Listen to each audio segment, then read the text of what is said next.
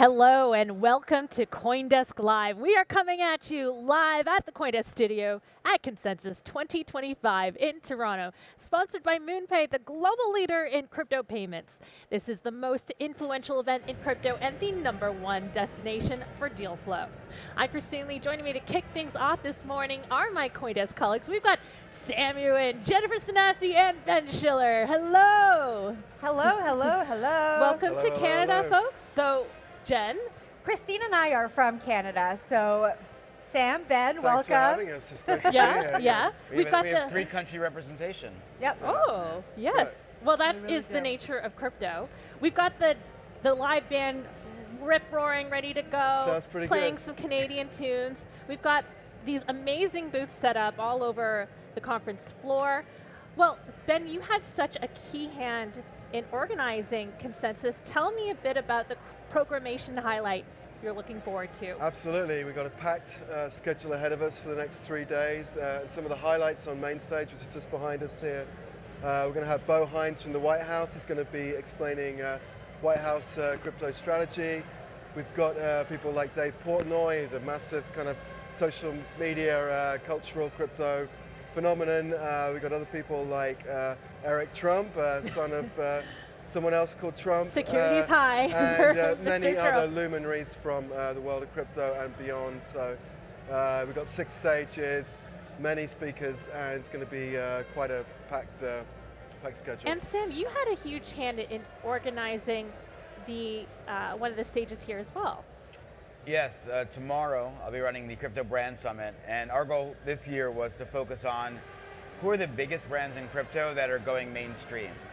So folks like MoonPay and like Galaxy, we're talking with Enron, which will be an interesting conversation. They actually have a lot to say since their meme coin actually got sort of taken over by the bots. So they're announcing something on stage I think will be really interesting around that. But we're gonna have just some fantastic conversations with some wonderful builders in the space. And I'm really excited just for all the energy that's in this room right now. Right. Sam brought up Enron. Christine, I know later you're going to be talking to DeLorean. There's a booth on the floor that is modeled after Blockbuster. A lot of old brands making a Web3 resurgence here at Consensus. That's right. That's right. Well, you know, we're going to go back to the future or back to the past. We'll try to figure that out as we go along. You know, at the intersection of crypto, we've seen AI, we've seen space, we've seen fashion. What about time travel? We'll figure it out. Time travel is the one thing that kind of freaks me out. Out of everything you've said, I'm okay with AI. Time travel is where I draw the line. Well, what segments are you most interested in, Jen, in the upcoming layout of Consensus? Well, like Ben said, there are 6 stages, so I think we're going to hear a lot of conversations, not only about brands and crypto, but we're going to hear a lot on regulation and policy. I think it's interesting.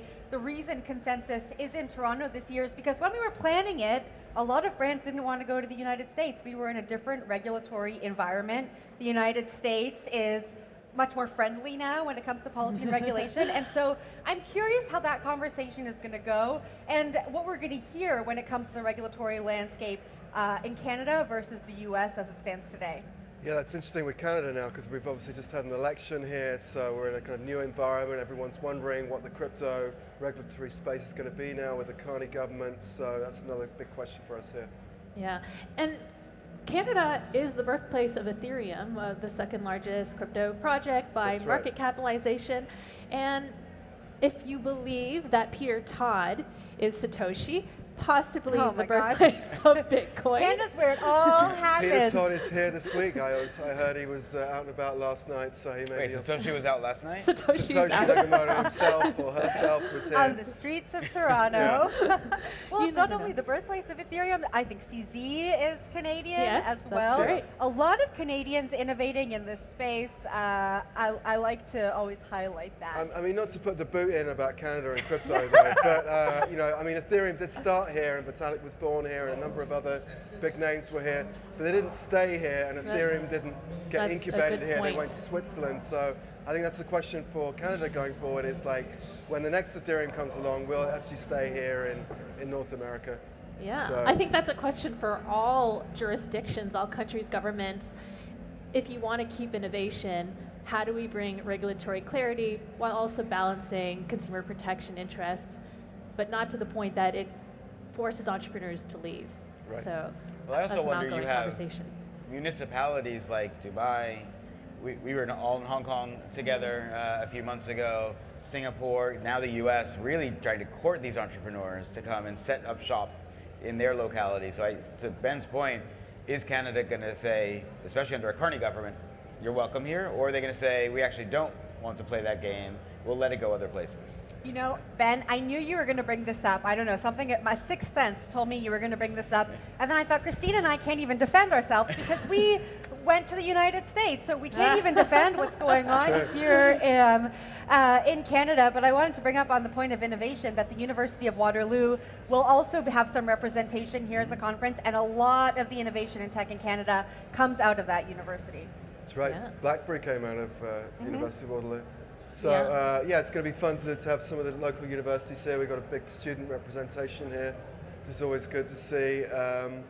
So I'm kind of fascinated for that conversation about Canada and where does it go from here after the There's also- election. And then there's this kind of arms race about regulation, right? So the US is now opening up all these jurisdictions that Sam was mentioning, much more liberal than Canada is. So if you are a liberal, regulation sensitive startup, then you have a choice to make about where to base yourself. I think that's what the Trump administration wants to reverse, and I think Eric Trump's presence here really shows that they want to go after crypto. They want to really hone in on this digital asset industry. They see the opportunity, the potential, and so I think it speaks volumes that they're making a presence here, even though they are getting flack in the New York Times this morning. Oh, really? For there is a tiny company with Chinese ties that has said that they are going to invest $300 million in Bitcoin as well as Trump's meme coin. Right. So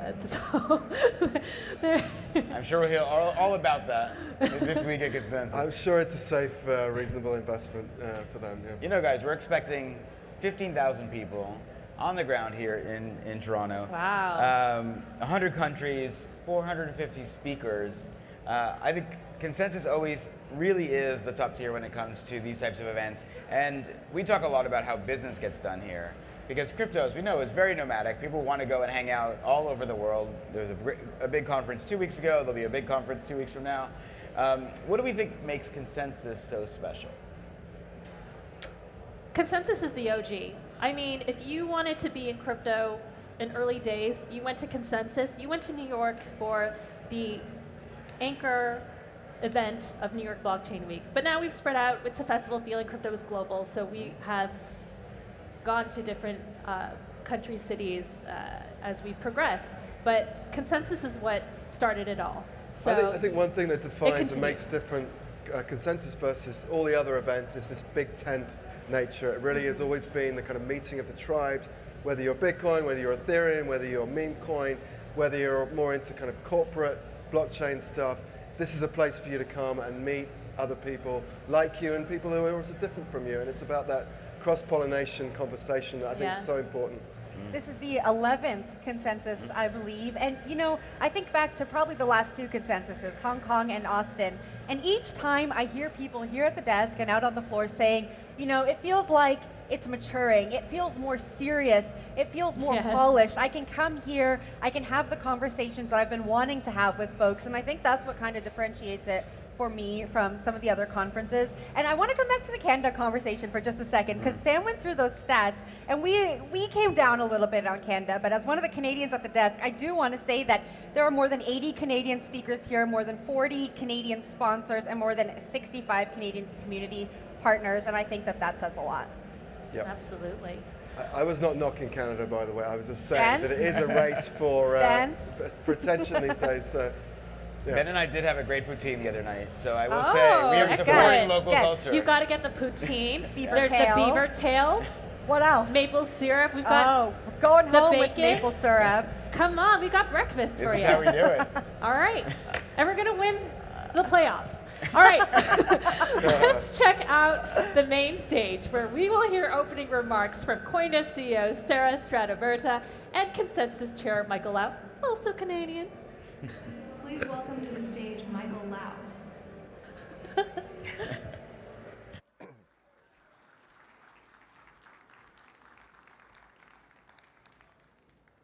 Good morning, and welcome to Consensus 2025. I'm so excited to be with you all here at the largest crypto industry-wide North American conference. We have so much planned for you in store this week, and I'm so glad that you're here. Before we begin, I'd like to acknowledge that we are gathered here at the Metro Toronto Convention Centre on the traditional territory of the Mississaugas of the Credit, the Anishinaabe, the Chippewa, the Haudenosaunee, and Wendat peoples. As we come together to shape the future of blockchain and crypto, let's honor the enduring stewardship of this land and commit to building a future that respects all communities. My name is Michael, chairman of Consensus, and I also happen to be Canadian. Born, raised, educated right here in Toronto at the University of Toronto. Toronto's a great city to host a big conference like this. From venues like the Metro Toronto Convention Centre, plentiful international direct flights into Toronto, an extremely multicultural city with tons of great food and cool neighborhoods to check out, and a lot of sports. Go Leafs, go. I really hope you get the chance to see and experience all the city has to offer while you're here. Over the next 3 days, we're excited to welcome over 15,000 attendees from more than 100 countries. We'll hear from 450 speakers across 6 stages. We've got a packed show floor with 135 sponsors, 300 startups, over 1,000 developers competing in the hackathon. And not only that, but the crypto community is taking over the city with over 200 side events happening this week. A couple months ago, I came through Toronto to connect with a couple of folks in the crypto and Web3 community. And it dawned on me that Canadians have played an outsized role in the history and development of blockchain and crypto and still do today. As it turns out, there's a lot of founders that are at the global leadership level across the industry who happen to be Canadian. And in case you didn't know, a couple of them are joining us as speakers this week, including Anthony DiOrio, co-founder of Ethereum and founder CEO of Decentral, Lorian Gable, co-founder CEO of Figment, Smokey Berra, co-founder of Berachain, Ethan Buckman, co-founder of Cosmos, Nam, core contributor of Bonk, Mike Siligetz, founder of EtherFi, Roham from Dapper Labs, and Don and Alex Tapscott from Blockchain Research Institute. Toronto specifically also plays a pretty unique place in this space. From the early days of Bitcoin meetups to the founding of Ethereum, there's a long-running history of innovation that was birthed right here and continues today. Not to forget also the amazing development talent that's coming out of the Toronto-Waterloo corridor. Could not be more proud as a Torontonian to be hosting this year's Consensus here in the city. With that said, Consensus has always been known as the big tent event that brings the global industry together. And we have many of the leading founders, CEOs, and executives from across the border and across the world joining us here this week. To all of you who traveled far to get here, we appreciate that, and we're so glad that you're with us. I remember back in my previous career in capital markets, a major hedge fund manager once said to me that you cannot make a fully informed decision without hearing all sides of the debate, and that the quality of decision, regardless of outcome, is where value is found. It's on this premise that I've always believed that high-quality, substantive content that provides insight, authority, or novelty can lead to higher quality decisions, whether it's on that deal, or building a business, or writing code, or navigating the future. And that's exactly what we strive to bring here to the stages at Consensus. And I believe you'll find incredible amounts of value here this week. When we approached the agenda for Consensus, there were a couple of major themes that we felt that were worth leaning into.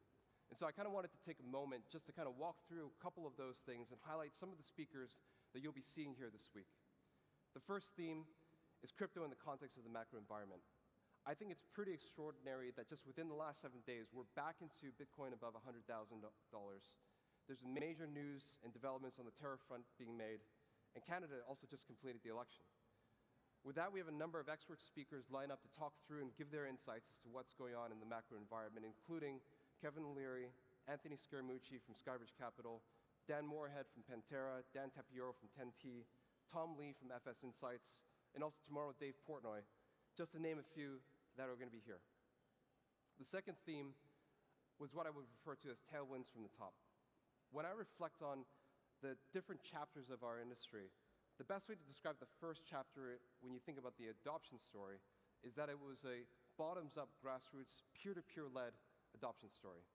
But in recent years, what we've found is that the second chapter started, where we're getting these tailwinds coming from the top, primarily expressed as public government support, as well as regulatory clarity. Most notably, in the last couple of months, has been the major shift in the US government on their stance towards crypto. And with that, later today, we've got Bo Hines, Executive Director of the Presidential Council of Advisors for Digital Assets at the White House, speaking, together also with US Congressman French Hill. And on the regulatory front, we'll be hearing from both sides of the border as we have the Canadian Investment Regulatory Organization, Ontario Securities Commission, and New York Department of Financial Services taking the stage this week. The third theme is major industry developments. And Consensus, we want to make sure that you're on top of some of the major newsworthy and market-shaping events that are happening. A couple of weeks ago, you probably heard that Cantor Fitzgerald made waves with the announcement on the partnership with Tether and SoftBank Group on the launch of 21 Capital. And with that, we've got the chairman of Cantor Fitzgerald, Brandon Lutnick, taking the stage this afternoon. Earlier this week, just on Monday, American Bitcoin announced that they are going public on the NASDAQ through an all-stock merger with Griffin Digital Mining. And with that, we've got Eric Trump and Asher Ginut, co-founders of American Bitcoin, speaking tomorrow for the first time since the announcement was made. And then also, as you probably saw yesterday, Robinhood announced the acquisition of WonderFi, of which we've got both Johan Kerbrat, crypto GM of Robinhood, as well as Dean Skirka, CEO of WonderFi, taking the stage later this week. I think it's pretty cool that all of these things happened all within the week that Consensus is starting. The fourth theme is use cases of blockchain. This is probably perhaps the longest running theme within our industry. What is the use case of blockchain? Where are we seeing traction? You know, aside from Bitcoin, which I think most people have appreciated, it stands on its own, much of the traction that we've been seeing has been on the financial application side. And I can tell you that when we look through what audiences and what people here at the conference are interested in, stablecoins takes it at the top. And we've got a lot of speakers this week talking about it. We've got folks from Ripple, PayPal, Stripe, BitGo, and many others talking about it, as well as Zach Folkman and Zach Witkoff, co-founders of World Liberty Financial, who recently launched the USD1 stablecoin, speaking on Friday. Outside of the financial applications, I really do think that we're still seeing experimental kind of proof of concepts going forward, but the conversation around digital property rights, amongst other things, is one thing that we see some traction taking over. And tomorrow we've got Yatsu, founder chairman of Animoca, taking the stage.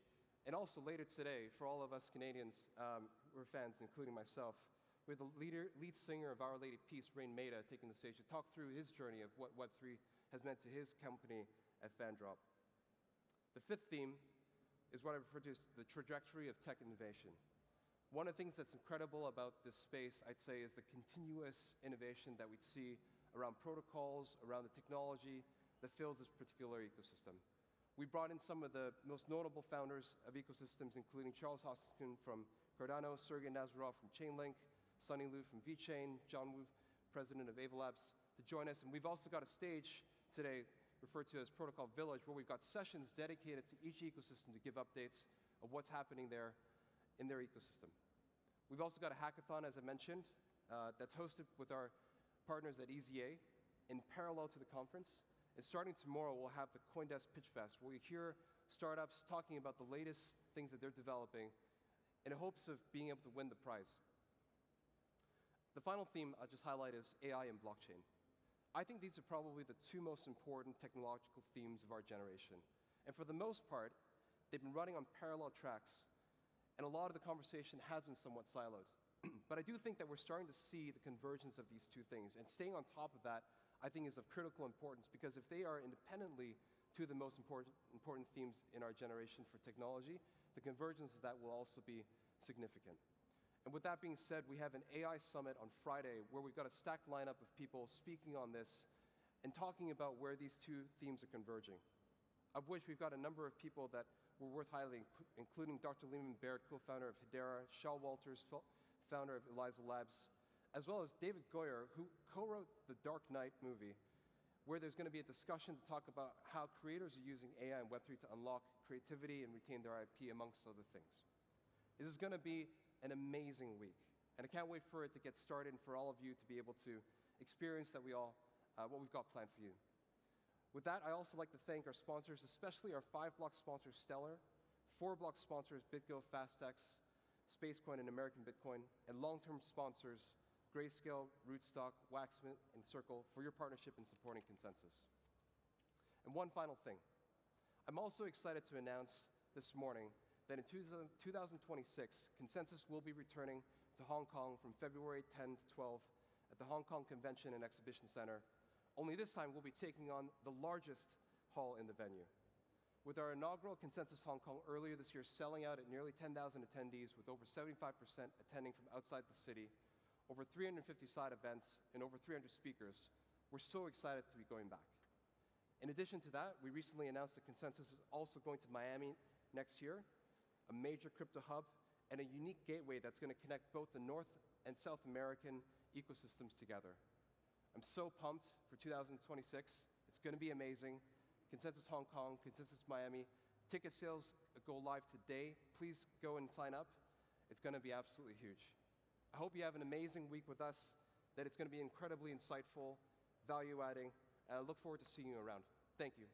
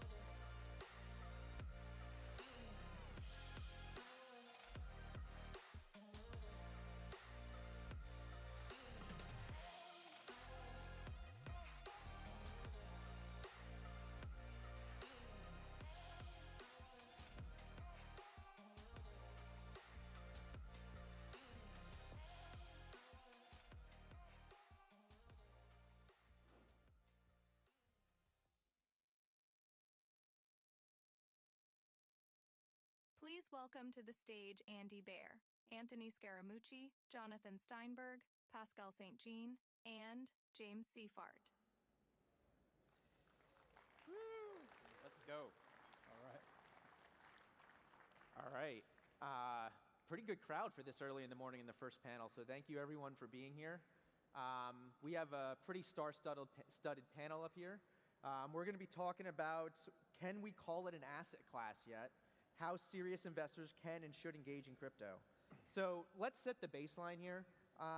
Let's go to you, Jono. What's the current baseline for what institutional investors are looking at this space? Like, obviously, we have the ETFs, there's some private funds. How are serious investors looking at this space right now in 2025? I would say, we have a strong lineup of crypto ETPs in Europe. We've been in the market since 2019. If you were to allocate sort of by a market cap weighted approach relative to equities and bonds, you'd be at like a 2 to 3% weighting. I find that most institutions in Europe have not yet really pulled the trigger, though a tremendous number have done the due diligence. Really around sort of the hedge fund community, I think, is where there's the greatest early acceptance in the institutional community.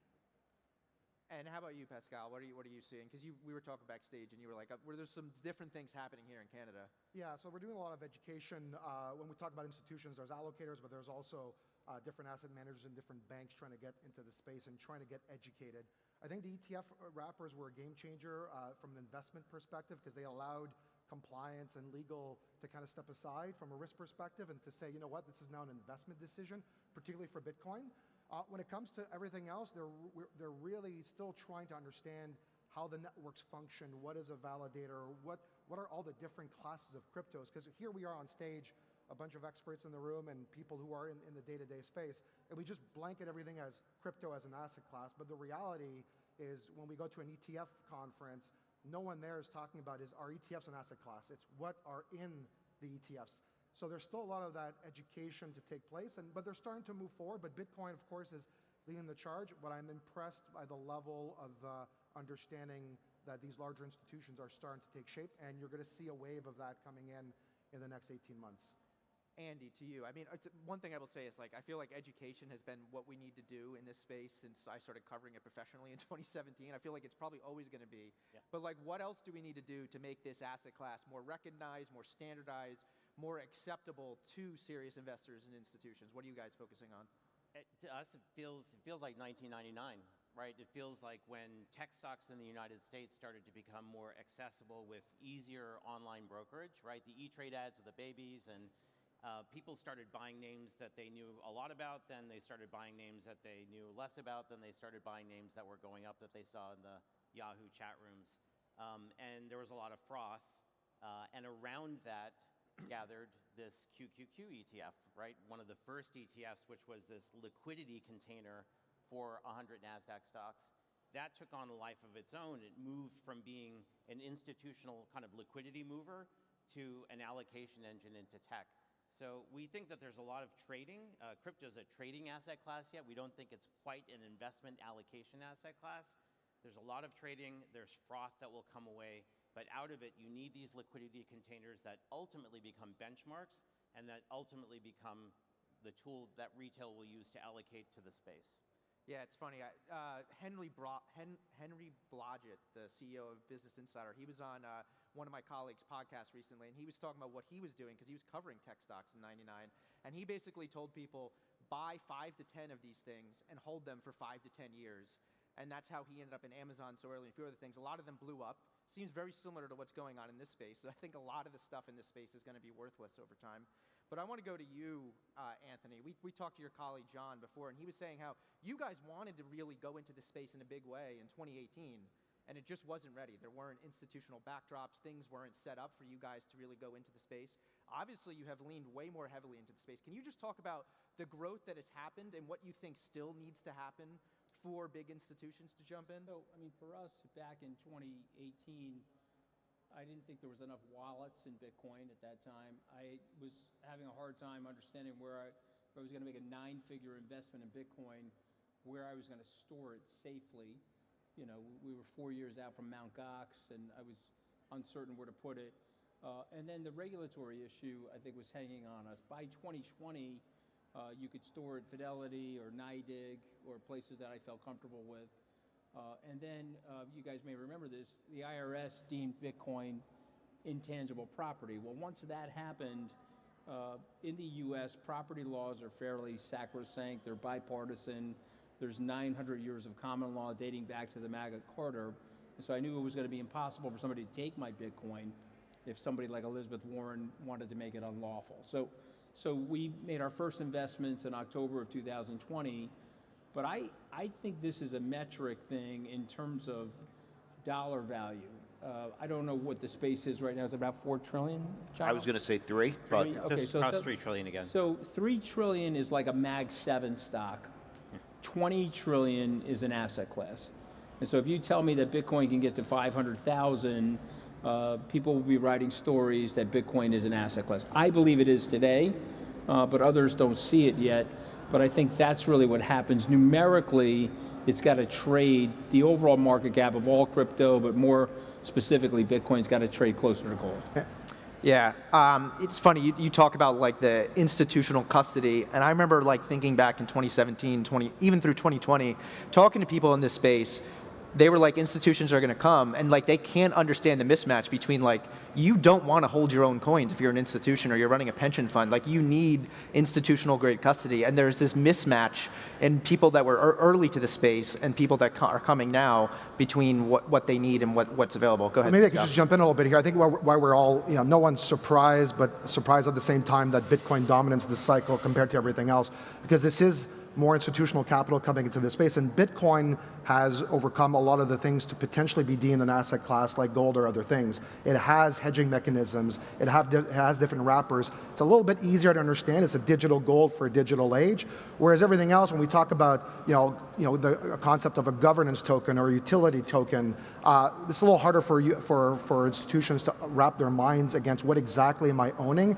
Am I owning the rights to future, basically fees from a DApp, from a decentralized exchange? No, you're owning the right to a vote on the protocol. That's still something they haven't wrapped their minds into, which is why we love what CoinDesk and the index and everything they're doing, and we partner with them, and I know WisdomTree has as well, is it enables at least the abstraction of that complexity into something a little easier to understand, where you could structure products and hedging mechanisms to try to bring in more institutions in the space. I was going to, even before the plug, I was going to agree with you that your journey about custody and about Bitcoin, your world as an active manager was Bitcoin and venture, right? Those were the two spaces. And that leaves out the public trading of everything else. Yet the public trading of everything else is vibrant and accelerated around the world. So I agree, that's the biggest problem, that the asset class, the crypto asset class, is a bit hamstrung by the fact that there's this giant singular thing standing there that people have to understand first, and then everything else becomes a trail. Yet you miss out on real blockchain technology, layer ones, where all these tokenized products are going to settle. Infrastructure, DeFi, you miss out on all that if you don't dig deeper, but it's a little bit hard to get past it, and that may just be an earliness thing, but hearing both of these kind of coming of age stories, I think that's where we are right now. This is the time to push, though, especially in the last couple of weeks when the rest of the space seems to be kind of resurrecting itself. All right, we've been talking about dancing around this topic, but Bitcoin dominance is at like a 4-year high here. When I look at ETFs, that's obviously what I focus on. If you look globally, Bitcoin ETFs have 80 to 90% of the assets, no matter what you're doing. Now, granted, there aren't a lot of other ETFs available besides Ethereum. There's some Solana and XRP in the US. The US dominates, but Jana, let's go to you in Europe. What's happening? Are people are they just focused on Bitcoin, or are they looking at this other thing, the venture side of things that Andy kind of alluded to? Earlier it was spoken about the queues and the basket of 100 public companies that made up the queues. So many of the cryptocurrencies have no value beyond speculation that it's very, very, you have to be very cautious. So a CoinDesk has to, if we licensed the DAO, the Crypto 20, you need to be the Wall Street Journal. Can't only be a cheerleader. So there's a lot of risk here. So Bitcoin was amazingly well constructed. It's not digital gold, because we actually have physically backed tokenized gold, which is gold, and it travels just as smoothly over the blockchain. But Bitcoin's done a better job selling the need, this alternative store of value, than gold has done. But I think Bitcoin is dominant. It is here forever, I believe. Some will emerge, but we have to be very, very cautious. I think that's sort of my take for the moment. Yeah, so I could jump in a little bit here. Yes, US has launched some futures-based ETFs, right? But Canada's been quite innovative at pioneering the ETF space globally, as well as staking. So we were the first to launch staking in an ETF with our Ethereum product, and recently launched our Solana SOLQ product. That one is attracting both retail and institutional capital because we're solving the complexities of a lot of things. So how do you package the technology, the staking, the security, the right custodians in an easy to access wrapper? This is quite appealing for investors. And the other thing as to why institutions are starting to come in is they also start to understand layer one. So Bitcoin they understand, now they're starting to understand layer one, saying, okay, if all these applications in the future of finance need to settle on chain, I don't need to start picking which application is going to win. Like, is it Google or is it Facebook, right? Or is it Microsoft? You just own HTTP. You just own the layer one. And so people are starting to allocate through these vehicles because they understand what it is, and at the same time, through these staking mechanisms, they understand that they're participating in the security of the blockchain, which is a plus for them. So everything that Pascal just said, we couldn't say 5 years ago. Take it back to 2020. And so I'm an early investor in SolQ, in Pascal's ETF, because it meets all the metrics that you would expect it to meet from an institutional investor standard. So I guess we were first money in, or started getting this thing started. And I expect them to have $1 billion fund. And as Solana continues to grow its ecosystem, I do think it will be one of the things that we end up tokenizing everything on. Stocks, bonds, real world assets, et cetera. I'm not saying there won't be others, but Solana has a big lead, it's fast and it's cheap, and the guys there have done a great job of building that ecosystem. And so this is the combination of a great story and a great asset management firm coming together to scale that for individual and retail investors. This is great, and I agree, Solana is amazing, and I think the product's amazing, and democratizing staking yield is critical, right? It educates while it pays. Henry Blodgett's point about picking 5 NASDAQ names and holding them for 25 years, probably would have had Intel, and probably would have not had NVIDIA, right? Yep. And understanding layer ones, you would have got it, you might not have had Ripple or Stellar, right? Yep. You probably would have had Ethereum and it would have been difficult. So staking's critical, and institutional grade staking is important. Solana probably won't be the Intel. It probably won't be the NVIDIA. It might be the Apple or the Amazon, right? So again, for people who want to make that 10-year bet, you just don't want to pick, right? The index, 100%. You want them all in there, and you want some benefit of staking yield. In the meantime, these products, I think, are a gateway. A SolQ is a gateway to making the whole environment a little bit more friendly, and kind of distributing some of that yield to holders, which will be a great feeling. So, can I ask John a quick question? John, in the United States, they prohibited staking on the Ethereum ETF. Do you think that the current SEC, the new rubric of the SEC, will change that and reverse it and make it consistent with Canada and other parts of the world, or you think we're stuck with that? I believe it'll evolve to allowing staking, but that's not like the SEC has given that visibility, but I believe that's going to be the trend. We're coming off of what was such a restrictive SEC. It was completely unreasonable. So, and the ETF really mainstreams these exposures for all investors, whether it's retail or institutional. Yeah, so I can actually answer that. The SEC's final deadline for the 19B4, which is like basically when they have to say yes or no, you can do these things, for staking is going to be in October. Our view is it's going to be approved. How long after it's approved before all the plumbing is set up properly or the SEC is comfortable? But I do want to give a shout out to the OSC, the regulator up here in Canada. Pascal kind of hinted at it, but Canada always beats the US to market, first to market for every new type of ETF out there. I thought these guys I don't want to brag. I thought you were the socialist country. It's not the OSC, it's 3IQ pushing. Oh, okay. That's okay. All right, well actually, everyone here probably knows about the Grayscale lawsuit with the SEC. I'm assuming maybe people up here in Canada, if you are actually Canadian, but 3IQ, or before that, actually fought a similar battle with the regulators here in Canada. Can you just talk, right now we've gone from super massive headwinds over the last few years. It seems like we have a lot of tailwinds behind us. Can you just talk about what happened with that 3iQ lawsuit and where things are going? Yeah, so fundamentally, it was working with the regulators to basically understand what they have the right to regulate and what they don't have the right to regulate. So fundamentally, originally, they came back in the early days, because it took 3 years, in terms of where are you going to custody with, how are you going to have your market makers, your banking, all the complexities. And so 3iQ went to go solve all that and brought together a lot of the parties that today make the infrastructure that manage most of the ETFs in the market, right? Once we came to them, then they kind of denied it again, at which point it became infrastructure solved, and so why are you denying it? Because the regulator in Canada is not allowed to dictate which asset class can or can't be invested in if you solve for those problems. And that was the particular lawsuit, was now you're picking and choosing what you're allowed to invest in, and that's not your right as a regulator. And that's how we won, relatively straightforward, because it was basically saying, we solved the infrastructure problem, now you don't have the right to pick and choose. And I think it was a similar case, potentially, with the SEC. But that was the 3-year journey.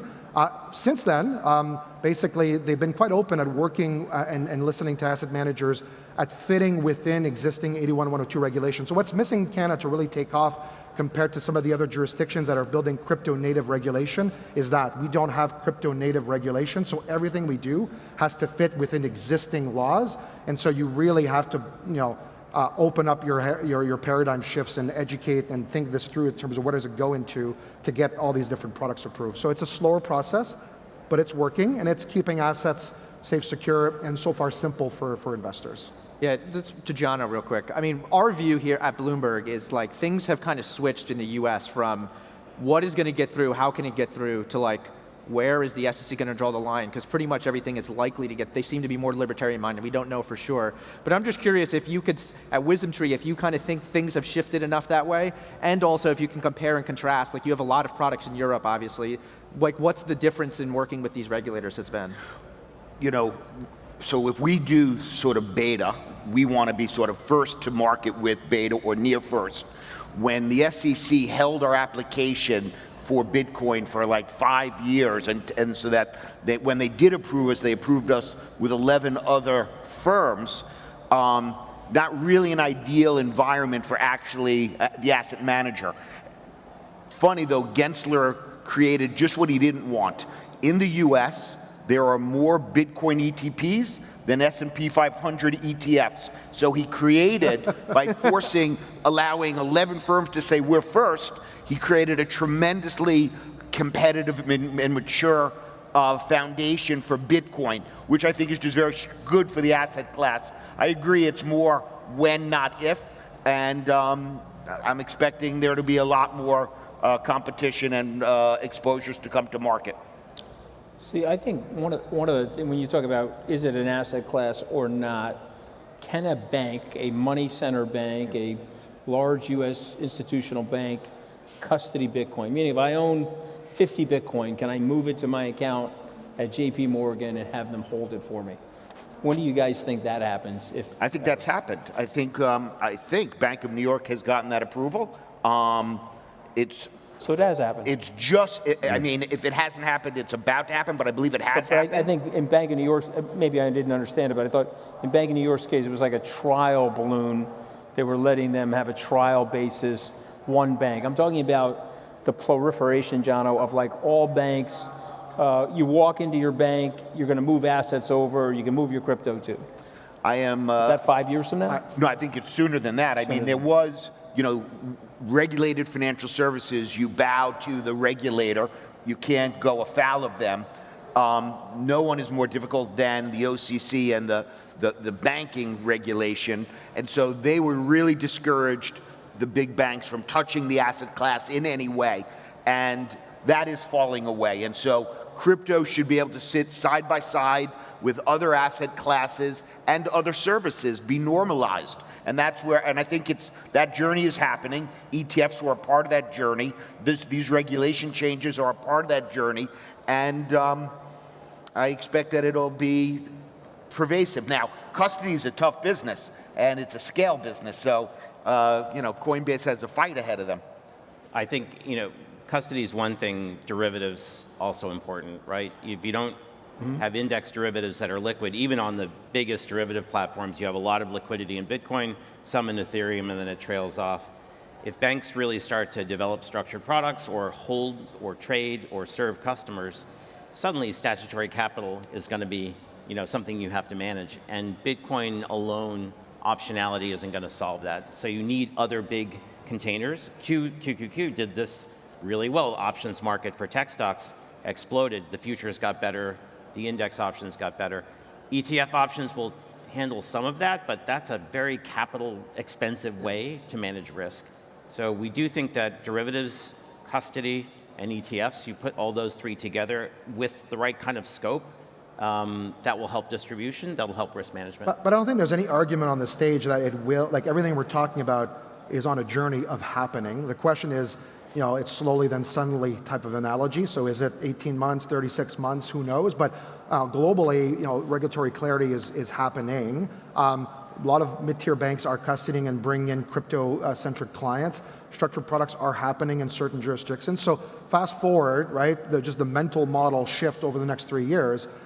If we looked at the space in 2017, like Anthony was saying, it was non-investable for Skybridge, and now all of a sudden they're one of the leading players in the space. Do that in another 5 years, it's an asset class, guys. So can I just go ahead, say Anthony.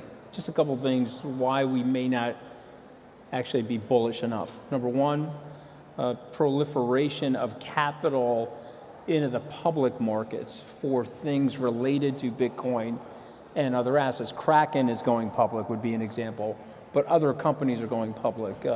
American BTC spinning out of Hut 8 as an example. Yep. So there's a lot more capital in the space, which means it's going to eventually flow into things like Bitcoin and a Solana. Number two, copycats that are out there of strategy, formerly known as MicroStrategy. There's a proliferation of those. You have the selling cycle. Jono, how long have you been on Wall Street? Since 1984. Okay, all right, so I've been, just like you, I'm 89, so there's a combined 70 years here. We're both lying about our age, don't look us up on Wikipedia. But what I'm getting to is we both know that Wall Street is a selling machine.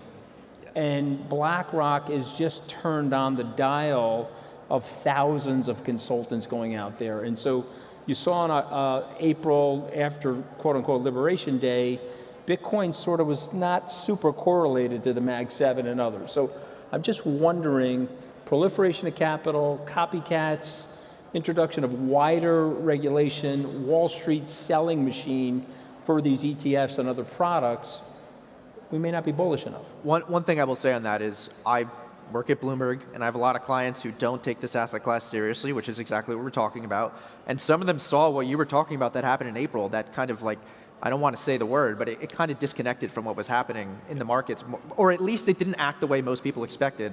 And that prompted a lot of people who were like, maybe I should take this a little more seriously and look into this narrative. You want to say something, Pascal? I was going to say, so we've seen moments, so like during the banking crisis in 22, Bitcoin completely disconnected to the upside, right? And so we cannot forget the impact that, for example, the cash and carry basis trade is having on Bitcoin right now. These ETFs are being used to run that trade. And when liquidity, basically there's a liquidity crash and you need to get out. So everyone has to get out. And so Bitcoin becomes correlated. Pascal, yes. Explain the trade. Explain the trade. So basically there's a disconnect, and this happens in every commodity, but essentially in crypto right now, particularly in Bitcoin is very popular, but if you go down the chains, particularly those that have futures, you have a very large spread between the spot asset price and the derivative asset price. And basically, if you wanted to do a market neutral trade, you go long the base currency, so in this case Bitcoin, and you short their futures or you short the perpetuals, and you basically achieve what you call the contango spread in the middle. And for now, that's been close to high. It's beating treasuries almost by double right now. So it's a very popular hedge fund trade. A lot of institutions, some pensions are executing the trade. We're trying to package that trade in an easier way for individuals. And so it's becoming popular. But when there is liquidity crunch, and that is your source of liquidity, Bitcoin's very liquid, people unwind the trade. And so it does get Bitcoin to get correlated to everything else. But in moments of stress, you've seen Bitcoin succeed at its job at bringing in risk assets. Yeah, so I'll just add, like if you just look at the spot Bitcoin ETFs, about 15 to 20% of those assets are in hedge funds likely doing this trade. And we saw billions flow out. They went from a peak of $40 billion inflows. $5+ billion came out from February through the end of March. And almost all of that was unwinding the basis trade because you went from double-digit yields on basically risk-free to single-digit yields, and people just took their money out. And then the outflow kind of stopped, and now it's gone back in, but that basis hasn't gone up. So this money that's come in our view, over the last month or so, billions of dollars, we're now at a new all-time high of inflows, isn't because just the basis trade like we saw was happening. This time here, yes. Yes. Yeah. So I want to talk to someone we kind of were hinting on before. We were talking about headwinds turning into tailwinds. Something I've been worried about since November, and we're starting to get more signs that this might be the case. I want to go to you, Anthony, on this one. Has the pendulum swung too far from a headwind into a tailwind with some of the things that the administration has done with the Trump coin, Melania coin, some of the things happening World Liberty Financial? I think a lot of people want this to be bipartisan. They don't want it to be an issue. They don't want too many things to be happening. And it almost feels like this is giving more ammunition to the people who are anti-crypto solely for political reasons to fight this. I want to hear you just talk about this for a minute. All right, well, so don't ever forget this with the president, okay? I just want you to imagine you're at Mar-a-Lago and there's a buffet table, okay, and you have to eat everything at the table, okay? You can't take your tray over to the buffet table and say, I want pro-crypto regulation. I want a little bit of banking deregulation. I'd like some lower taxes, okay? And then you walk back to your thing and you drink your Diet Coke with the president. You don't do that. You got to eat everything at the table. You got to eat the meme coin before the inauguration. You got to eat the Canada's the 51st state. Sorry about that, Canada.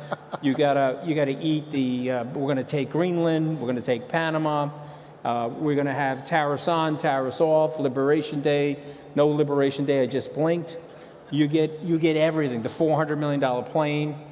Okay, and so you have to understand that you have to eat everything at the table. So to me, if I'm just talking about our industry, he's better for our industry. If we're going to be objective about it, Jono just cataloged briefly some of the things that went on in the last administration. And so, yeah, is there some headwind now? Is there a slowdown for the stable? It's so funny that these things are called stable and genius, so we'll just call them the stable genius legislation. Is there some slowdown related to that because of what Trump is doing with his family? I think that there is. What I would say to Eric and Don, I assume, because I know those guys well, that they're not doing anything wrong. So just be as transparent as possible to reduce the fight, the tension. They're business people. Their dad's the president. They're allowed to be in business. You see what I mean? But I do think that stuff gets passed by the August recess. Go ahead, Andy. You want to say something? I couldn't agree more, but when What are you eating at the buffet table, though? What do you like most? You like everything, or you just start with A, go all the way to Z? All right, you like the plane the best, I think. You like the $400 million plane from the Hamas Qataris. $400 million you like that? plane would be nice. Why stop there? The weekend that the Trump coin went live was an amazing demonstration of liquidity moving, and I think it pointed to. I just love the volume that went through. Nature will take care of things that shouldn't be in the ecosystem, and 10 years from now we'll look back. But that was a build. That was an amazing feat of global coordination of liquidity to have that happen. So on Solana, and when did you? Who had on their bingo card that the president would put up a website with a Solana address at the bottom? That was pretty cool.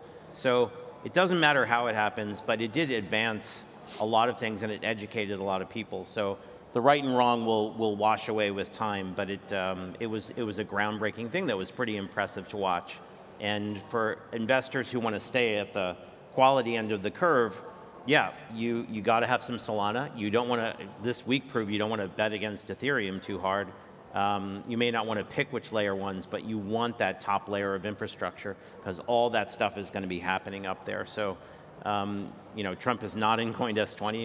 It won't be, it can't be, but the results of it, the picks and shovels are in there. And so it was impressive.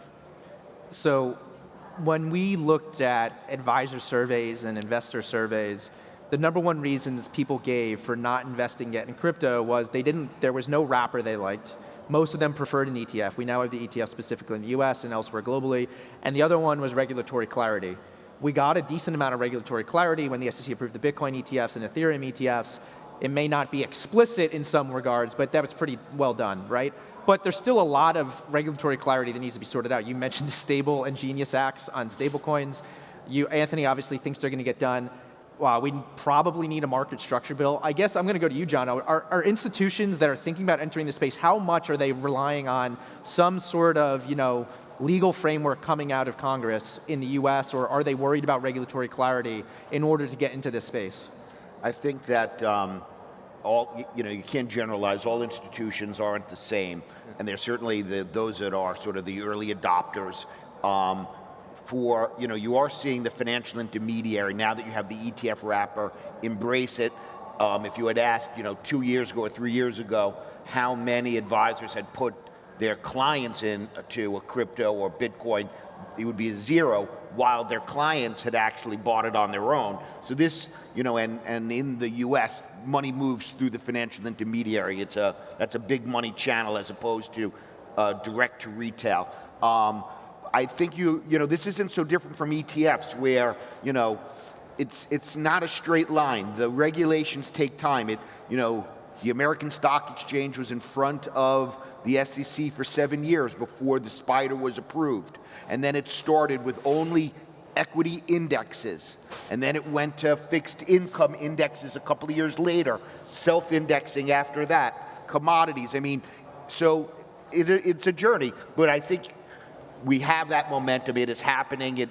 Writing the legislation, though, isn't easy, and some of it may or may not get approved. I'm not as bullish that it will actually get done, but I'm not sure it needs to get done for the asset class to thrive. You just need the SEC not to regulate through enforcement. See, Pascal, so we speak to a lot of advisors, of course, and before the ETFs, it was hard because you had access through SMAs. You just say to your client, go on Coinbase or go on Kraken and just buy and just do what you have to do. So today, the ETFs are available. From that being said, Bitcoin, again, why we're seeing the dominance is the easier one to explain if client demand is there. We're seeing some of the asset managers being a little more innovative and just adding Bitcoin as part of their global macro portfolio. So now everyone gets Bitcoin without having to be sold Bitcoin. And so people are solving for the access problem and the problem of the advisor not having to have career risk by saying, let's go 3% Bitcoin, and then all of a sudden volatility kicks in, and he's got 200 clients calling him, he's trying to golf. He doesn't want that, okay? So basically, the advisors are saying, we're comfortable with Bitcoin, we're comfortable with these macro funds, what we really want is an index in a basket. Because then we can go to our client and say, it's a diversified, professionally managed solution, and we're going to put that in your portfolio, and I could go golfing. We call them 5%ers, right? The advisors manage in the United States over $100 trillion, and there's trillions in retirement funds, trillions in annuities. You don't want that 5% allocation to be 20% or 50% of your headaches, right? That ultimately we feel will have a Bitcoin chunk and we'll have an index chunk. We hope CoinDesk 20 will be that index chunk. And then that's what you hold for 10 years or 20 years or 30 years. And by then I think that's a pretty solid bet.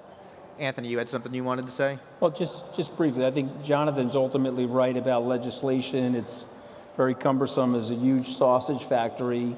But I just want to remind people that Fair Shake, the crypto pack, came in 24, dumped $250 million in. Other crypto aspirants gave the president something like $150 million to help him win that election.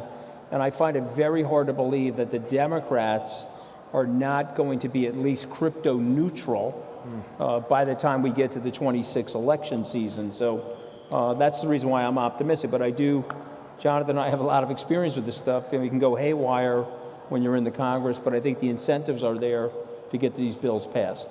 Yeah, I mean, if you're not optimistic on this asset class and more broadly after this panel, you probably weren't listening too well, but that's all we have time for.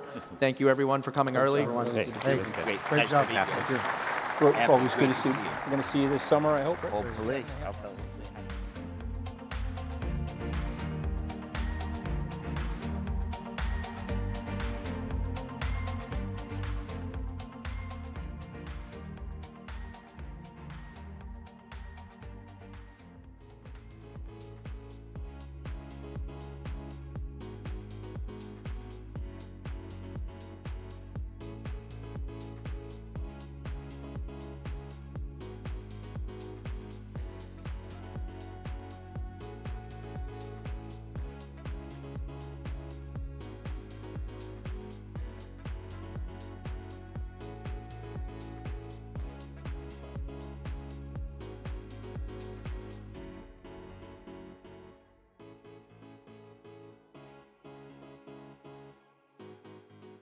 Welcome back. We're coming to you live from the CoinDesk studio at Consensus 2025 in Toronto. I'm Christine Lee, joined by my colleague, Ben Schiller. Good to be here. Thank you, Christine. All right, so we're kicking off things. We heard from our Consensus chair, Michael Lau. We also heard from a panel about Bitcoin as an asset class, Anthony Scaramucci, Andy Bear, ETFs, et cetera, et cetera. You've had a key role in programming the sessions at Consensus, so give me a sense of what you're looking forward to. What are the highlights? Yeah, so that session we were just watching with Anthony Scaramucci and the founder of WisdomTree and others was really talking about this idea of Bitcoin as an asset class and really coming of age in this cycle since the election. And we're talking about some of the politics around crypto regulation and then the impact of the US on other jurisdictions around the world. So that's one of the themes of this conference is that, you know, post the American election, we're going to see other places like Canada be more front and center with crypto adoption in the capital markets. I found it interesting when Anthony Scaramucci was talking about, you know, when people think of Bitcoin as an asset class, I mean, everyone here already thinks of it as an asset class. It has to hit around $20 trillion. Yeah. It's at $3 trillion now. And then we have a whole slew of altcoins. Bitcoin dominance is at a 4-year high. Yep. And so where are we in the cycle now? I mean, it's getting more mature for sure. Well, it's interesting for anyone who's tracked crypto for a long time because a lot of people have obviously predicted that Bitcoin would become less and less important over time as more and more altcoins, different digital asset products came on the market, but actually the opposite has happened. There's been this flight to quality, which is Bitcoin. And Bitcoin is as dominant now in the crypto market as it has been for 10 years or 8-9 years. So 65, 70% still. So it's just been interesting in this kind of moment when some of the other assets are going down. Bitcoin has very much been the asset in the crypto market. And to a lot of people on Wall Street and other financial centers of the world, Bitcoin really is crypto. There is no crypto, it's just Bitcoin, which is obviously music to the ears of Bitcoiners around the world who've often said that, you know, Bitcoin is crypto and crypto isn't a thing really. So it's interesting, you know, you can really tell, well, now, I mean, Bitcoin is the OG, but you can also tell when people got into digital assets, if, you know, they're hardcore Bitcoiners. And then there was cryptocurrencies with Ethereum, the ICO boom, and then we started calling it, Bitcoin, or blockchain, not Bitcoin, but nowadays, definitely Bitcoin, not blockchain. And then it started being called Web3. So, but at least at Consensus, we embraced it all. We're just here for the digital asset revolution.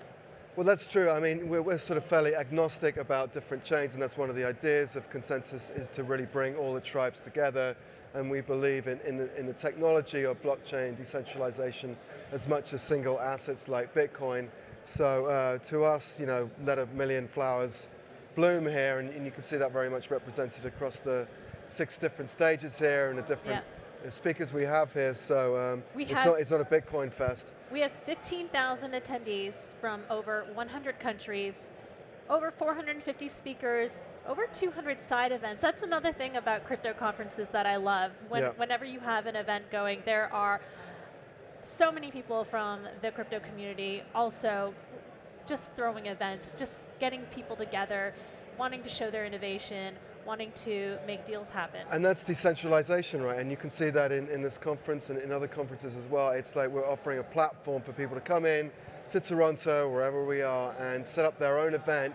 And if they're interested in some esoteric art thing or some like esoteric finance thing, whatever they want to do, they can do their own event. And it's still part of the mix here, it's still part of the conversation. And we like to be very inclusive into everyone having a voice. Just one note though on Bitcoin. When Bitcoin goes up, it rises all boats. I mean, we're seeing a boom in Ethereum, which was the most hated coin for a while there, but now it's really surging. Let's take a quick look at Ethereum and Bitcoin actually. Okay, Bitcoin right now, $103,293.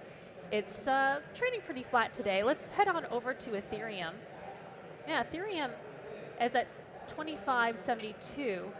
Yesterday was ripping over 9%. You see that in the chart up there. now it's still holding a sizable gain. So we're seeing a lot of acquisitions, mergers in this time because people are excited again. They want to they see that the crypto market is back up and people are ready to make deals again. Yeah, I mean, it's interesting to see Ethereum come up. Obviously, people have been complaining in the Ethereum community, in the wider financial markets, that Ethereum is a laggard in this cycle, that it's not running with Bitcoin, but it's now very much up in the last week, 25-30% from where it was. So, you know, that's encouraging to see. And as I mentioned earlier, Ethereum was born in Canada, in Toronto to be exact. Canada is the 10th largest economy in the world, with a GDP of over $2 trillion. It's a resource-rich country with plenty of blockchain adoption opportunities in sectors like energy, agriculture, healthcare, and finance. Joining us now to discuss is Kalea Carrington. She's the Executive Director of the Canadian Blockchain Consortium. Kalea, thank you so much for joining us. Thank you so much for having me here. So, I mean, Canada has quite a history in developing the crypto industry. And so tell me what is the latest that Canadians are doing to help this industry thrive? I would say that we're very actively engaging with our policymakers and regulators. What we've seen in a lot of other G20 countries, looking at Singapore, Japan, the UK, even into like El Salvador, Middle East, a lot of times when these industries are starting to thrive, including the States, we're seeing legislative and policymakers producing the kind of policies that allow for regulators to interpret in such a way that it can become more friendly. So we're just engaging very strongly from a regulatory and policy perspective to help create a framework that makes Canada a more friendly place to do business. So we just had an election here in Canada, but crypto was not really on the agenda very much, not like it was in the US election back in November. Wait, I'll qualify that. What? I mean, Pierre Poilievre, he was a Bitcoiner. He said that. But he wasn't really discussing it during the campaign so much, right? True. So why was that? Why was crypto not really a thing here?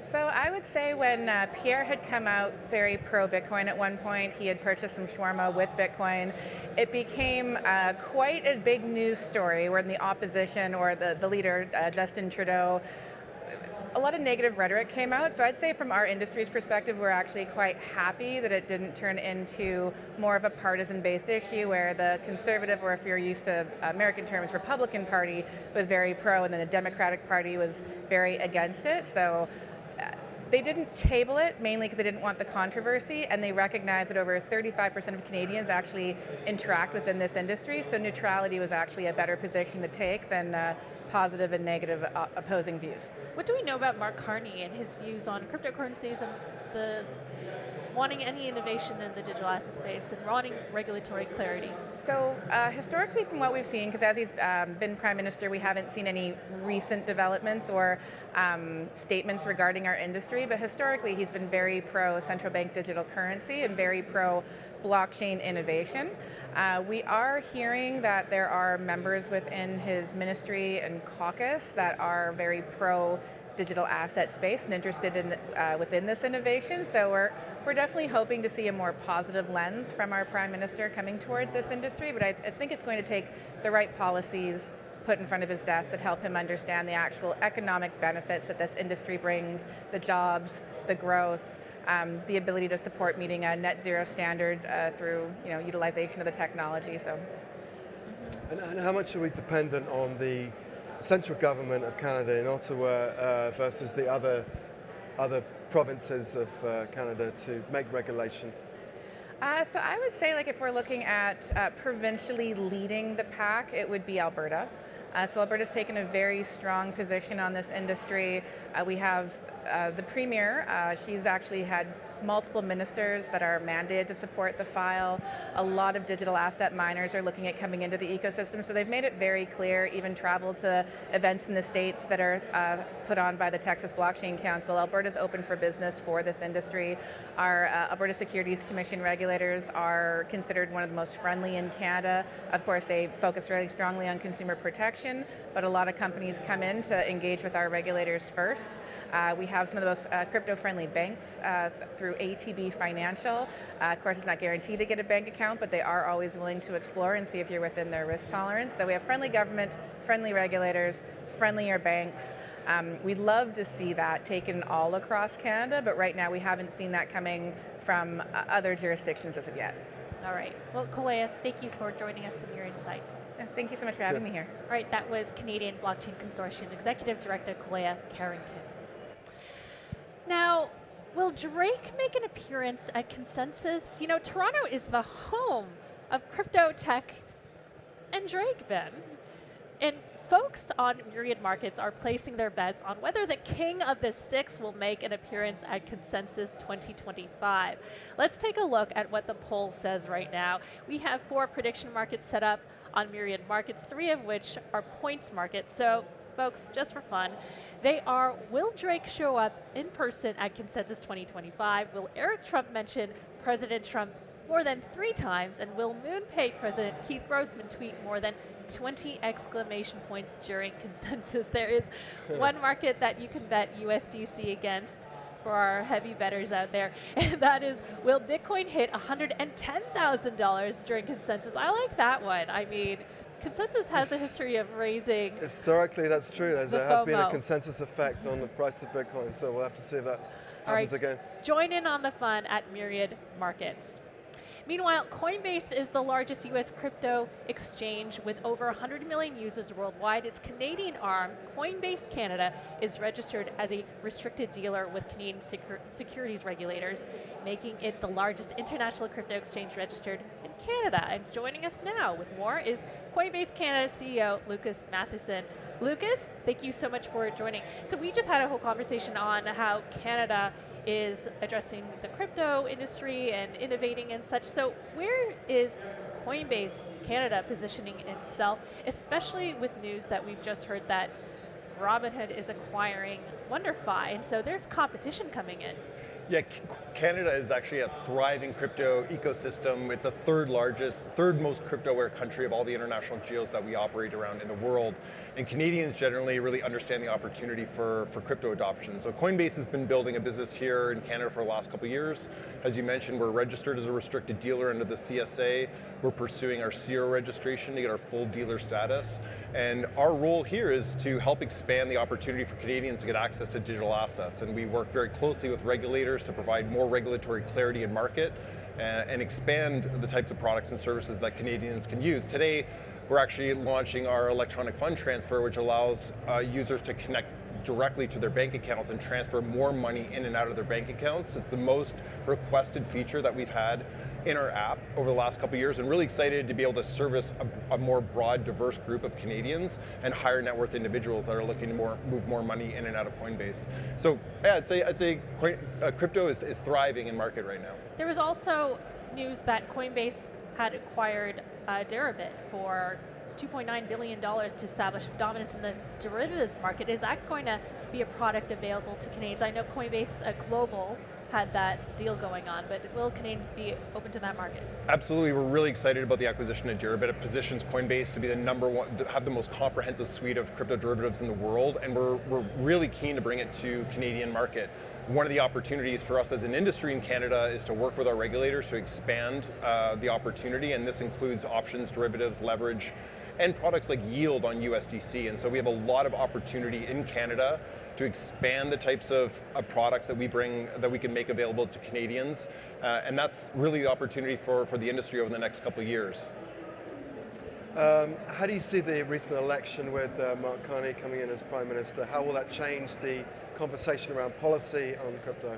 Yeah, we're really excited to work with Mark Carney and his new administration. Yesterday, Minister Champagne was announced as our new finance minister, a key role in supporting crypto adoption in Canada, specifically around regulating stablecoins, which is a key theme for us in the industry. We're very keen to have our federal government recognize stablecoins as a payment instrument.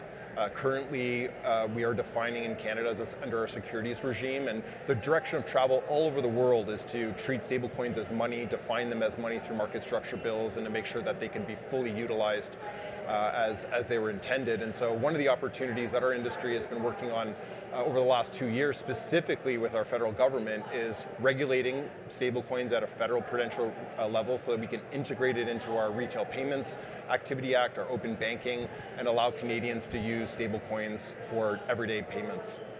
What is the state of stablecoin offerings at Coinbase? I mean, Tether is the largest stablecoin issuer by market cap, followed by USDC. Coinbase also has its own stablecoin. So how is that, how are those product offerings being offered on Coinbase right now? Yeah, so yesterday actually we made an exciting announcement that Coinbase invested in Stablecorp to help partner with Stablecorp to bring QCAD to market. QCAD is a Canadian denominated stablecoin that has been working over the last few years with regulators to bring QCAD to market, and we're really keen to bring a Canadian denominated stablecoin into market. We need to make sure that Canadians have access to digital assets and be able to diversify and use stablecoins in market, and we're excited to have a Canadian denominated stablecoin and hopeful that over the next year we can bring that to market successfully. And how is Coinbase interacting, engaging with policymakers to influence crypto policy in Canada?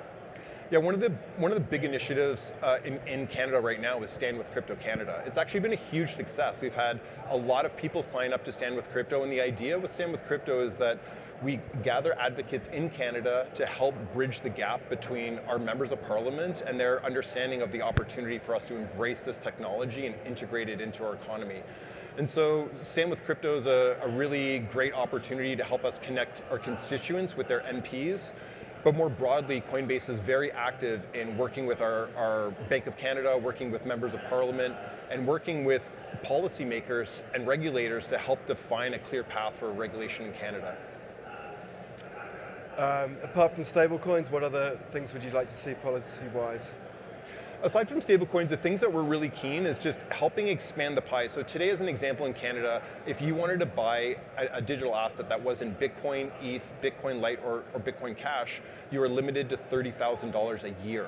And so we have quite a narrow scope of regulatory opportunity in Canada, and derivatives, leverage are two of the areas where I think we have a significant opportunity. Following on the back of our acquisition with Deribit, this is a natural extension of crypto solutions, and derivatives and options are an important part of an investment strategy and profile, and we're very keen to bring products like that into Canada to help Canadians. I just want to follow up on your comment on Stand with Crypto. I mean, in the United States, Stand with Crypto, as well as other blockchain, crypto policy lobbyists and whatever, had a huge impact on the US elections. They went in there and they supported candidates on the congressional level as well, able to eliminate Sherrod Brown, someone who really hated Bitcoin and cryptocurrencies, was able to get an incumbent like him off, and someone who's more business friendly into his seat, more friendly to crypto as well. So do you see that impact happening in Canada? Will it become an election issue? So we just finished an election in Canada, and our hope for Stand with Crypto is that we can educate our member of parliament, our new cohort of elected officials in Canada. And one of the exciting things that we saw with Stand with Crypto in the US through the US administration was that we saw a Congress educate themselves on the opportunity to embrace crypto. And now we see 80% pro-crypto on both sides of the House, 90% in the Senate. And the goal with Stand with Crypto here is to educate and bridge the gap between some of the misunderstandings of crypto and the opportunity for us to build a national strategy in Canada to embrace this technology, to prioritize it at a federal level, and to put people in charge of coordinating across our government. And so our federal government has a pretty significant opportunity to embrace this technology and to prioritize it.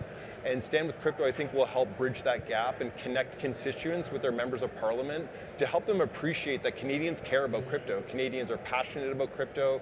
We have, as I mentioned, we're the third most crypto-aware country of all the international geos that we operate in. We always say Ethereum was founded here, and Canadians have a sense of pride around the fact that we used to be leaders in crypto here in Canada.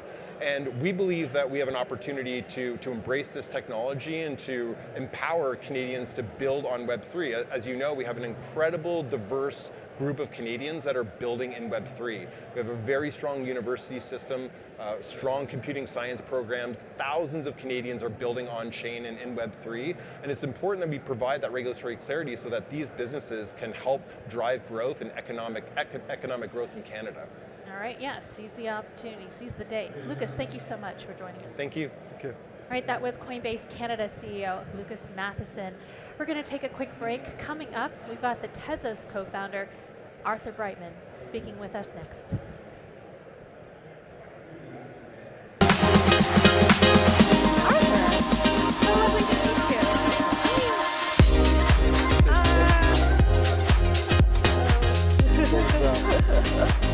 That was my list coming off. Can you speak, Terry?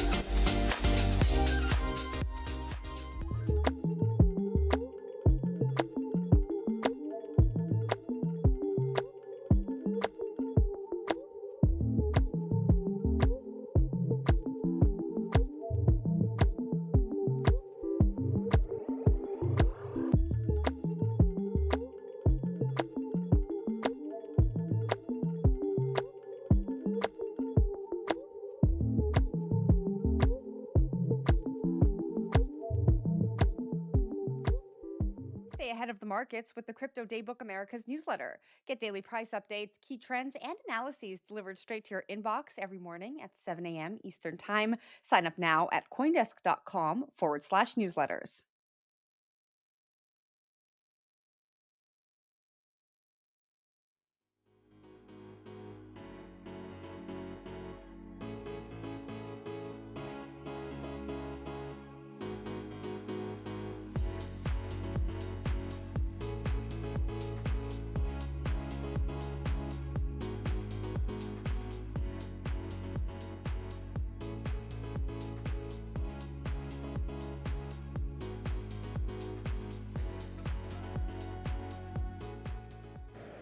Welcome back. Tezos is a self-upgrading blockchain platform known for its energy-efficient proof-of-stake protocol supporting decentralized applications and smart contracts.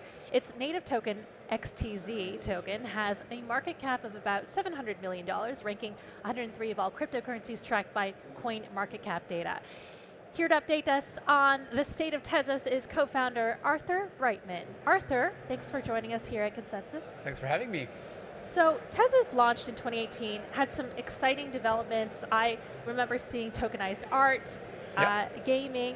It's dropped off on the chart a little bit in terms of daily transactions. I saw it peaked in 2022 with about 300,000 transactions. Nowadays, it's about 50 to 100.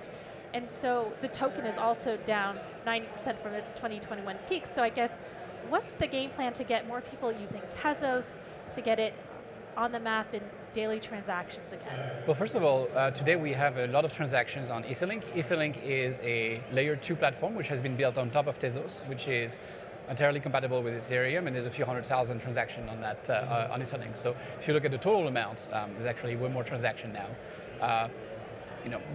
I would say most tokens today trade on sentiment more than anything, but there's no lack of excitement in what's happening inside the Tezos ecosystem. We have more builders coming, joining and creating applications on Tezos. So I think there's a matter of visibility. Definitely a lot of attention has shifted away from Tezos towards other projects, and it's regaining this attention and showing that there's a lot of exciting things happening on the network. In terms of exciting things happening, what are the biggest use cases? Is it stablecoins? Is it art? Is it NFTs? What are you bullish on in terms of projects on Tezos? Look, at the end of the day, Tezos is a layer 1 platform. It supports enshrined rollups, so it is for everyone. It is for everything. There are exciting use cases in art. We have an absolutely fantastic art community on Tezos L1, which is extremely active and producing beautiful art. You can check it out on object.com, for example, or Teia, which are some of the major platforms. We've had new exciting projects launching on Etherlink as well, like Henji, which is an order book DEX for trading in DeFi, like Superland, which aggregates yields from different platforms, and also recently launched uranium.io, which is a platform where you can actually buy physical uranium. You get beneficial ownership in physical uranium on chain, and you can do that today. Amazing. What about meme coins? Are you interested in that? I mean, that was obviously a strategy with Solana a couple of years ago. They were suffering a little bit, but they definitely had a sort of bonk structured strategy around meme coins, and it's really lifted their profile. Is that something you would do? There's a few meme coins platforms on Tezos. I don't think any of them are sparkly taken on, so we have a few of them on the Tezos platform. People are experimenting. I'm pro experimentation. I think that, you know, on the one hand, the meme coins, I don't think they bring anything like very, very tangible. I see it as a form of like fun and gambling. On the other hand, I think a lot of them are playing cards on the table by saying this is what it is, so why not? But that, personally, it's not what I'm most excited about, but like I said, Tezos is a platform for everything and everyone, and if you want to have a meme coin, this is a great platform to launch it. What regions in the world are you seeing in particular development use of Tezos? And maybe you could tell me from the ground those particular stories that are emerging. It's a bit everywhere, but we see some traction specifically in Europe and Southeast Asia. Okay. And tell me about what on the ground are you seeing in terms of stories that people using Tezos and, I guess, transitioning into this new digital age? On the ground, that's a wide question. Look, I think the industry as a whole, it's not just about Tezos, is in search of use cases, and I think it's one of the major, problem in our industry, which is that, Bitcoin came out in 2009, and there's still only a few killer use cases that exist today for cryptocurrencies. Stablecoins have been one of the major ones. It's real, like people are really using them for remittance, they're using them for payments, they're using them for savings. Store of value has been a narrative, but by and large, the main use case for a lot of this has been buying and selling tokens. That's what a lot of the industry is about. That's what DeFi is about. DeFi essentially supports people buying and selling token, and so I think we need to move past that, and that's why I'm excited about the tokenization of assets like uranium, because you're actually bringing something. People have tokenized gold in the past, but you can buy gold anywhere, right? There's a million ways to own gold. There was no way really to own physical uranium before that unless you were willing to pay $4 million. So unlocking new markets is something that I haven't really seen happen, and I'm glad that this is being pioneered on Tezos. You mentioned Europe and Asia seeing activity there. Now that the Trump administration has come and they are opening up crypto policy, trying to get regulatory clarity, inviting entrepreneurs to come back, do you see potential of entrepreneurs returning to the United States? I think the entrepreneurs are they're very courageous breed, and a lot of them stayed and did build in the United States even when the government was actively trying to shut down the industry. It's shown great resiliency. But yes, I think we will see more ventures starting in the United States as a result of the government not actively trying to kill the industry, which is already immense. All right. Well, Arthur, thank you so much for joining us. Thank you so much for having me. Thank you. That was Tezos co-founder Arthur Brightman. All right, let's check in on the top headlines in crypto today. It's Wednesday, May 14th, 2025. This is a CoinDesk Daily Special from Toronto. We're coming to you from the CoinDesk studio at Consensus 2025, sponsored by MoonPay, the global leader in crypto payments, building up its payment stack from on-ramps and trading infrastructure to now enabling commerce and asset management. For more news in your pocket, download the CoinDesk mobile app, available on iOS and Android. All right, checking in.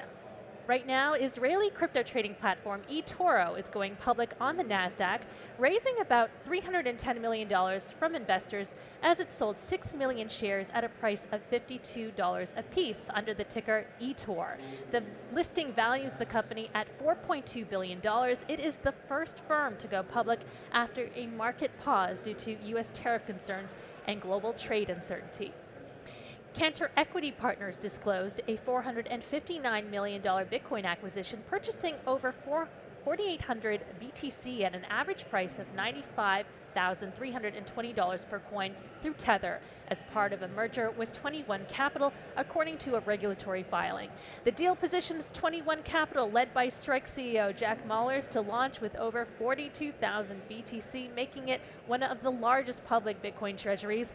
21 Capital is being launched by Brandon Lutnick. He's the son of U.S. Commerce Secretary and Cantor Fitzgerald Chair Howard Lutnick via SPAC structure using Cantor Equity Partners. Brandon Lutnick will be speaking at Consensus at 3:10 p.m. this afternoon. Finally, Robinhood is acquiring Canadian crypto firm WonderFi for $179 million in an all-cash deal valuing WonderFi at 36 Canadian cents per share, a 41% premium over its prior closing price. The deal is expected to close in the second half of 2025. WonderFi's platforms BitBuy and CoinSquare will bring Robinhood into Canada, ramping up competition for exchanges such as Coinbase and Wealthsimple Crypto. Let's take a look at the chart of the day. For XRP prices could surge to $3.40 after a bearish head and shoulders pattern failed, with CoinDesk Research's AI-assisted analysis predicting a rise to $2.85 by June 1st, driven by a breakout above the $2.40 resistance level. The bullish outlook is bolstered by XRP trading above its 200-day moving average and high trading volume, signaling strong trader confidence. Market sentiment remains positive due to Ripple's legal victories against the SEC and optimism surrounding the crypto-friendly policies of the Trump administration. For more updates, head on over to CoinDesk.com.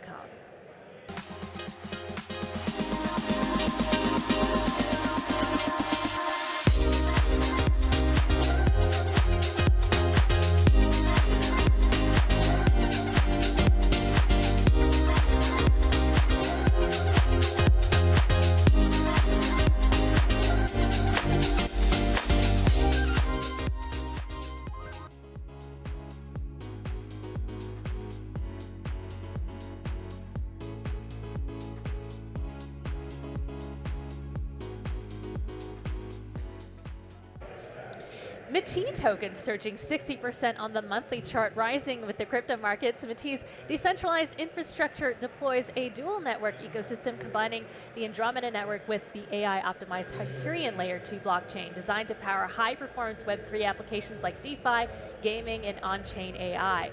Joining us now with more is Natalia Amelin, decentralization coordinator at METI.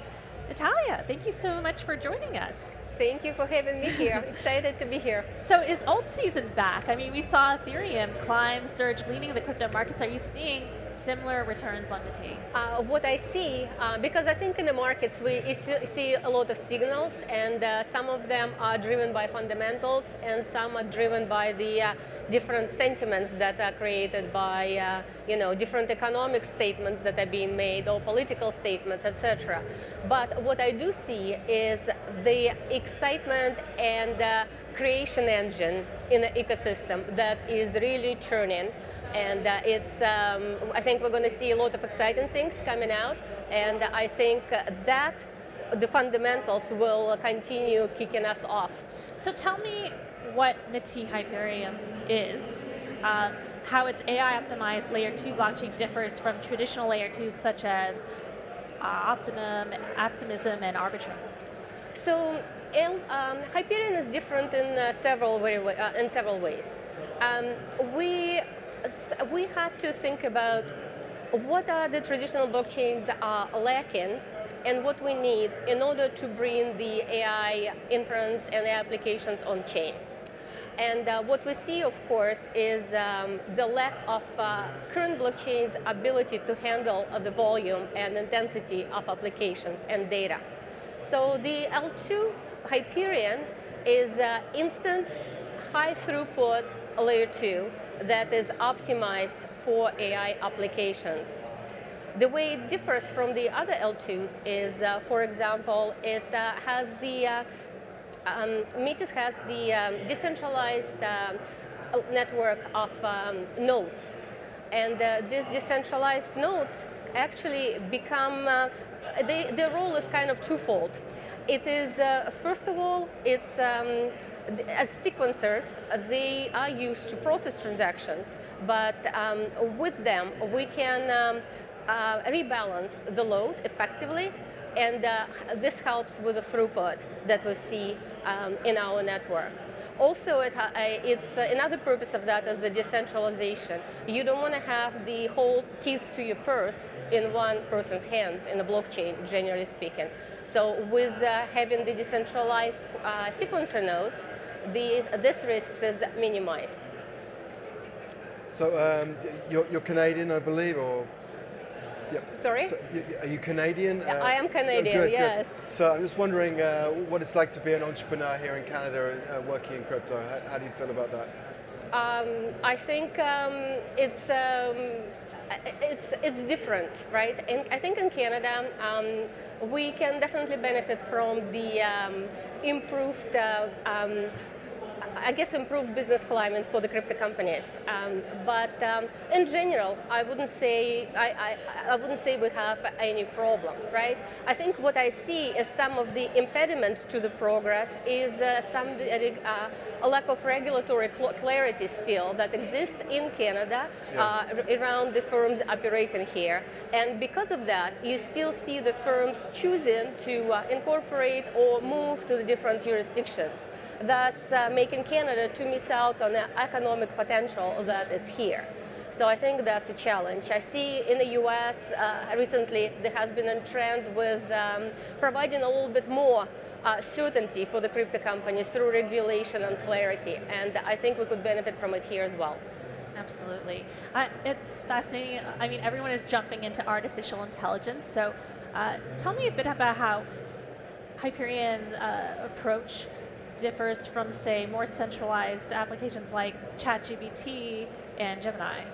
Yeah, I think what we see, and that's exactly why we started creating our AI stack at Metis, and Hyperion is part of it, that we see several problems in AI industry, right? And I mean, we can talk about it forever, but very briefly, it's all boils down to a lack of verifiability and understanding what is actually happens, and a lack of human control over it.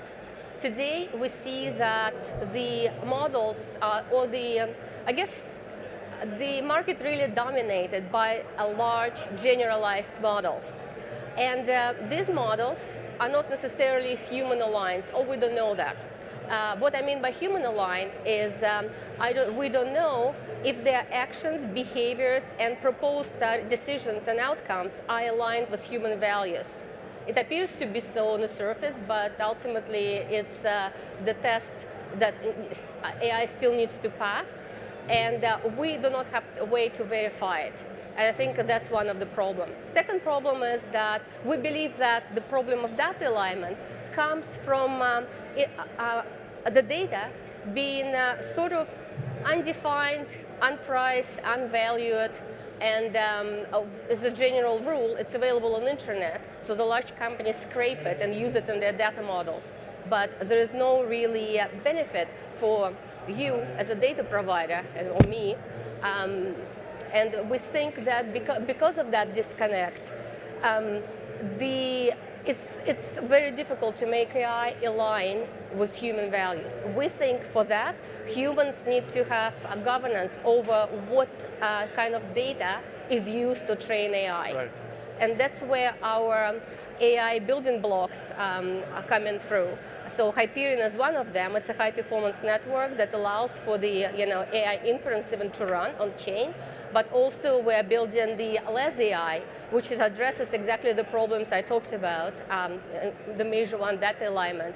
And that will be the next kind of, you can think of it as the platform for the next AI economy, where we're introducing the proper incentives for quality data, and you as a user can take control over it.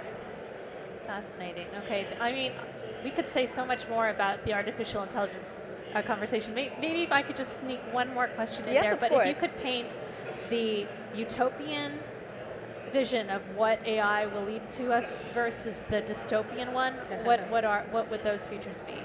I think mine is at this point. Maybe right now mine is a bit dystopian too. Okay. Because we still need to build it, right? There's a lot of work that still needs to be done in order to deliver on the true promises that AI has, and have it built So in a way. what does the dystopian future look like? I mean, AIs control all our data. We're basically carbon bodies servicing their artificial... You know what? That's not the world I want to live in. Okay. I still want to be creative contributor to the society. I want to have AI as my friend and trusted advisor, let's put it this way, who can help me become a better human, more intelligent, to learn more, to act fast, and do faster research, etc. I don't want it to take over my life. And I think a lot of people will agree that our life is pretty darn good, and we need to live it and not AI. All right, we'll leave it at that. Natalia, thank you so much. Exciting stuff. Thank you. Right, that was MIT Decentralization Coordinator Natalia Ameline. Also, folks, follow along with us on social media to get a glimpse at some of the best moments here at Consensus 2025. Let's see what people are saying right now. Oh, we've got Anthony Scaramucci. Wow, that looks really nice. He's at one of the massage stations at Consensus. It's a must, given the stress this industry causes us. But I'm learning to stay calm and stack sats. Lovely. We love that, Anthony Scaramucci. We love the Zen vibe you're bringing to Consensus with that. Oh, we've got Thomas Chow. Crypto won't be considered a new asset class until it's a 20 trillion market. Crypto has not come of age yet, per the panel at the main stage that we heard earlier this morning. Gold is a 20 trillion market class. We're almost there. We're at 3 trillion with Bitcoin just past that milestone. All right. And we've got Samu and one of our colleagues here at CoinDesk. We are so unbelievably back. We've got blockchain video on the conference floor. We've got folks visiting that. I'm curious to see what. I remember the days of getting blockchain video. I'm curious what's inside. Blockbuster. Yeah. All right, Blockbuster video. I'm already forgetting. Who All is right. this person here?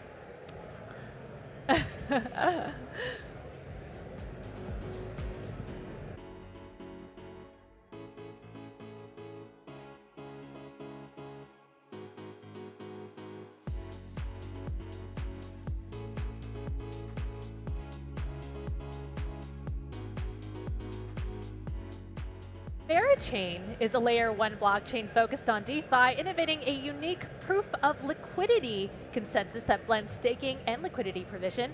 Its testnet launch in late 2024 drew significant developer interest, signaling strong ecosystem growth. Joining us now to discuss is Smokey Bera, co-founder of Berachain. Smokey, thank you so much for joining us. I'm so glad. You're speechless. I'm speechless. But tell me what's going on with the anonymity for folks who may not be so familiar with crypto culture. Yeah, certainly. I can imagine that a couple people were a little bit taken aback by this, so apologies in advance for any scares. I think the root of Berachain was very much in crypto native culture. We started this more than anything else as an NFT project for fun more than anything else. Like close to 4 years ago in the summer of 2021. And what spawned out of that was now a layer 1 blockchain that's been live for the last few months. Millions of users, a couple billion in TVL sitting on the network, and a pretty active and raucous community. I think the anonymity came from a number of different angles. One was that as we were starting to build Berachain, that summer 2021 timeframe, I think the regulatory climate was meaningfully less certain when it came to crypto as a whole. And alongside that, we saw that some of the best developers that we actually knew were not, I'd say, those who were crypto natives devs, if you will, but there are people who were spending their 9-to-5s or, 3 hours a day working at a FANG, and then spending the rest of their time, I'd say innovating in the trenches in DeFi and consumer, in NFTs and social and everything in between, right? And we very much thought that by actually building ourselves as anonymous founders, we were enabling a lot of that ecosystem to actually form in a manner that gave those people a shot on net, right? Whether it was that they had their own family and they weren't really ready to take that leap as of yet, or whether it's simply were unsure about regulatory, or whether they wanted to dip their toes.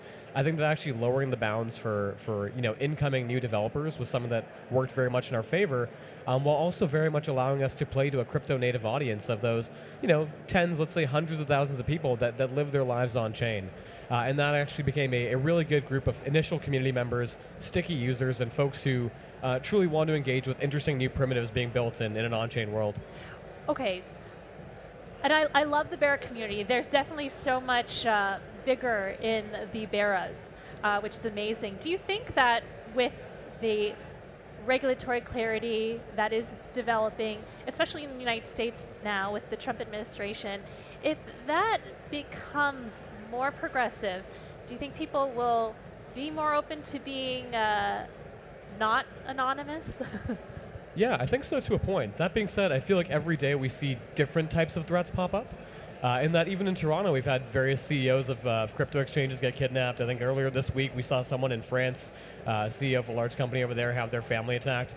There does remain an increasing concern around security, which is like terrifying in a different sense, right? So I think I see both sides, truly. And I don't think we've ruled out any possibilities for ourselves in the future. On one hand, I imagine that we could see a bunch of pushback if people are like, oh no, they sold out, they're finally doxed and in the public. But at the same time, I think lots of people have met us at conferences, lots of people have seen us wandering around at events. Thankfully, I do not walk around with a bear mask on all the time. That might be both impractical and a bit defeating for the purpose. And maybe hot as well. You know what? It's not too bad over here. It's an outdoor panel in Singapore that really gets you. I hear you on the concerns with the kidnapping. I mean, we do have people attending this conference who have been kidnapped for their Bitcoin and crypto and whatnot. But we also want to talk about Berachain. So, I mean, for a 10-year-old, explain to us what proof liquidity is, and why we need another layer 1 blockchain in this very crowded and competitive ecosystem right now. A great question, a very fair one. I think that if we're trying to do like the ELI 5 version, if you will, the best way to think about it is a little bit like the App Store in a sense. And I think that many chains can use this analogy, but the real value here, the real differential, if you will, between a base app store, if you will, and a Berachain app store, is that the app store itself is actually helping to power and give incentives and rewards to its applications. As we see it, or if you look at a typical proof-of-stake chain, like Ethereum, Avalanche, Solana, whatever that might be, they have a carrying cost, right? The chain or the application, whatever you want to, the base layer or the operating system, if you will, has a cost to live. It has to give out emissions to validators, these nodes that secure the network. And normally they're paying for security, which is great. But at the same time, one has to note that security doesn't really do the job of growing an ecosystem by itself. So if you really want the App Store to flourish, and if you want to have lots of applications that people want to use, one could argue that the best use of those emissions or those costs or those rewards that have to go out should actually be towards the apps themselves. So if one is to look at Berachain in a nutshell, the thesis is that the carrying cost of the chain or its emissions should go towards supporting applications and users of those applications, as opposed to people who are simply statically holding a native token or sitting idle, if you will. So in the classic blockchain context, it's taking inflation and it's pointing it into the app layer as opposed to out to the validator layer. And in that operating system context, it's like saying, by using Windows or Microsoft Office, you're actually getting rewarded for using Word and Excel and PowerPoint along the way. Mm-hmm. Okay. And why do we need another L1 blockchain, which is a very reasonable corollary there, is because right now there actually are 0 blockchains that exist in this manner, right? Where they're actually, I'd say, mechanistically designed to drive value to their application layer. On the other hand, that is really Berachain's core purpose. It sits and it exists to effectively reduce the customer acquisition cost and accelerate, positive user behavior loops within the application layer itself. And if we were to believe that, a future of chains is dictated by breakout apps and things that one can actually do on-chain that you cannot quite as easily do off-chain or in the real world, if you will, then we almost think about this in a venture portfolio or Y Combinator-esque approach, right? If you say there's going to be 100+ applications building on this chain, Berachain's role here and Berachain's ability is to actually help accelerate each of these and give them a better shot on net by reducing their customer acquisition costs or user acquisition cost, increasing LTV. Then you hope for 3 or 4 unicorns out of that batch, and that can spawn the next Uniswap, the next pump fund, the next virtuals, the next whatever you want to call it, that has been a breakout in crypto. And that's sort of the thesis at a very high level. Do I have Ethereum was born in Toronto, in Canada. Do I have it right that Berachain was also a Canadian-made project? And what would you want to say to policymakers to help this industry thrive? Yeah, 100%. I mean, I think we've actually seen reasonably meaningful steps in the right direction from policymakers recently. Like even the OSC has recently been, I think, looking much more favorable. But this is a Canadian project, yeah. Yes, it is. So Berachain is, like I'm born and raised in Toronto. My co-founders are born and raised in Toronto. We all went to school at Waterloo at different points in time. So I think that there's a lot of Canadian blood over here. And a lot of the team is folks who are ex-Waterloo, ex-U of T. And we have our offices in downtown Toronto as well, along with satellite ones in Milan and Bangalore and so on and so forth. But we're very much proudly Canadian, and I think that the biggest thing I'd be thinking about for policymakers is how you actually encourage Canadian companies to not experience the same brain drain in crypto that they're seeing in everything else, right? As in, I think it's still very common, especially for our old classmates at Waterloo, to head off to the Valley or to New York or wherever they might want to go in the U.S. at this stage of life. Crypto has always been a little bit less problematic, in my opinion, in Canada than the U.S., and I think there is, an advantage to really pressing that. And then I think it'll also be interesting to see if we see the breakout of Canadian stablecoins. I know that we've seen, initiatives from Wealthsimple, et cetera, type players around CAD-C and whatnot, and I think that could also be quite healthy as that market explodes. All right, Smokey, that's unfortunately all the time we have for you right now, but I would love to speak with you further later on. Okay, that was Berachain co-founder Smokey Bera. Up next, Ripple has entered the stablecoin race. More after the break. Crypto? Never miss a market move with our new mobile app. The crypto world moves fast, and staying ahead means having the right information at the right time. Track the tokens that matter most to you. Add them to your watch list and get instant notifications on price movements and all-time highs. CoinDesk award-winning journalism now in your pocket. Be the first to know about breaking stories, regulatory updates, and market trends. Tune into the latest CoinDesk podcasts and videos to gain insights and stay updated on the ever-evolving market. Cut through the noise. Curate your newsfeed and alerts around your interest. Get the insights you need without the distractions you don't. Download the CoinDesk mobile app today.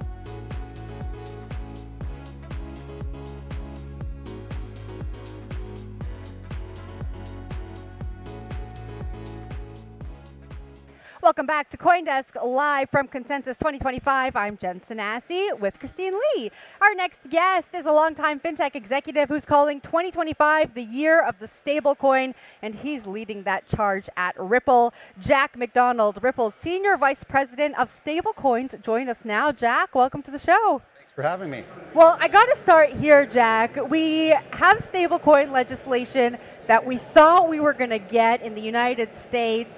Now it's looking a little bit rocky. You called it the year of the stablecoin. Is it still going to be the year of the stablecoin? Yeah, stablecoins are having a moment. It's a bit of a thing. I think politics are playing out, but the conversations we've been having, we have a full policy team in Washington, D.C. that keep their ear to the ground, and it certainly feels like stablecoin legislation is coming. Still working through some nuances, but my sense is it's going to come, and it's going to come sooner rather than later, which will be a huge unlock for the industry. Is it becoming a bipartisan issue? So we're seeing the Democrats reportedly delay stablecoin legislation, concerned about ties with crypto and President Donald Trump, that he is unjustly enriching himself using his public office for personal enrichment.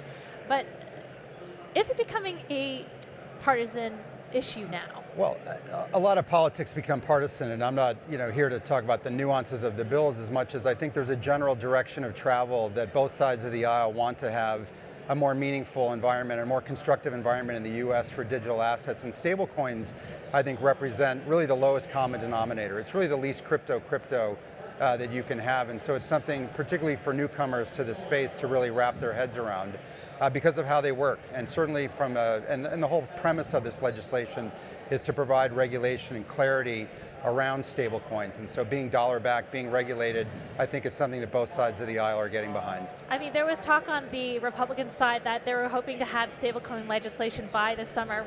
Trump has said that. Do you see that happening? I'm optimistic, but I'm a half-full kind of person. I was going to say, you're one of the only optimistic people I've heard from on that topic. You know, there's been talk that it's going to be part of a market structure bill. There's been talk that it's going to be on a standalone basis. My sense is that there's a lot of motivation and momentum behind it, and I don't want to throw a date out there, but my sense is we're going to have stablecoin legislation here fairly soon.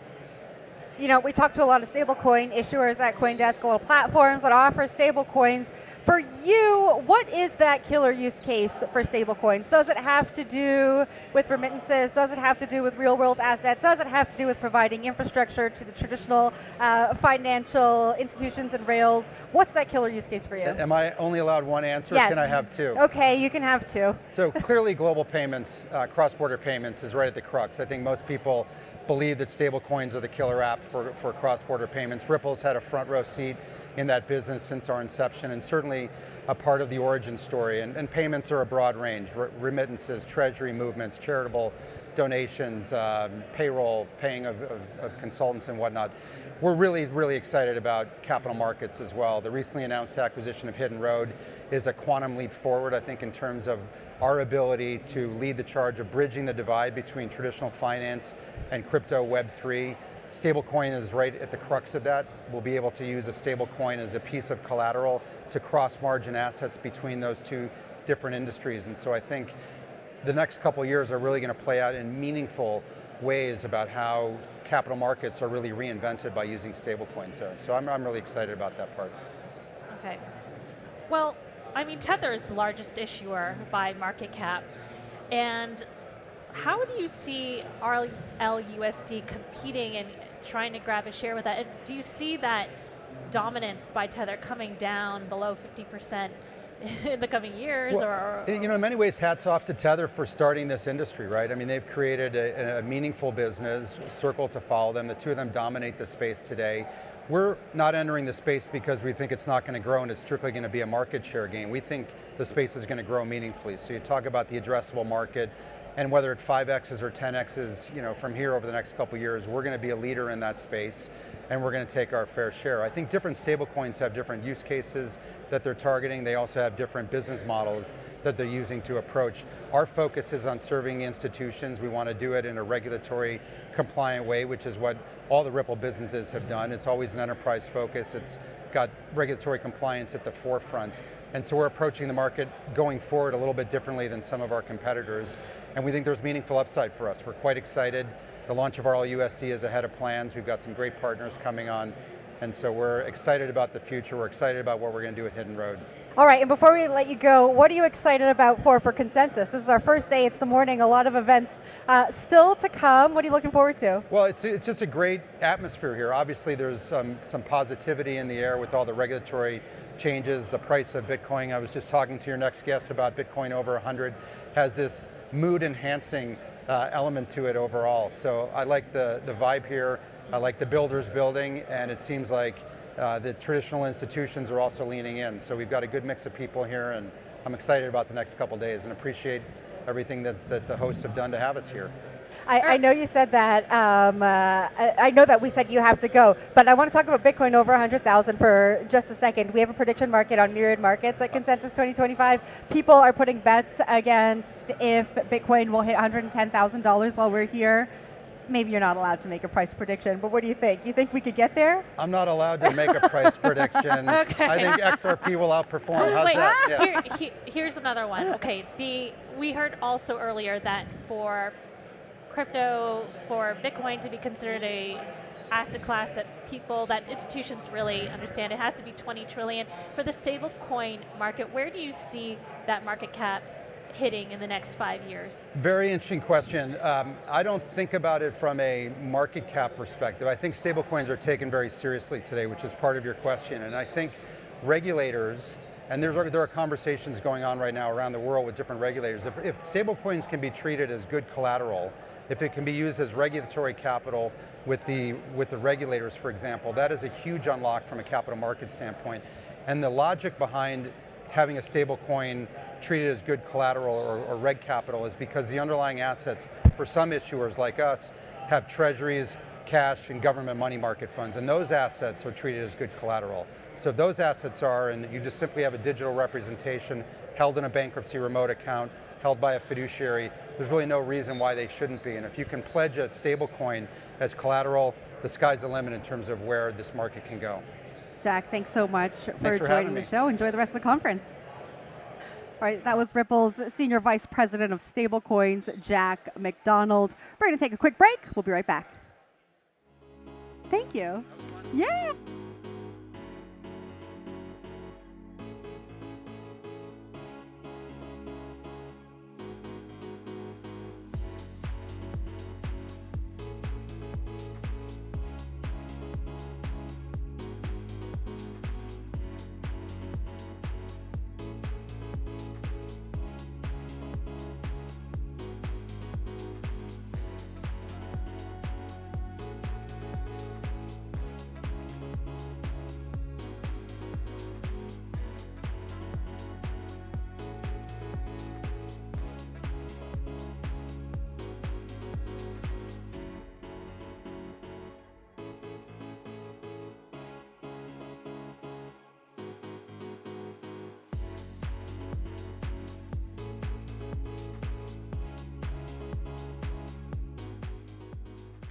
U.S. President Donald Trump's second term in office has been a roller coaster ride for the markets, driving Bitcoin to an all-time high of $109,000 and plunging U.S. stocks to historic lows. Joining us now to discuss is Anthony Scaramucci, founder of Skybridge Capital. Anthony, welcome to the show. Good to be here. Thank you, guys. We were just talking about that massage you got this morning. My back is my back better? I don't know. Does it look good from the angle? I don't know. I'm working on my posture, ladies. Sitting up straight. I like it. Yeah. Yeah, when you're vertically challenged like me, every little bit of posture helps. You got to get ready for the crypto ring. Yeah, by the way, that's a great idea.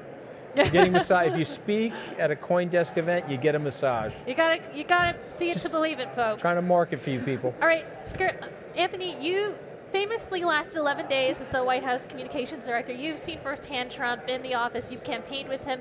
What has changed from his first term to his second term in terms of how he's approached the presidency? I think the central thing that has changed is that he is more confident in himself with that job. I think and I think this would be true for anybody that's had the job, it's a job that George Bush, Bill Clinton, they would all say for you that no job can prepare you for the job of the US presidency. So Donald Trump joins Grover Cleveland as the only president to lose an election and then regain the presidency. So those are the only two figures in American history that actually had experience at doing the job. And so he's way more comfortable in the job. And he made a decision, rightly or wrongly, to clean out all establishment Republicans from the Republican Party. So people on staff with him now have sort of taken that MAGA test, and therefore whatever Donald Trump wants to do, President Trump wants to do, we're going to do. There's no pushback. Gary Cohn, as an example, they probably wanted to implement those tariffs in 2018. Somebody like Gary or Steve Mnuchin was like, all right, we're not doing that, and threw it in the waste bag. And so, I think that it's leading to some volatility and distress in the markets because those things are not great economically. And then the flip side, there's good parts to the president where he's doing some things well. Crypto regulation, I think some of the things he's saying in the Middle East are very positive. But you have this underlying current of nefarious activity that's going to slow things down for people. That's just the facts. We were just talking to Jack about stablecoin legislation. Stablecoin legislation was really a bipartisan issue, now becoming something that's looking a little bit more partisan. Democrats are saying, they question President Trump's involvement in crypto projects and stablecoins. Curious to hear your thoughts there. Well, I think it's still going to get done. I'll make a prediction on your air that legislation gets passed before the August recess. Oh, wow. That's a bold prediction. Yeah, it's aggressive, but I think it's necessary for everybody, because if you step back, I don't think the Democrats want to deal with Fair Shake, the Political Action Committee that ousted lots of Democrats in 2024. And I don't think the Democrats have found an anti-crypto voter. There are pro-crypto and in some cases single-issue crypto voters, but there's very few anti-crypto voters. So I don't think the Democrats want to be on the wrong side of the stablecoin bill. Are they protesting right now because some of the things that President Trump is doing? You know, I mean, I don't like it. I can understand why they don't like it. 2 or 3 days before you're getting re-inaugurated to the presidency, you're launching a meme coin. Let's just go over this quickly. Yeah. 58 wallets, 10 million apiece. They make over $500 million. 794,000 people lose $1.1 billion on the coin. It's not right, guys. Okay, Well, and so they can justify it any way they want. But last night, that's the New what's York going Times on. released that article showing a company with ties to China has said that they are going to invest $300 million into Bitcoin and Trump's meme coin. And so this is raising questions about buying influence to the presidency and public office. Your thoughts? Well, listen, if you buy enough Trump meme coin, you can have dinner with the president and get a tour of the White House. So to me, it's too conjoined. I think you're over the line of what is right. Remember, there's the spirit of the law, and then there's the letter of the law. Even if he's inside the letter of the law, he's outside of what the spirit of the law is, and I think it hurts the country. I think it makes us look bad. So he can defend it any way he wants. It's not right. By the way, don't go by me. Ask Laura Loomer and ask people like Ben Shapiro. You know, they're Trump supporters. I'm no longer a Trump supporter. They are dead set against some of the stuff that he's doing, which is in a direct violation of the emoluments clause in the U.S. Constitution. Is this grounds for impeachment? Grounds for impeachment? I'm not sure. I mean, I hope the country doesn't go down that road again. I mean, the only way if Donald Trump was going to get impeached, it would have to be something even more egregious than what we're talking about right now.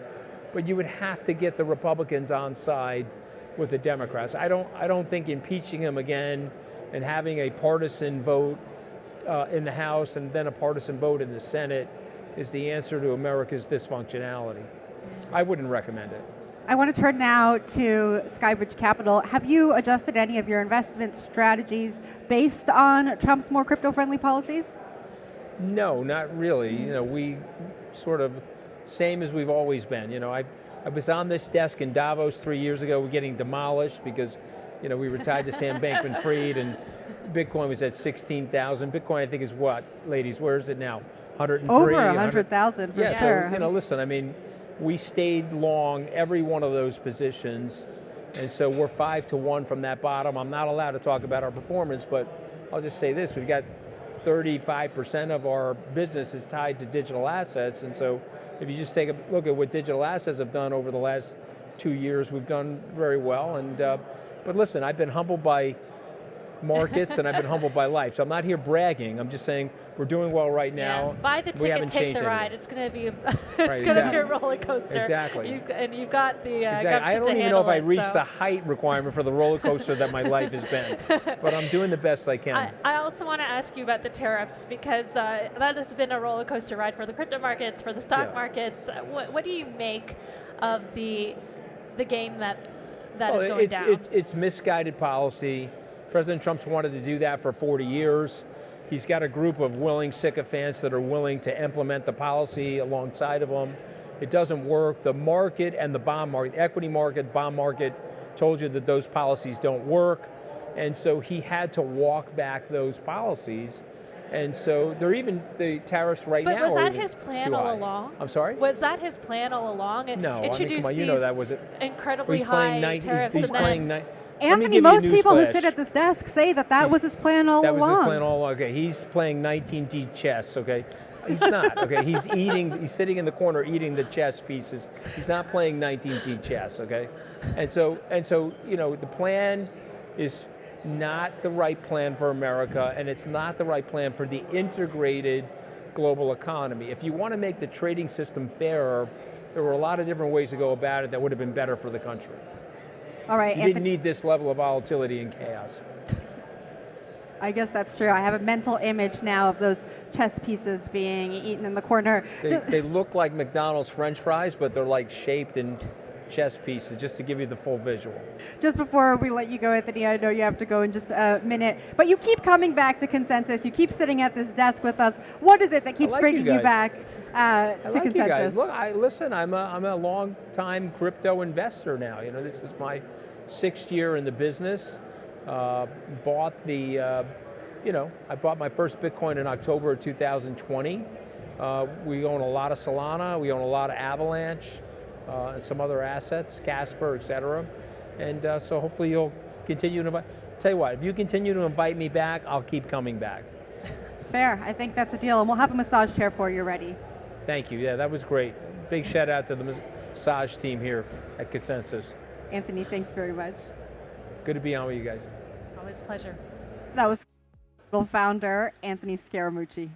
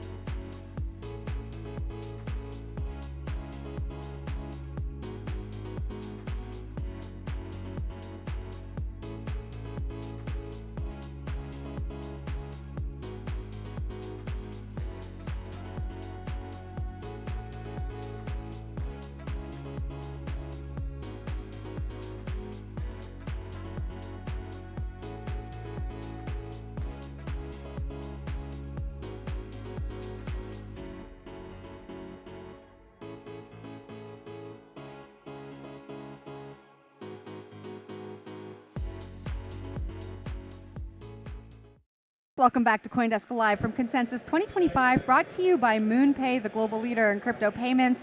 MoonPay recently made 2 historic 9-figure acquisitions in Iron and Helio.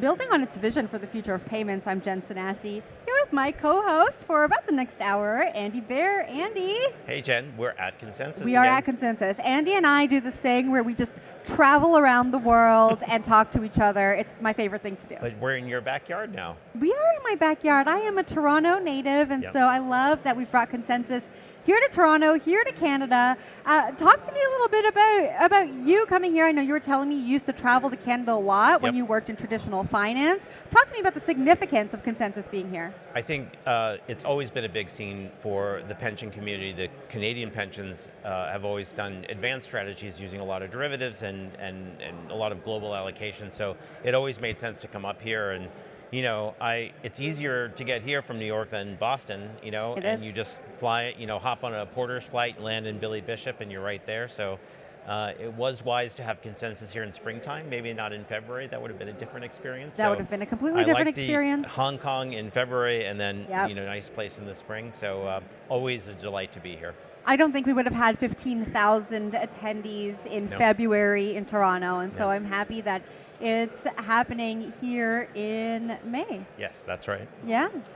So and looking forward, I guess we've announced, so next year we've set some dates out. We'll get those later for Hong Kong in 2026 and then down in Miami. So yeah, next year we're going to be in Hong Kong, we're going to be in Miami, no cold weather for us, but we're going to keep, I guess, the maturity and seriousness of Consensus going, Andy. Every time I meet you at Consensus, it feels more serious, it feels more mature. Talk to me about the types of conversations you've been having at the events of the last few days. A lot of it has been about, I guess, moving crypto from this trading asset class to an investment asset class. To us, as an index company, that means putting portfolios together that people can hang on to for 10 years and not have to worry about picking individual names. So we just did a panel with Anthony, who was just on, and with Jono from WisdomTree, who's going to be on with us in a few minutes, and with Pascal from 3IQ about, what would you buy now that you could put in a drawer for 10 years, confident that you're going to end up with cycle survivors on the other end. So we like CoinDesk 20 doing that, and we feel a lot of progress in that direction, certainly since we were in Austin last year. What did they say? What was their answer? I think that they've all commented that in the last couple of years, there hasn't been as much acceleration of progress as there has been in the last couple of months. We're catching up with Europe, which is sometimes an unusual feeling when it comes to technology and adoption, especially for investments. So we are catching up. A lot of legislation ahead. We have the stablecoin bills that we're trying to muscle through. Then we have more structural legislation around crypto, more ETF approvals, in-kind subscriptions and redemptions, laws around permitting staking for proof-of-stake tokens, which Canada has, again, done before the United States. So there's a lot of near-term stuff. I think long-term, we want, maybe it was Anthony who said, Wall Street's just a big distribution machine, and they need simple, understandable things to distribute, and I think ultimately that's where we want to get.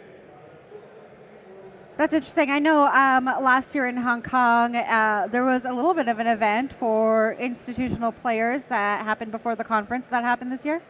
It did, and the funny thing about Asia over the last couple of years, a lot of it was about RWA, which to old-timers means risk-weighted assets. Why are you talking about risk-weighted assets? Of course, in this generation, it means real-world assets. Tokenization has now landed here, right? And you have great products by WisdomTree and by Fidelity and Franklin Templeton, and they're getting used, right? They're being used to enhance collateral. They're being used to keep sideline money still earning. So those are super exciting. Of course, stablecoins now up to about $250 billion in TVL. That's super exciting too. Millions of use cases there. All of these things need to sit on blockchains. So people, Ethereum is up, 35–40% in the last week since the Petra upgrade. So Ethereum's not going anywhere. Solana's remains strong and has a lot of new products. So it's a really exciting time up near the top of the quality curve. Once you get down into the other stuff, then, buyer beware. Yeah, we don't need to get down there. Both of our last two guests, Anthony and Jack, said that they think that we will get stablecoin legislation before summer recess. Curious to hear your thoughts there, Andy. And the reason I'm asking you is because most people after this last vote are saying kind of iffy now as to whether that will happen. We would love to not care. We would love to be able to be patient. But I think that the idea that we need legislative momentum, right? Last year we had a lot of Bitcoin adoption momentum. Yep. We need to have legislative momentum here, get the naysayers out of the way, get stuff done now to provide a platform on which more legislation can be passed. In the meantime, when it comes to the kind of stuff we're doing, we hope to be as legislation neutral as possible and just get better products in the hands of distributors that make sense, easy to understand, that can get them out into investors' hands. All right, Andy, you and I are going to be talking all about markets. So it only makes sense to take a look at what the markets are doing. Let's take a look at the price of Bitcoin before we get into our interviews. $103,412 right now. Andy, I don't know if you know, but we have a prediction market going on in Myriad Markets. Will Bitcoin hit $110,000 during consensus? What I know you're not a betting guy, but what do you think? I mean, we're looking pretty good. Bitcoin shape-shifted from a tariff tantrum mooring, which it did a great job, to an all-time high seeker in the last 2 weeks. So never bet against Bitcoin upside. That's what I got to say. Never bet against Bitcoin. All right, before we get to our next guest, let's take a look at the price of Ether quickly. 2,588 right now. Sitting at 1,600 for so long. What's going on with Ether? The thing that had no steering wheel, no rudder, all of a sudden back in the game after the Petra upgrade last week, although it's hard to see if that was really the catalyst. And now we're back. But look, again, $250 billion in stablecoins. Yep. A lot of tokenized stuff. All of that has to sit on blockchains. Ethereum is kind of the gold standard for security. So even if things are settled, even if they're not executed on Ethereum, that still counts. So all right. Still matters. We'll keep an eye on those prices. Our next guest has been leading PayPal's move into digital assets, including the launch of the PYUSD stablecoin. PayPal's Senior Vice President of Digital Currencies, Jose Fernandez de Pont, joins us now. Hello again. Hello, good to see you. Good to be here. Yeah, good to have you here. It's been a real stablecoin theme this morning. I have to say, and I've asked everyone, including Andy, about that stablecoin legislation. And so I want to hear from you. Do you think we're going to get stablecoin legislation before August recess in the United States? Save my job for me, please. How are you guys thinking about tokenization beyond treasuries? Equities. You know what I love about PYUSD is the experience of acquiring it, right? Because we're already in PayPal, people are used to it, and suddenly there's this new kind of module, right? And I think it gives people reason to just spend more time in the space. So we're launching and to investigate in it more, make July it more our of a global home markets base. platform. How do you think about the user experience there really and making it a place where people want to hang out? We have sleepless nights about user experience. We care so much about it. What we are trying to do in the end, we're trying to do three things. We are very aware that we have a very large problem. So for us, it's all about how do we get the digital asset space closer to the mainstream. Right. Include some WisdomTree funds. So we're trying to get, first to make PayPal and Venmo the best mainstream. It's never going to be a crypto-specific wallet. It's never going to have an SPV, and it's a secured 50 token tracker certificate. But we want to be that gateway product that gets people into crypto. So we started supporting 4 tokens. We added Sol and Link recently. We will continue to add things that with that experience in mind. And then we're trying to get, for stablecoins to thrive, we need that to be not only available in institutional markets and in capital markets, we need to have hundreds of millions of people carrying a stablecoin in their wallets. And that's what we're trying to do. Not only, and everything is part of that user experience. We recently announced that we're going to be providing rewards for people holding stablecoin in PayPal and Venmo. That's also part of the user experience, is giving people a reason to hold and to use it and to pay with it. I think that's critical, right? Because I have a PayPal balance just generally, right? Because you kind of just do, you want it around. Getting rewards on it is important. If I'm actually going to send money in and have that expressed in PYUSD, having rewards is critical. You don't want people to buy PYUSD and then exit the platform and not be there anymore, right? You want them to stick around. Hey, while I'm here, I might as well buy some Solana and sit on that for a while. And the way that you get people to use it is counterintuitive. But to have PYUSD stay in the system and circulate, you need to make it really, really easy for people to get it out. Because if people are concerned that they're going to be frozen into the crypto asset class, they will not be using it. They say, hey, the moment that you want to take it out and go back to your bank account, you can do it. And being that conduit between fiat and crypto is super, super important for us. The analogy that we keep using is SMS, right? You were talking about your PayPal balance. The way we think about PYUSD is tokenized PayPal balance. And the advantage is that you can send it to people who don't have a PayPal balance. I'm old enough to remember when you could only do SMS with your people who were in your own carrier. And we look back at that and say, that was insane. That was a Stone Age. Same thing. You should be able to send value, stable coins, ours and others, to people who are using a different wallet. Right. Fantastic. Beyond stablecoins, what's PayPal looking at next? On the digital asset space, we get two questions from people. They want us to support more tokens. We get two requests. Is A, make our money work harder for us. Rewards is going to be a part of that, but also we're doing a lot of stuff in the traditional payments space. And then we want more tokens. We like the experience. We understand that you're not going to be the long tail of crypto, but we are covering now assets that represent probably a little bit south of 80% of crypto market cap. We will continue to go there. And more, what you're going to see is the place where I think we can help the most, which is getting more crypto, more stable coins into core payment use cases. You can use it today to buy crypto. You can use it today to buy a checkout. You can use it in the remittances business. And we have already announced that we're going to be doing that for bill pay. So merchants can hold a stable coin and they will be able to pay their bills with the PayPal bill payment platform that. So we believe that the uniqueness of our stable coin is actually the merchant and consumer platform, and we really want to drive payment use cases there. We want the stablecoin to be available in crypto markets. That's where a lot of the volume is, and volume drives liquidity. That's why our recent partnership with Coinbase is so important.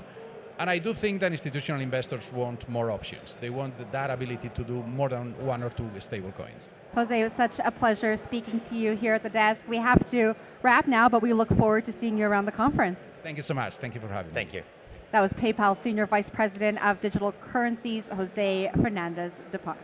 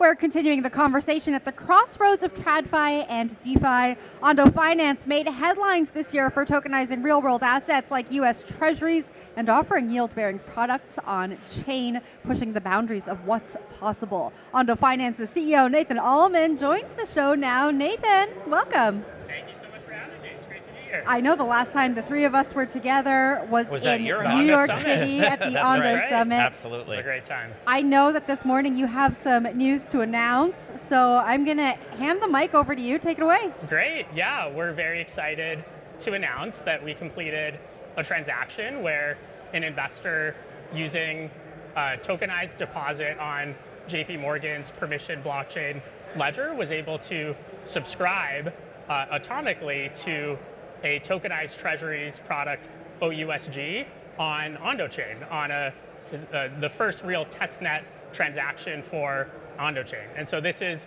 the first time ever that you can go 24/7, 365 from a tokenized bank deposit to a tokenized treasury. And it really starts to break down the barriers between the innovation that's been happening in the public blockchain ecosystem with what the banks like JP Morgan have been doing for a long time in the space. So as a test trade, I'm sure there were a lot of engineers kind of, holding their knuckles tight and product people and everything like that. Ultimately, we want this to be a button push, right? So the whole thing about your value proposition is interoperability. Here's a great demonstration of it. This was a first shot. How soon can this grow into something that people do without even really thinking about it too much? Yeah, we certainly expect this will be the first of many. I mean, the transaction itself was done in real time, but certainly there was a lot of hand-holding and prep work to get up to that point. But yeah, I mean, this is moving into production, and the Ondo chain itself is gearing up for mainnet launch, and that's in the not too distant horizon is what I'll say for now. Nathan, lay that out for our audience even more. What does this successful transaction mean for the future of payments? What future does this enable? Yeah, look, I mean, I think it's important to take a step back and observe that for many years, I mean, from 2015 until now, there's been almost entirely siloed efforts where the banks have been focused on using blockchain to drive cost savings and efficiency gains. JP Morgan in particular is very famous for their intraday repo facility where banks are able to move cash balances between each other 24/7, very quickly.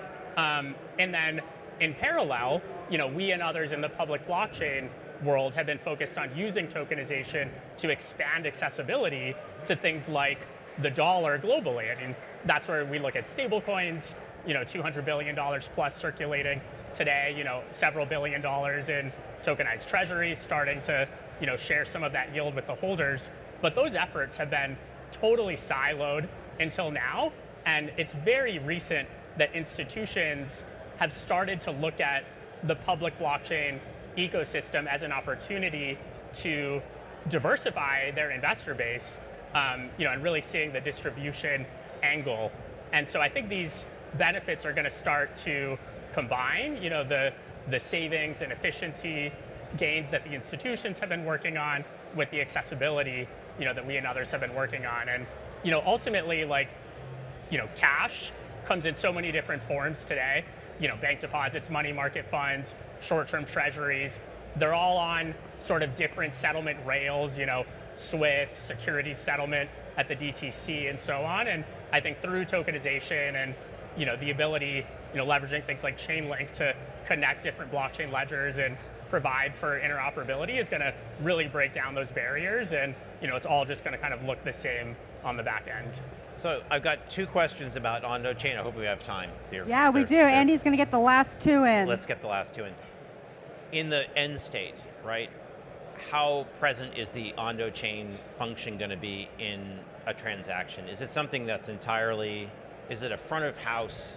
No, it's very much behind the scenes, right. As I think most blockchains will be. I mean, I think most investors will hold certainly public securities that ultimately settle on blockchain rails, but that won't be known to them. Just like investors aren't aware of all the clearing and settlement mechanisms that take place at the NSCC and the DTC today. So, I mean, Ondo chain in particular also helps to facilitate settlement between different permissioned and public blockchain ledgers, with the help of Chainlink and other interoperability platforms. But it's definitely something that the protocol developers will be aware of, maybe the asset issuers to some degree, but not the end investors. So that leads to the second question, which is, people who are looking to place their bets on different blockchains for saying, what's going to grow? Like, where do I want to actually put my money and let it sit? How do you convey to them what your growth prospect looks like, what the value is, how Ondo chain kind of fits in? They're going to be seeing a ticker, they're going to be seeing a price. People may be tempted to buy it and stick it in their portfolios. How do we convey to asset issuers? To potential investors or to potential buyers of the tokens? Of the tokenized treasuries products? Or of just the Ondo chain, presumably, the Ondo chain token itself. Sure.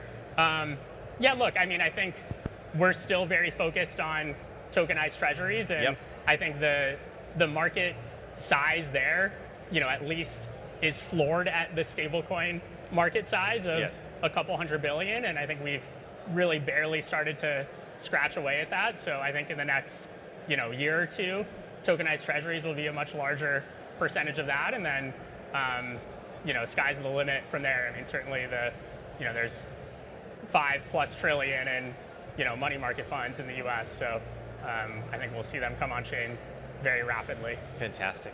Nathan, we're going to have to leave it there. It was such a pleasure talking to you again here at the desk, and we'll see you around the conference. Great. Thank you so much. Thanks, Nathan. That was Ondo Finance CEO Nathan Altman.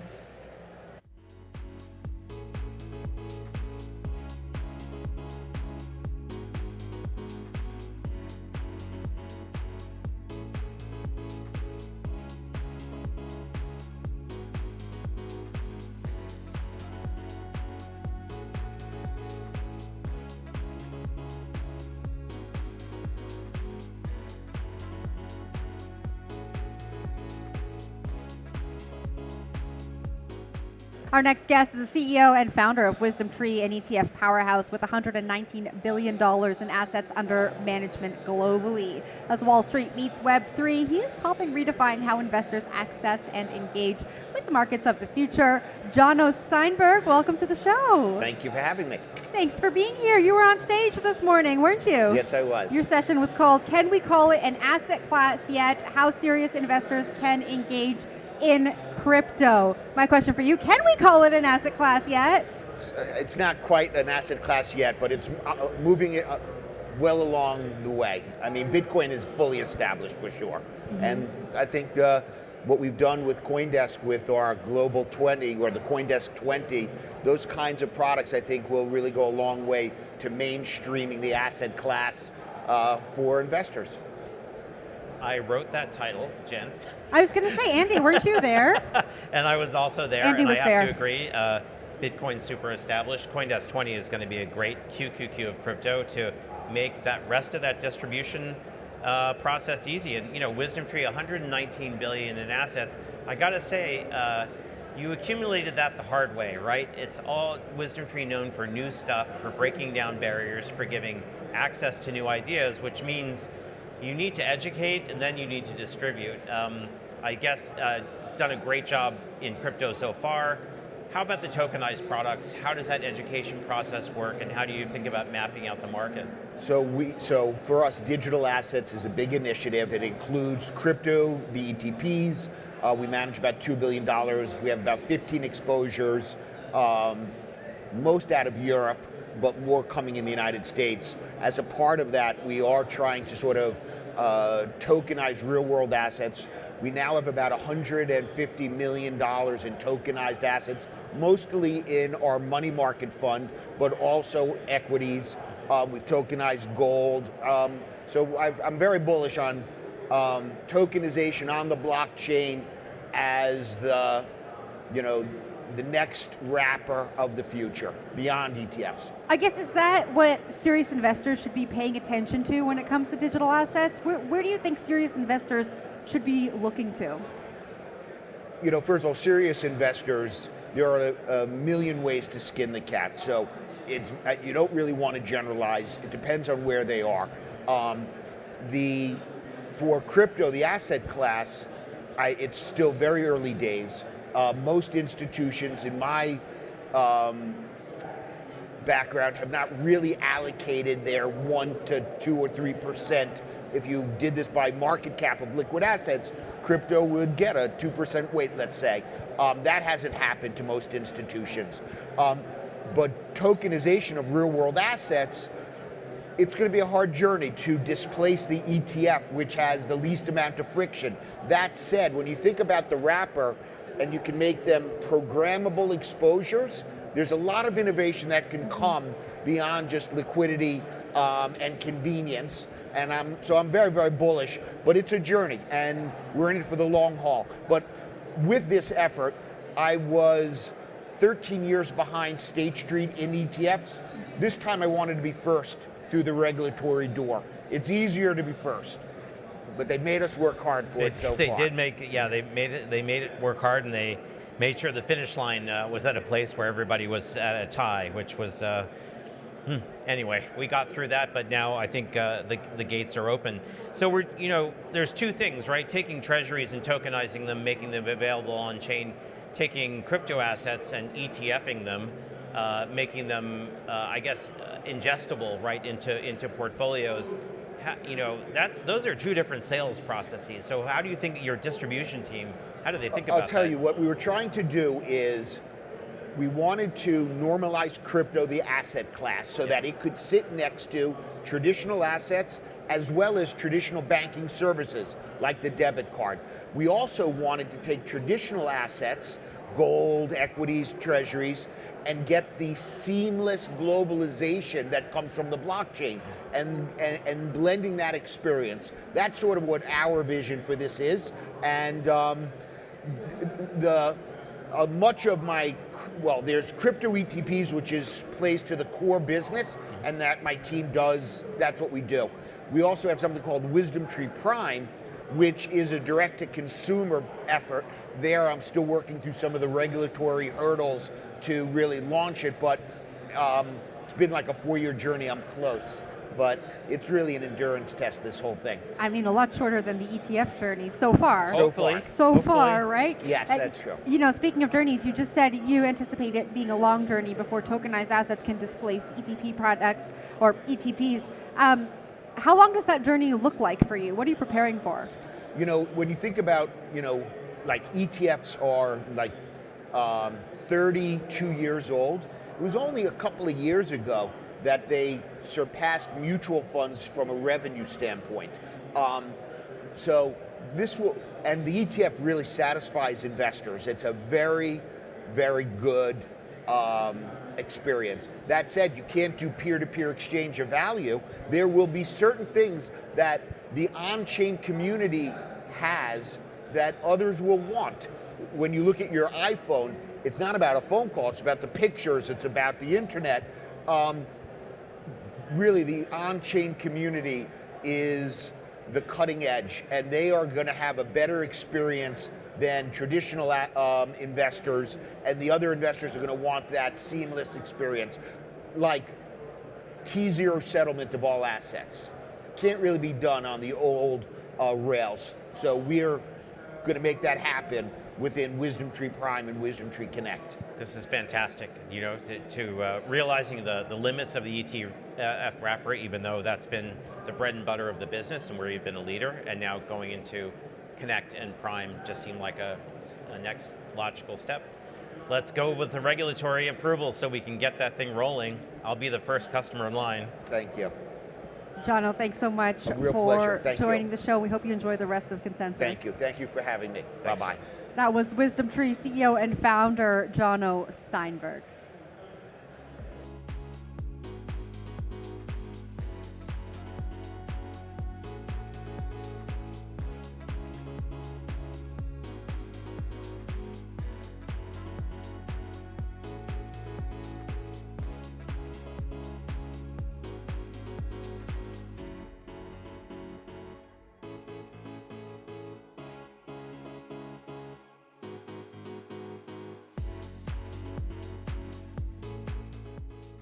Welcome back to CoinDesk Live from Consensus 2025, brought to you by MoonPay, the global leader in crypto payments. I'm Jen Sanasi, here with my co-host, Andy Baer. GSR is one of the earliest crypto trading firms, starting as a market maker in 2013. It has backed builders, provided liquidity, and traded across spot, derivatives, and options. GSR Chief Investment Officer John Laughlin joins this special edition of Markets Daily Now. Hello, John. Hi.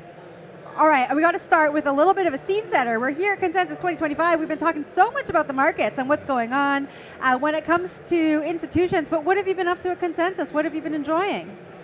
Yeah, just walking around and meeting people, connecting with, a lot of people that I know, but it's just a great, venue for gathering. Great to see people IRL. I know so often we are stuck to our phones. We talk in front of a screen. That's how Andy and I communicate and do the show sometimes. And so it's great to be here IRL. Let's get into it. I want to ask you, what are we seeing in options flows?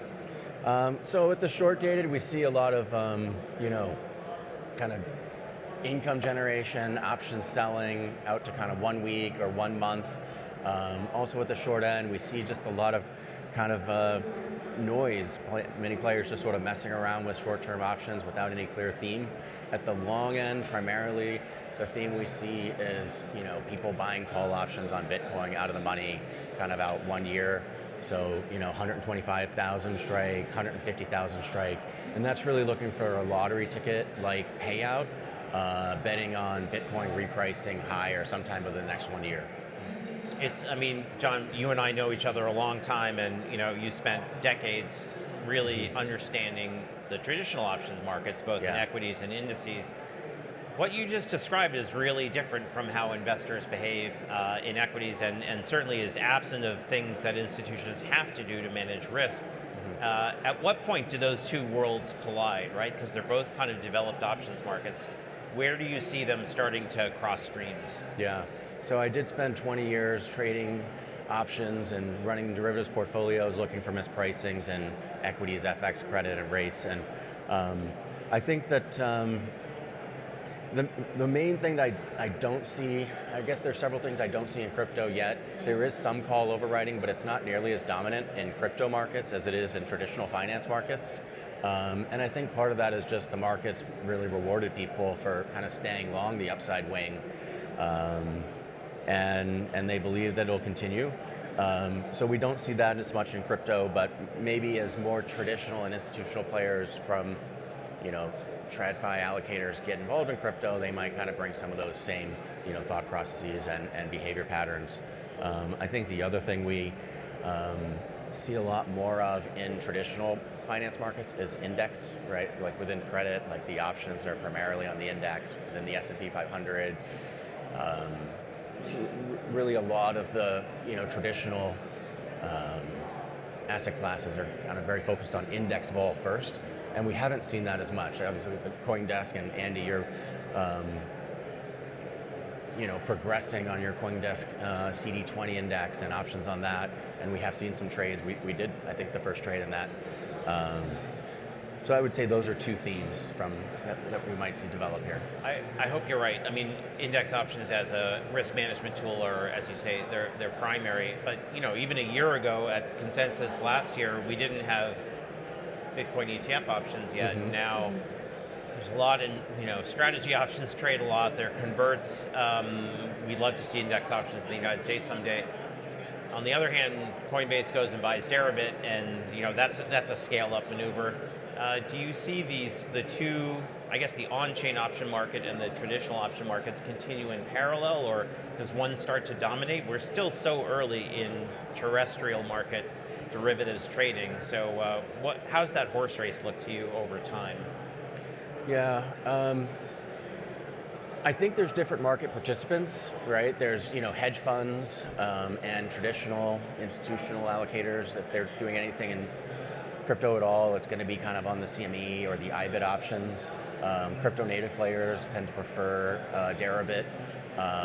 There's also Paradigm, which allows you to get kind of larger block trades done and multi-leg option structures. In terms of those merging, I think I might say there's probably a prerequisite for kind of more clear regulatory guidance, or maybe even legislation from Congress before you really see the CME and Deribit kind of merge into the kind of same thing. I think right now you can trade on either. There's good liquidity on both. Arbitrage in between them is something that can be done, but it requires a lot of focus and high-speed automation. It's more of a market-making game. So as an end user, I don't think you're getting a significantly different or worse price in one venue or the other, and just pick one. John, we gotta leave it there. I think we could talk about this forever, but unfortunately we are all out of time. Thank you so much for joining us at the desk. We'll see you around the conference. All right, thank you. That was John. GSR Chief Investment Officer John Laughlin. Let's now head over to one of the stages at Consensus. You're watching CoinDesk Live. This is actually sort of my spiciest take. We're on a yield-bearing stables panel here, and I think that whether the yield is endogenous, internal to the stablecoin, or you get the yield by parking your money in an institution may not matter as much as people think it does today. I mean, I would love to have more flexibility for entrepreneurs to build the products that people, businesses want to use. But ultimately, if you look at the verbs, the actions people take with stablecoins, it's they'll spend them, they'll send them to someone else, they'll save them, and maybe they earn with them. And for spend and send, it doesn't really matter if it's yield bearing, because it's a very fleeting moment. If the transactions now are less than 1 second, they cost less than 1 cent, and so we don't necessarily need to have yield for that really atomic unit of time.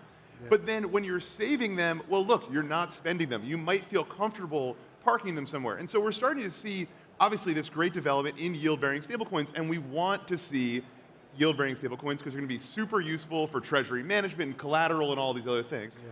But for a lot of users and a lot of use cases, you might feel comfortable leaving a stable with, I'll just say because it was a recent announcement from PayPal, leaving it in your Venmo or your PayPal account or some institutional version of that, where you can earn yield that's passed through from the institution that you're storing your stables with. So I just want to point out, like, there are other ways to construct this product that might mean that the two assets look a lot more fungible and they solve the same use cases, even though the yield isn't actually in the stablecoin. And just to add to that quickly, I mean, you see that with USDC and Coinbase, right? If you're leaving your USDC, depending on, again, regulation and what's allowed in your particular environment, but it's just not directly through the token, but they're paying you back on the back end for distribution effectively. So I fully agree with you. Yeah.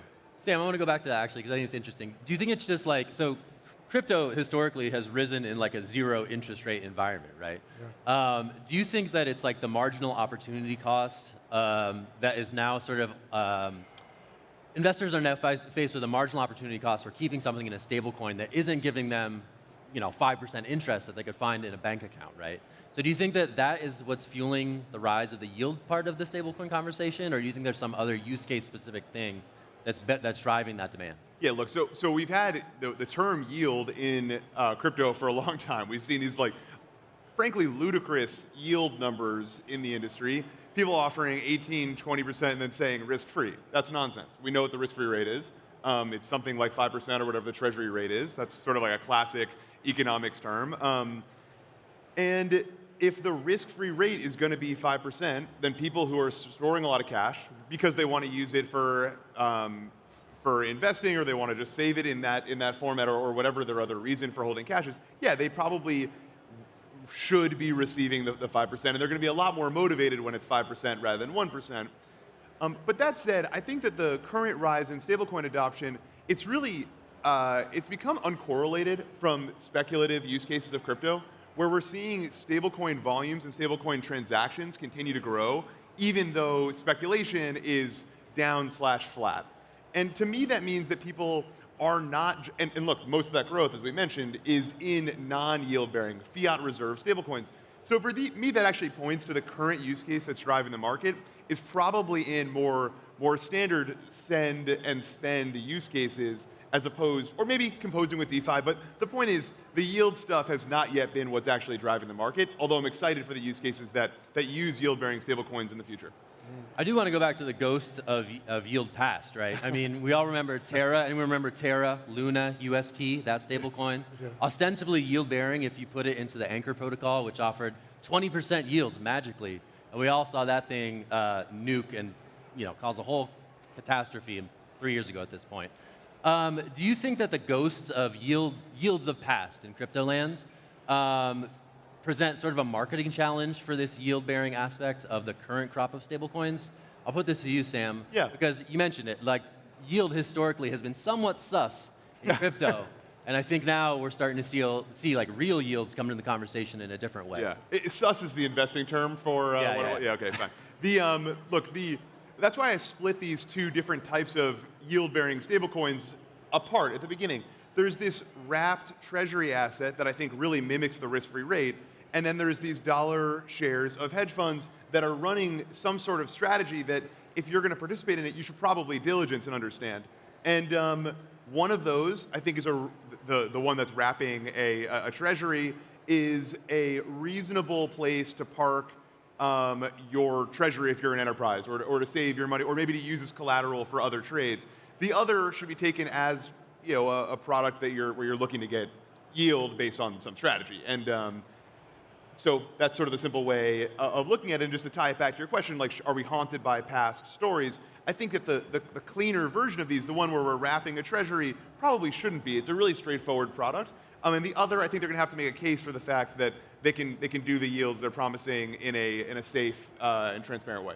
I think, though, this kind of gets to the regulatory point, right? Which is, for the most part, these treasury-wrapped stablecoins, these yield-bearing stablecoins are securities. And so as long as they're deemed securities by regulation, you're going to be very limited in the use cases that you can use them in, right? You can't use them in DeFi. You can't really use them to make a payment. You can't send them off platform into emerging markets and different things. And so I think we really need, if you're going to truly have yield-bearing stablecoins at scale, the use cases have to expand. In order for the use cases to expand, you have to have regulatory clarity. And until we get that, I think it's going to be challenging. As you highlighted, Zach, I think yield-bearing stablecoins are 2% of the market cap today, 2.5%. And I think that's what's really preventing them from unlocking, is the fact that there really isn't a good way to earn yield and use it. So if you're in a developed world, why not just hold your funds in a money market fund in your brokerage account, right? So I think that's the unlock that we need to see. Yeah, thanks for bringing us back to the regulatory pivot. I appreciate that. You did mention, people on the sidelines, right? Bank of America, others saying, hey, we need a little bit of clarity here out of Washington. Joe, I'm going to put you on the spot with this question. Do you feel like you have the clarity that you need as a state entity to go ahead and issue a token of this nature? Well, we are a state, we are a sovereign, and even though we are a sovereign, we still have to look at what the rails are for us to launch not only a stable token, but also a yield-bearing stable token. We've been looking at both and also working with legal counsel. We've looked at the OCC regs, Articles 8, 9, 10, and 12. We've been looking at MiCA, which is the European regulatory framework, and we're still waiting for the Genius Act to formalize. We see what Canada has done here, and they've identified these to be securities, and we're trying to, pool all of that information together to build something that is suitable to the marketplace, that won't trip us up when we're, go out to market. Getting back to the yield-bearing tokens, we have been analyzing all the yield-bearing tokens that exist out in the marketplace, and I think over time, in order for this segment to grow further, there's going to have to be an understanding of the risk parameters that generate a yield that's anything over a treasury. So if it's between 20 and 30%, there's got to be risk parameters and a framework to understand what's going on, and you can disseminate that to the investing public so they can make better decisions about their investments or the transactions of monies. Got it. All right, we have a few minutes left. We had a semi-spicy take already, so now we're going to move to the galaxy brain take section of the conversation. What do these things enable? What use cases are we going to look forward to in 2 to 3 years that are unlocked by this concept, maybe of the endogenous stablecoin that bears yield in a crypto native? Yeah, sure. So actually, I think that Ben, you made a point. Like, you're in a sophisticated market like the U.S. Why not put your money in a money market fund? Like, that's a reasonable alternative, and people should consider it, like if that fits their needs. Well, there's things that you just cannot do with a share of a money market fund today. You've got lockup periods. You can only trade between 9 and 4. You've got contracts to write and people who have to review them, and you don't get this programmatic, permissionless flexibility that you get with crypto. And so what we're seeing use cases that probably are not the ones that bring people to this conference today, but maybe should be, which are things like, you are a large company, you need to write hedge contracts against something, your delta, and you've got to hedge against the price of jet fuel. Well, today, you're going to be moving collateral from underwriter to take out options against those prices. This is like sort of an esoteric thing, but what we're realizing is that they're being incredibly capital inefficient today because they've got to store excess capital with each of the providers they're writing options against. I know there's a lot here, but what we're excited to see is people be able to move collateral mobility, so they can just be much more collateral efficient as they manage their treasuries. That's at an institutional scale, but I think individual investors and people will feel similar use cases as we move sort of down the complexity ladder and make these use cases more accessible to day-to-day people. Yeah, Matt, same question to you. What's the next chapter here? What do you see this evolving into? Yeah, I mean, I would really just echo that. Like, it just removes friction. I think it's very, very prominent and obvious for folks that operate on-chain businesses, whether you're a DAO, whether you're a protocol, whether you're a crypto market-making firm. Just the frictions of moving between your crypto holdings on an exchange to a brokerage account it's not easy. There's frictions there. It takes time. It's expensive, and so I think at least that's really the most important thing I think for now. Yeah. And Joe. Yeah, absolutely. So in the state of Wyoming, we're going to be launching pilot programs. We're going to go through, I mean, the S&P 500 has 11 sectors. We're going to go through each and every one of those. We've done a lot of that work already. We're going to work with financial institutions, all the retail businesses in the area, and see where this is mostly applicable across all those sectors. And we're looking also to service those that are unbanked and also the ones that are really receive the less service. Getting back to your money market point, one of the other constraints are minimums across all mutual funds, 3,000, 5,000, 10,000. There's a lot of people that don't have access to the financial instruments that we enjoy every day. Maybe a final thought. Yep. So we haven't talked at all about other fiat currencies on blockchains. I think that that's really, really interesting. Today it's denominated by US dollars, but at BitGo we're having conversations with firms in Canada, in the Middle East, in Latin America that are saying, hey, I want to put a peso, I want to put a Canadian dollar, I want to put these other instruments on blockchains, and that becomes really, really interesting when you think about how these interact with each other and how it transcends commerce and payments. So super fascinating times. It is. Interesting times indeed. Thanks for closing on that note. Thank you to our panelists. Let's give them a big, warm round of applause. And thanks to you all for being here. Have a great consensus. See you.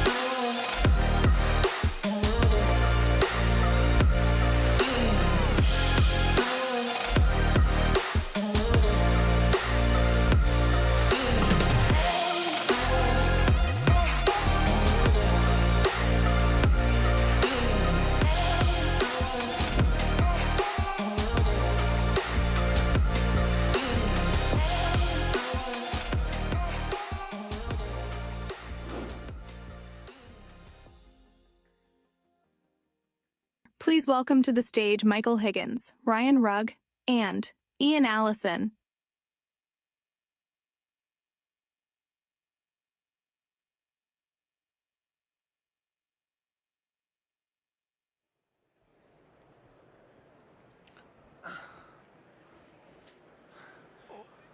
Hello, everyone. Oh, yeah, this is working because it just about fell off. My name's Ian Allison. I'm a reporter at CoinDesk. I've been there since 2018. That's a fun fact. I'm going to let the panelists, my esteemed panelists, introduce themselves. I'll start with you, Ryan. Go right ahead.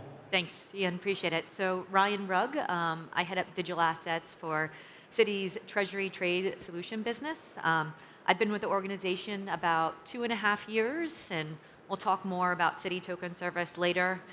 Prior to Citi, I worked for IBM, where I was head of their digital asset practice for the Americas, and we launched CBDC, identity projects, as well as several others. And then prior to that, worked for R3, fintech startup in the space, where we developed Corda. I was employee number 20, so I got to do everything from sweeping the floors to helping build, Corda, as well as go to market. Mike, go ahead. Can you hear me through this? Yes. I can hear you. It's better, I can hear you. Mike Higgins, I'm the International CEO and Global Head of Corporate Development at Hidden Road Partners, based in London. Prior to helping set up Hidden Road 6 years ago, I spent over 20 years in electronic trading, multi-asset, and the bulk of my time in the foreign exchange markets. Very briefly, on Hidden Road, we are a multi-asset PB and clearing firm that was set up and funded by the buy side, so a sell-side business funded with buy-side capital. Over the past 6 years, we've been razor focused on improving the technology behind the core infrastructure of PB clearing and margin financing in traditional markets, and applying those same applications and practices into the digital asset space. Ultimately, as a PB, we do one thing: we provide access. It's access to two things: access for counterparties to trade across the entire liquidity landscape unencumbered, and then access to balance sheet to trade across that in a capital and cost-efficient way. Recently, Ripple's in process of acquiring Hidden Road, and so that certainly helps us unlock the ability to deploy more capital against counterparties in existing asset classes as well as digital assets. Nice. Ryan, Citi have been, people probably know this, Citi have been in this space for a long time. But you recently launched the Citi, I'll get the name right, Token Services. Yeah. Talk about Token Services, what's new, what problems are you kind of solving, and so on. Yeah. So when I joined Citi 2.5 years ago, we had been working on a lot of projects on various networks with the Regulated Liability Network with the Fed. Now it's kind of matured into Project Agora. But to be able to connect to a network, you first have to be able to move a token safely and soundly around the four walls of your institution. So last year we launched what's called Citi Token Service, and it was based on the thesis statement that our clients gave us. They wanted 24/7, 365 payment and liquidity, regardless of bank holidays, regardless of cutoffs. Where if you think about the traditional market, if it's 5 p.m. in New York on Friday, it's 5 a.m. in Singapore, and typically you couldn't send money. So what our treasurers do of our multinationals is they park this money early in the day, or to make sure that the money's there. And now you can do it just in time. So if it's Friday night, if it's Saturday morning, you could send money.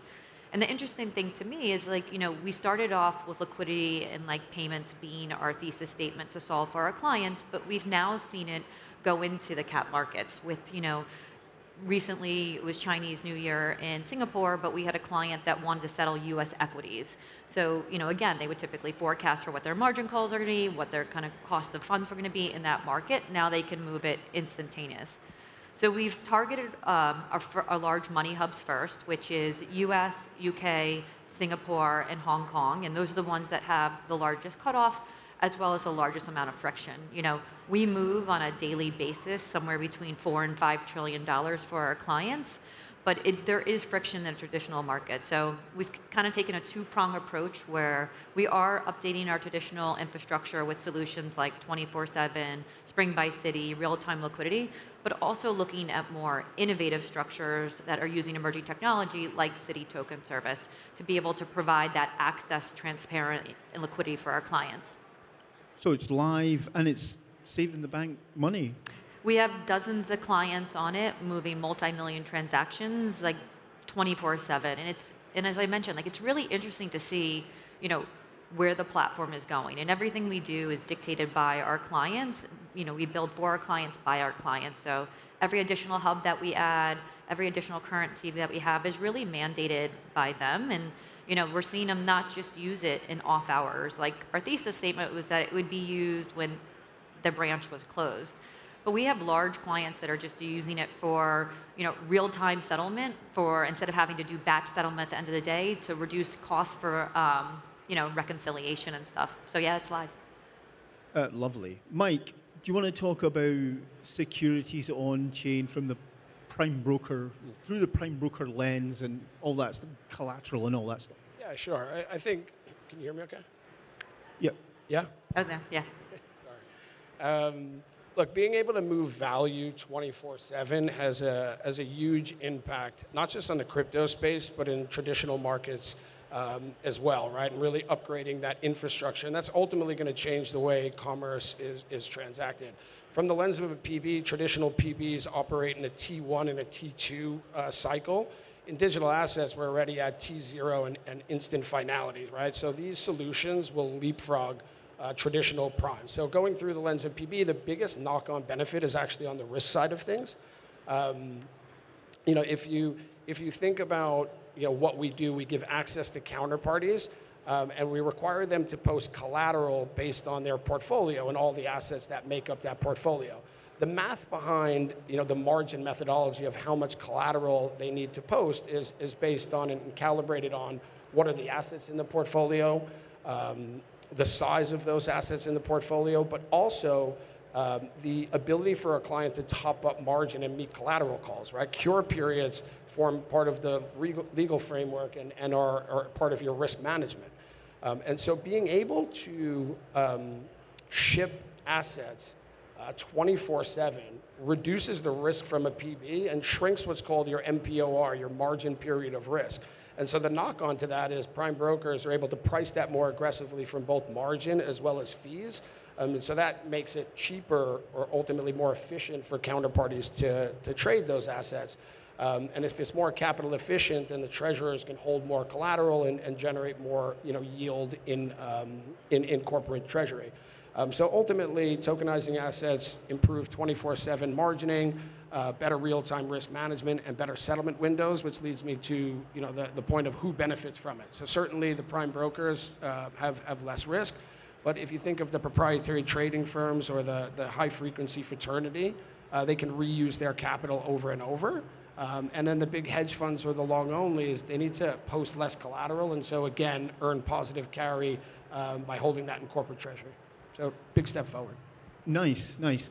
And the Ripple deal, do you want to, in the context of securities online and on-chain and all that stuff, but I used to report on, who's going to be the main crypto PB, and there was lots of companies jostling for that position, who's going to, in that.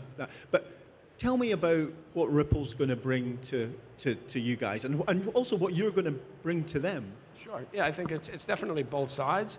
But I think it's important to take a step back, right? Prime brokerage, clearing, and margin financing has really been a facilitation business built into banks over the last 30 years. Since 2008, that's a sub 5% return on invested capital. And so you can see this in a number of areas. The number of FCM, GCMs on a CME in 2008 was 153. There's 61 left in the world.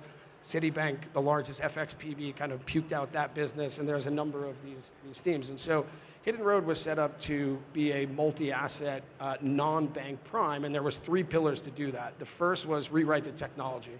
Banks are organized very vertical, right? So you have a clearing system for equities, a clearing system for foreign exchange, a different clearing system for listed derivatives, and certainly nothing in the crypto space. And so we wrote a single horizontal clearing infrastructure using modern technologies, and that's important. It allows us to manage risk, cross-asset, cross-process, real-time, 24/7.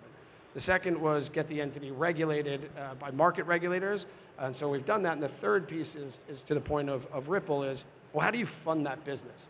Banks have been predicated on rehypothecating client collateral to fund prime businesses, which is part of the reason they have punitive capital charges under the likes of Basel III. And so we looked at public markets versus private markets and said, right, we'll fund it with private credit, which has been funding businesses. We took about $500 million and deployed that. We ended up with a supply-demand problem. And so late last year, we said, right, time to solve that supply-demand problem. Let's go look for capital. It coincided with the change of administration in the US, which had a positive tone in digital assets into our business.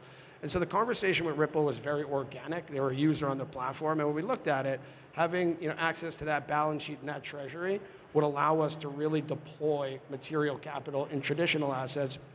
And in the crypto space, that infrastructure has not really existed. And so solving that gap to put real balance sheet in the digital asset space will allow real, true institutional adoption. So that's on the Hidden Road side. There's 2 knock-on benefits. One is we'll be able to lend a little bit more XRP, and 2 is Ripple's stablecoin made its debut end of last year. And so being able to use that as good collateral and accept that on a 24/7 basis is a major step forward. Looking at it the other way, Ripple's an L1. And so, getting more assets on chain is a big important piece. Hidden Road runs a very large traditional market business, so cross-border payments and foreign exchange, we do about 30 billion a day. And then our fixed income business, starting with repo, being able to move that on chain are things that we're looking at collectively. But exciting development with Ripple. Sorry, did you say XRP is going to be used as collateral? Well, we already accept digital collateral as good collateral, and I'll give you a really good example. Today, there's many firms trading basis, right? So they'll trade Bitcoin spot against CME front-month futures. None of the bank FCMs, or even non-bank FCMs, can take Bitcoin as good collateral and finance span margining on the CME. Go back to XRP, you have ETFs that are there, you have CME futures coming online, and so taking XRP spot as good collateral and providing finance against it is certainly part of the playbook, and I think all the trading firms out there will benefit from that. Great partners. Ryan, I used to write a lot about enterprise sort of blockchain, old, in the crypto space, and there's always this idea of public versus private, and the banks are more comfortable on sort of very private blockchain, some of them. But this seems to be changing. Do you want to talk about where we are now with the public versus private debate? Yeah, it's definitely been a journey. I think back to 10 years ago at R3, and when we initially started our journey in that space, we were looking at Ethereum and different public chains, but due to the compliance, KYC, AML sanctions that large enterprises have to abide by, we couldn't be on the public chain. So hence why at R3 we built Corda, and you've seen other kind of private permission versions of platforms kind of evolve since then. We are on a private permission version of Ethereum because, that was all that was compliant for us. Like, Citi's not going to operate in the gray area unless there's clear legislation and rules and regulation about being on public. Like, large enterprises like Citi can't do that. So I think that the technology has definitely matured a lot in the last 10 years, but we still do see vulnerabilities and like bridges and the whole interoperability between different public chains. So I think that it still needs to evolve, but in the meantime, we are on a permission version of Ethereum with the aspirations of, depending where regulation goes, to make sure that we provide the best services for our clients. So I think it has developed a lot, and I think more to come kind of out of DC in the next, hopefully, couple of months. Really great. And talking about the kind of cash leg tokenized, we used to report on JPM coin a lot. I know that JPM have changed. They've rebranded it. Nobody wants to be a bank coin, it's not. And actually, going way back, I actually did a story about Citicoin because there was a kind of proof of concept, let's just say. Because I remember I did that story in 2015, and I know that you don't do a Citicoin. It's a Citi token services. But the question is, interoperability between banks. You talk to the JPM guys. I know you work with them, Project Guardian and stuff. Where are you with interoperability? I mean, we already started. We started with the network play before we actually had Citi token service. So we were working with the Fed on the regulated liability network way before we even had a Citi token. And we've made some very different design decisions. When I was at IBM, I advised a bunch of different banks in this space, and you don't need a blockchain if it's just going to be an internal token. We've always had aspirations of connecting externally. And the thesis statement that our clients want is they want multi-bank, multi-border, multi-currency, always on liquidity and payment. Like, why does money not match the speed of the internet, right? So like, how are we going to get to that evolution? And it is going to be multi-bank. It is, and we're part of several initiatives that are working on this and trying to drive that forward. But, I also believe success breeds success. So, right now, being able to be live and adding value to our large multinationals that operate on a 24/7 basis to be able to move their cash across our 90+ branches actually adds a lot of value to them. It adds a lot of transparency and value, and they don't have to, forecast money to the different regions across the globe, that they can just do it instantaneously. So yeah, I think interoperability is important. We're actively involved in several initiatives around this space about, and I joke with the team, if I had $1 for every network that approached me to join, I could retire. So it's definitely been on the forefront of our mind.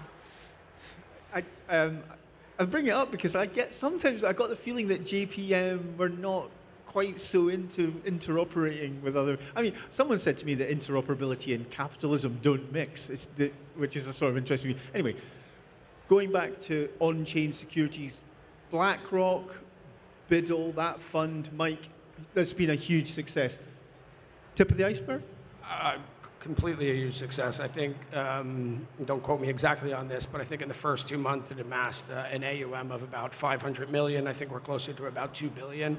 But it's the play on, or piggyback on what Brian was just saying, right? It's the ability to move collateral 24/7. But one of the key components of this is moving collateral that pays positive carry, right? Like gold is a non-carry asset. So if you look at investment portfolios, gold is a small portion of it, right? It doesn't pay interest.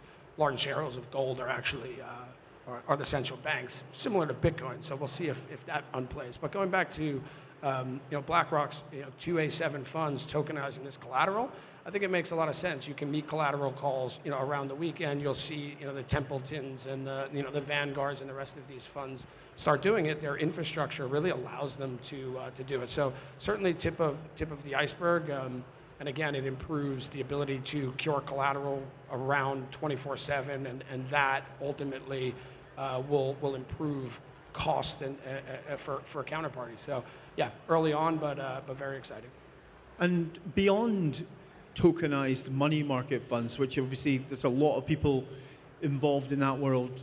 Ryan, I mean, I did a story recently about Citi, and they're doing pre-IPO shares. And interestingly, going back to R3 and the R3 guys, who are great, by the way, they work with SDX, the Swiss exchange. So where are you guys at the bank looking beyond money market, other things, credit, stuff like that? Yeah, so our issuer service business, as you mentioned, recently formed the partnership with SDX on, later this year, having the access to pre-IPO shares. I think it's, to our strategy, and similar to you, it's build by a partner. We're not going to build every solution out there that our clients want. We are building Citi Token Service. I think it's foundational to be able to move, cash around instantaneously instead of having to go back to TradFi rails for our clients, but also partnering, and right here, our clients want access, transparency to pre-IPO shares. So being able to partner with an organization like SDX to do that, and I think that's going to continue in this space. These partnerships with large enterprises, as well as our venture cap team has a big book within this space also that we're going to invest in these companies also, because we're not going to build every solution out there, and I think that's important for the future. Really good. And Mike, where do we draw the line? We're going to tokenize everything that's got any kind of value.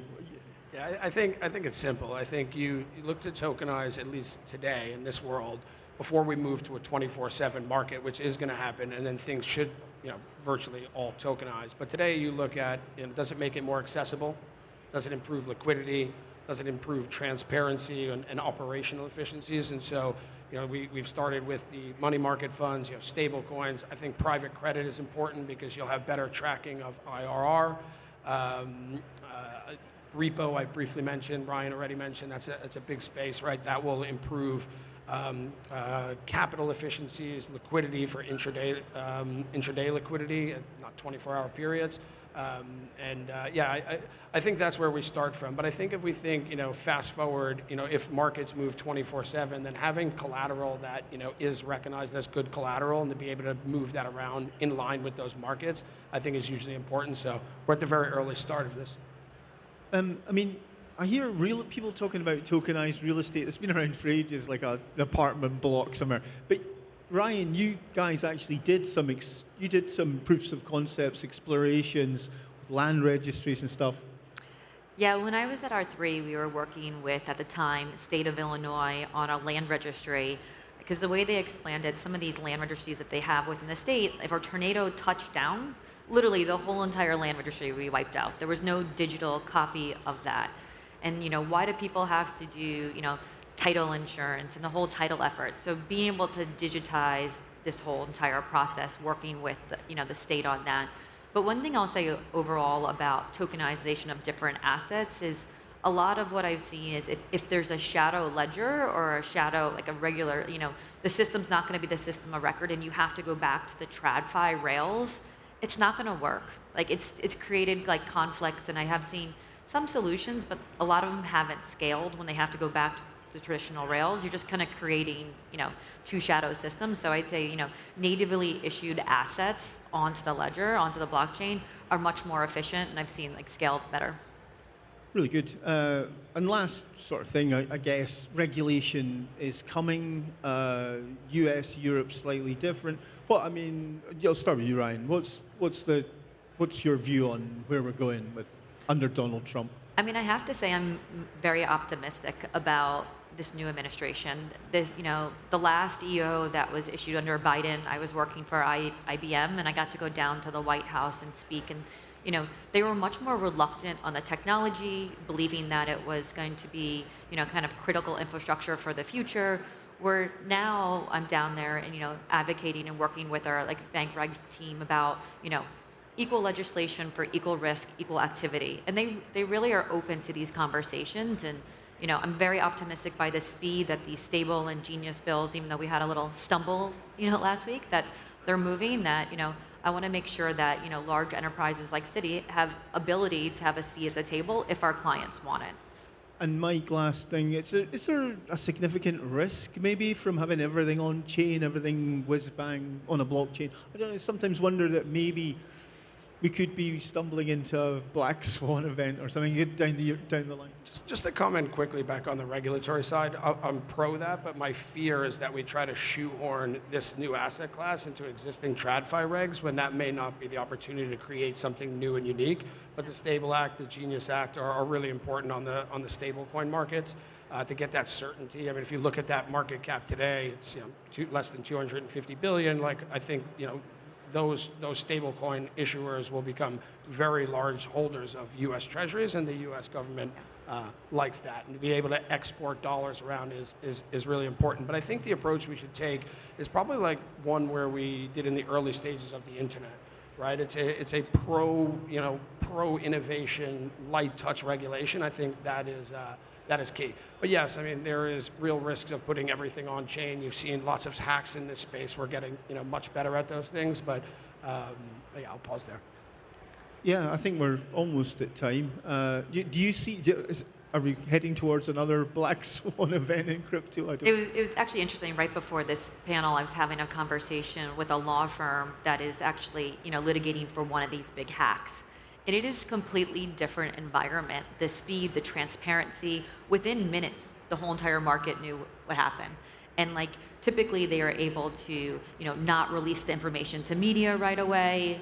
It's completely changed. So I think the whole dynamic of the market and the speed and transparency that this adds is changing the way financial services can be done. Well, listen, Bybit was a perfect example of that, right? The hack was immediately known. Yeah. If you think about, 2008 and Lehman Brothers, you didn't know what was happening for days. We knew pretty quickly. Ben was out there and solved that, right? That's hugely important. So I think there's more positives to this than drawbacks. Yeah, the Bybit hack and OKX on hand to launder the funds. Anyway, both great sports. Thank you so much, both of you. Really appreciate it. Thank you.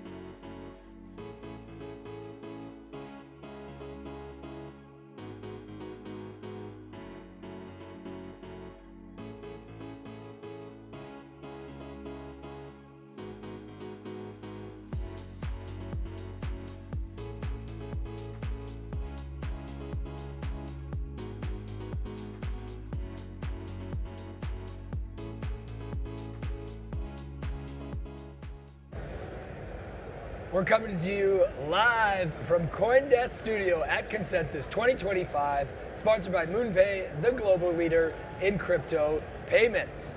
GM, good morning. Welcome to the Milk Road Show on CoinDesk Live at Consensus. As I said, we got Kyle in the house. We're going to be talking all about what is happening in markets, what's happening in macro, and where we see the opportunity for crypto investors for the rest of this year. Now, if you are a CoinDesk follower, you might not know myself and Kyle. We're the co-owners of Milk Road, a media company that produces content for crypto investors. We have a daily newsletter, podcast. If you do know us, thanks for showing up again. Great to see you. Always good to be back. Today, we're going to discuss a few things. Should you be buying, should you be selling, or should you be holding right now? What are you doing with your crypto assets? Macro, what's going on in macro? Trump, China making some deals. Is all the macro noise over? Can we move on from that and forget about it?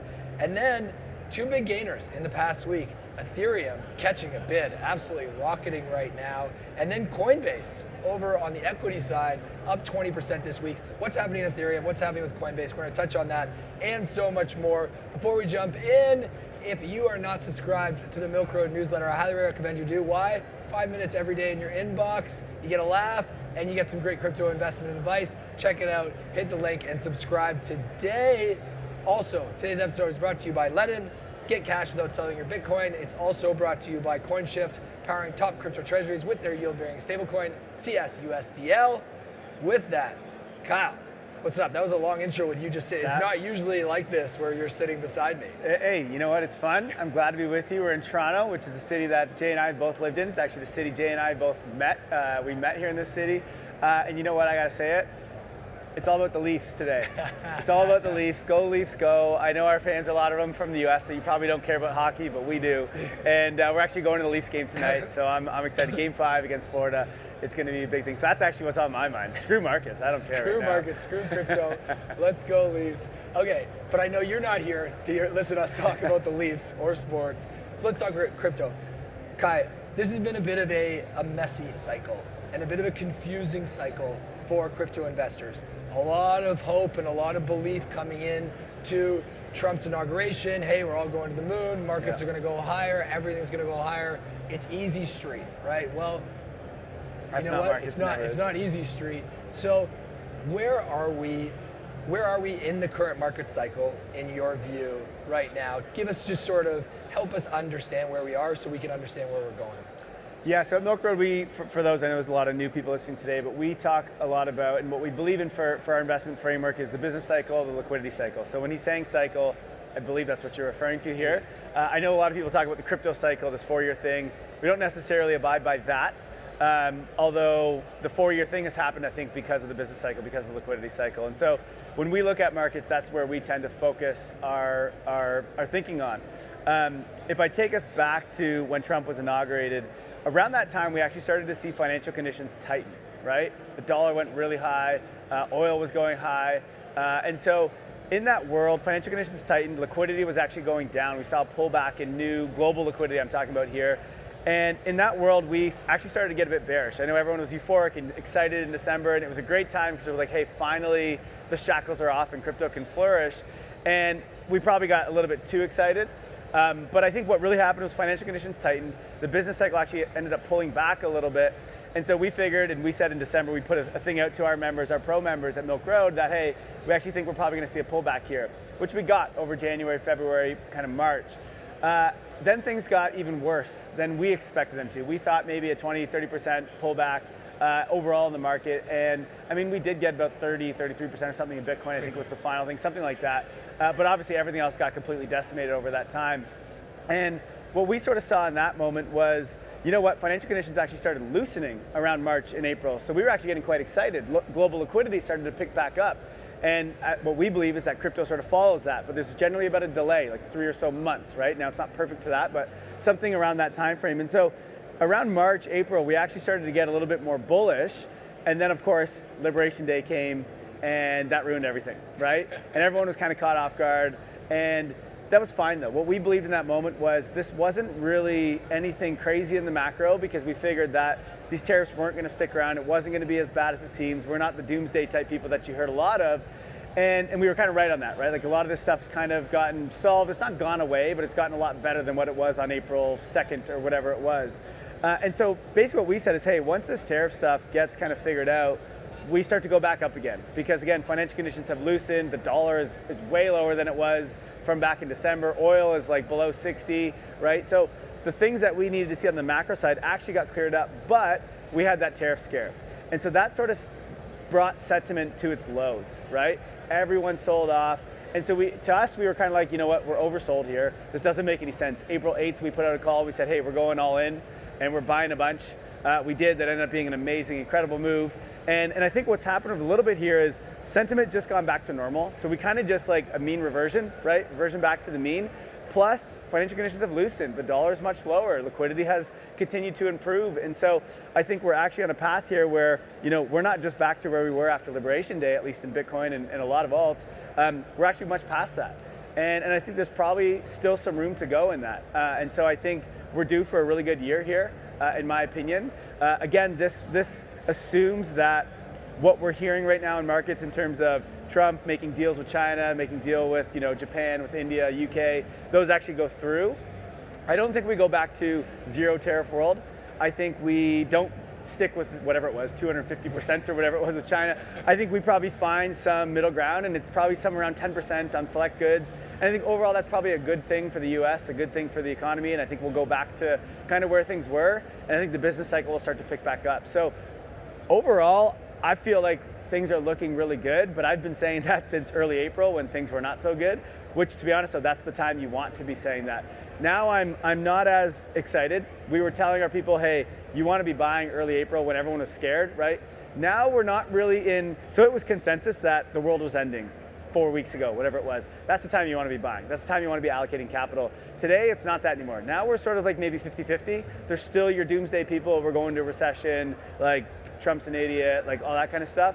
And then you have the other 50% that's like, hey, we're back and we're good and we're so back. And so in those moments, I'm not necessarily like flooding into markets at this point. And I don't think anyone really should. We've obviously had a huge run over the last couple of weeks. But I think, you know, over time, over the next 6 months or so, things do look pretty good. And I think there's a lot more room to run here in crypto and equities. I love the bullishness. The only thing Kyle's more bullish on the crypto is the Leafs right now. Everybody the past few months has turned into a macro expert. Like every group chat I'm in, everybody's just all of a sudden, all we're talking about is tariffs and macro and central banks and what's the Fed gonna do and trying to predict things that are quite honestly very, very difficult to predict, next to impossible. Are we at the point now where we can stop being macro experts? Like, is it over? And when I say is it over, the show goes on, obviously, and the politics will continue and these deals will continue to be made and we'll be watching. But can we sort of pay less attention to that in our investment strategies?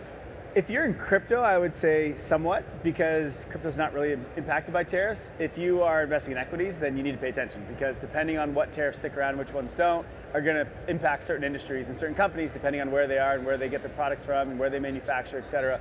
So it's a more difficult outlook and world for US equities. And crypto, not so much. That said, I think macro always matters. I think this is what happens is people forget about the macro during good times, and that's when all of a sudden they get caught off guard, right? And they get caught offside. I think that's what happened back in 2021, right? Everyone was so euphoric, so excited, and then it was like, hey, we're raising rates, we're doing QT, and everyone's like, bull market continues, and it was like, well, obviously not, right? Like liquidity is about to leave everything. And so I think, look, it's not going to be as front and center as it was the last few weeks, because you don't have Trump holding up a big sign and taxing the world, tariffing the world. I think that's kind of where we're getting, that's alleviated. But I think it matters, because if you want to know where things are going next, then I think it really is all about macro. Crypto is a macro asset. And so if you want to understand if we're going, you know, Bitcoin's going to do well or altcoin's going to do well, you got to understand the business cycle. You got to understand liquidity. And so, look, as I said, I think there's room to run here. And so maybe you don't need to pay attention to it every day.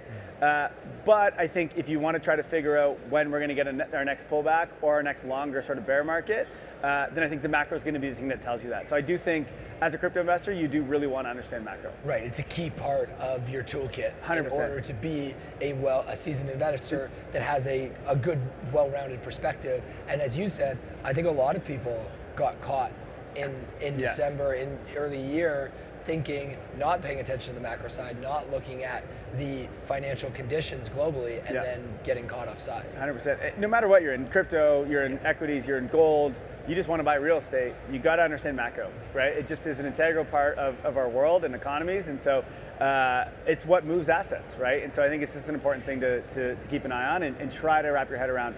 I know it's not easy. Macro is a very difficult, complex subject, but I mean, Milk Road will help you. We're launching actually Milk Road Macro in the coming weeks, and so there's our simple version to help you guys keep an eye on macro, so keep an eye on that. That'll be coming out soon. I wasn't even trying to plug us, but thanks. No, I got you. Thanks for plugging that. That's what I'm here for. Okay, let's talk about ETH. We got to talk about ETH for a sec. As we record, almost at $2,600. Okay. It's up 60% in the last 30 days, 50% in the last 14. Just catching a bid right now. What's your take? For me, I think this is a mean reversion. It was so oversold, right? And there was so much hate. You see it on Twitter, you see it everywhere. Just everyone hates it. And it doesn't really make sense, the hate for it, right?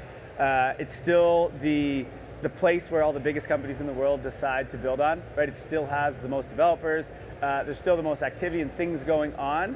I know, of course, Solana's doing well, and there's Sui, and there's all these others that are coming up as well. So, I'm not saying it's the only show in town, but it's still the biggest, longest standing, has the most liquidity. It's the largest by a long shot, and so, all the FUD, all the doomsday stuff doesn't really make sense.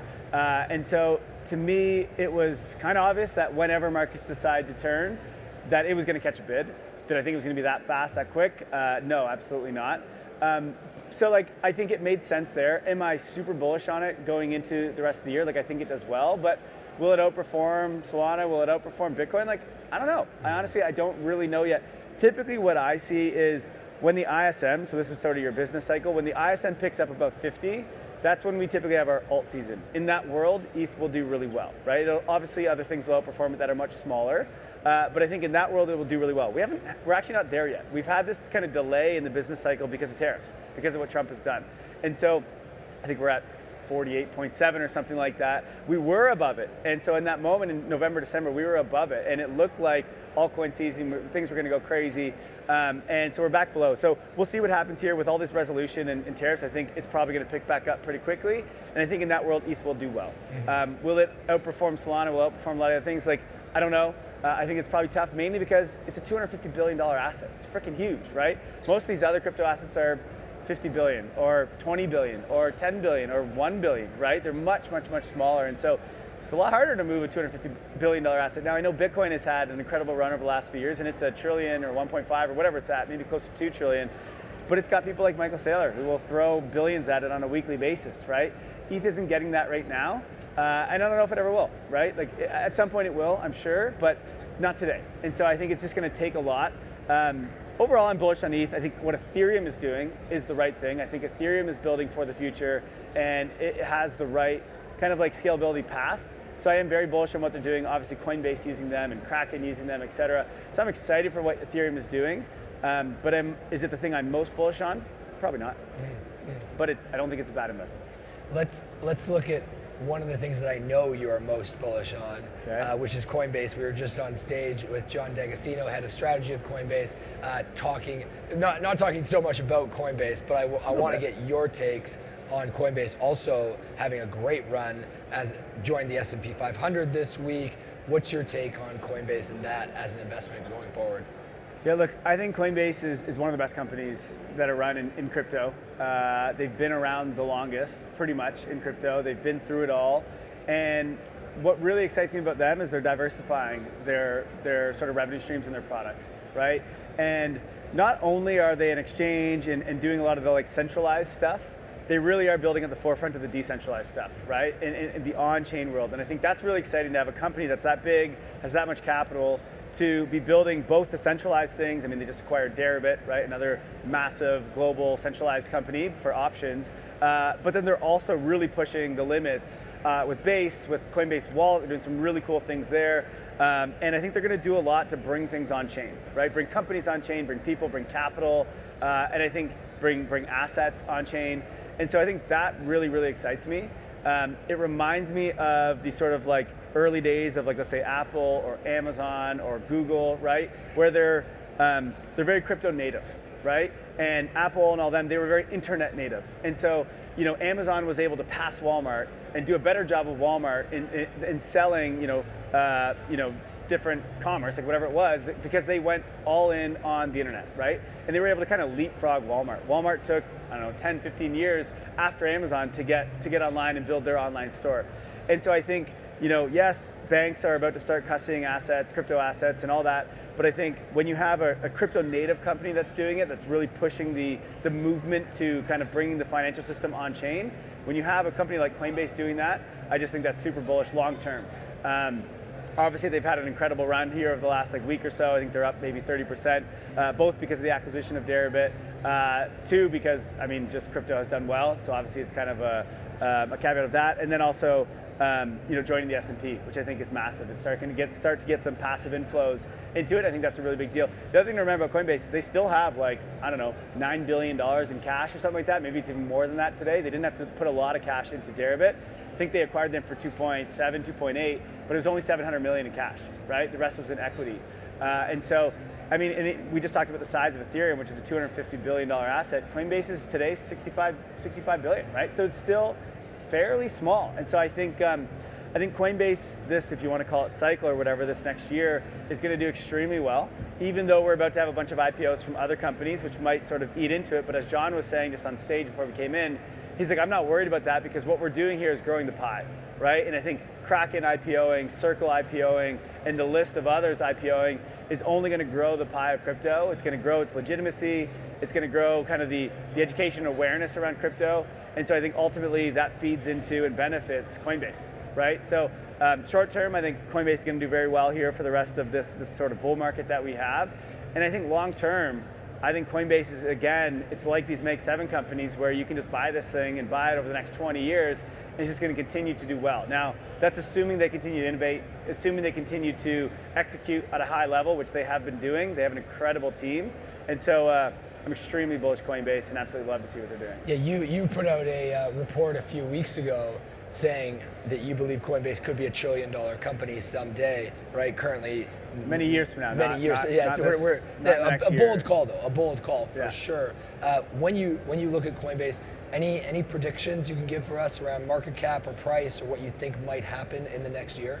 Oh, in the next year, I don't know. I don't like to do predictions in the short term. I forget what it even is at right now. Maybe 250, 260. It's about 260, yeah. Yeah, 260. I mean, I think it's going to be one of the best performing stocks, and that's not even just in crypto. I think in general of the year. And so I think it's going to do multiples over the next year, which it's done also the last couple of years. But I think it's got a lot of room to run here. I think there's a lot of capital that is ready to flow into crypto. And I think a lot of that capital, which is the institutional level, right, the kind of TradFi level, a lot of them aren't going to come into these like $500 million, billion liquid tokens, right? I think that's just not the norm for them. They don't really understand that. What they do understand is revenues, business models, right? They understand Coinbase's business, or at least they can wrap their heads around it if they put in a little bit of effort. A lot harder to wrap their heads around something like Solana or Sui or like whatever DeFi protocol. And so I think with that, the large amount of capital that's coming in, obviously that's going some to the ETFs, but I think they're going to want to go into assets outside of just Bitcoin, and I think Coinbase is going to be the number one option for them. And so I think it's going to do really, really well here over the next little while. It brings up a very interesting question for investors right now, which is, what is the better trade for the rest of this cycle, however long this cycle might be, I think, and you can tell us rough timing, but I'm guessing you're going to say somewhere in the 6 months to 18 months is how much longer we have in this cycle. What's the better trade? Is the better trade a crypto stock like a Coinbase or a Robinhood, if you would consider Robinhood a crypto stock because of how much crypto activity it does? Or is it a major altcoin like an Ethereum or a Solana? I just asked you this question on stage, but I want to ask it again because I think it's a very interesting question right now. I think where you need to be paying attention to right now is revenues. Who is actually driving revenues in crypto, which there's not a lot of companies doing it, okay? Not a lot of like protocols that are doing it, but who's bringing revenues and who's using that to buy back their tokens or their equity, right? Coinbase is actually doing that. They have a ton of revenue. Obviously, I think they had close to $2 billion in last quarter. And they're using that to buy back their shares of their company, which is fantastic, or to buy other companies. And so it's very obvious what's going on there. They're generating a ton of revenues. That's growing over time. And so I think that's huge.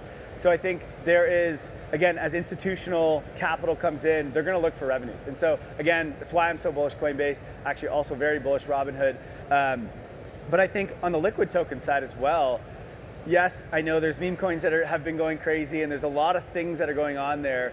But I think, again, as institutions do come down that risk curve and they want to come into liquid tokens, they're going to be looking for which things generate revenue.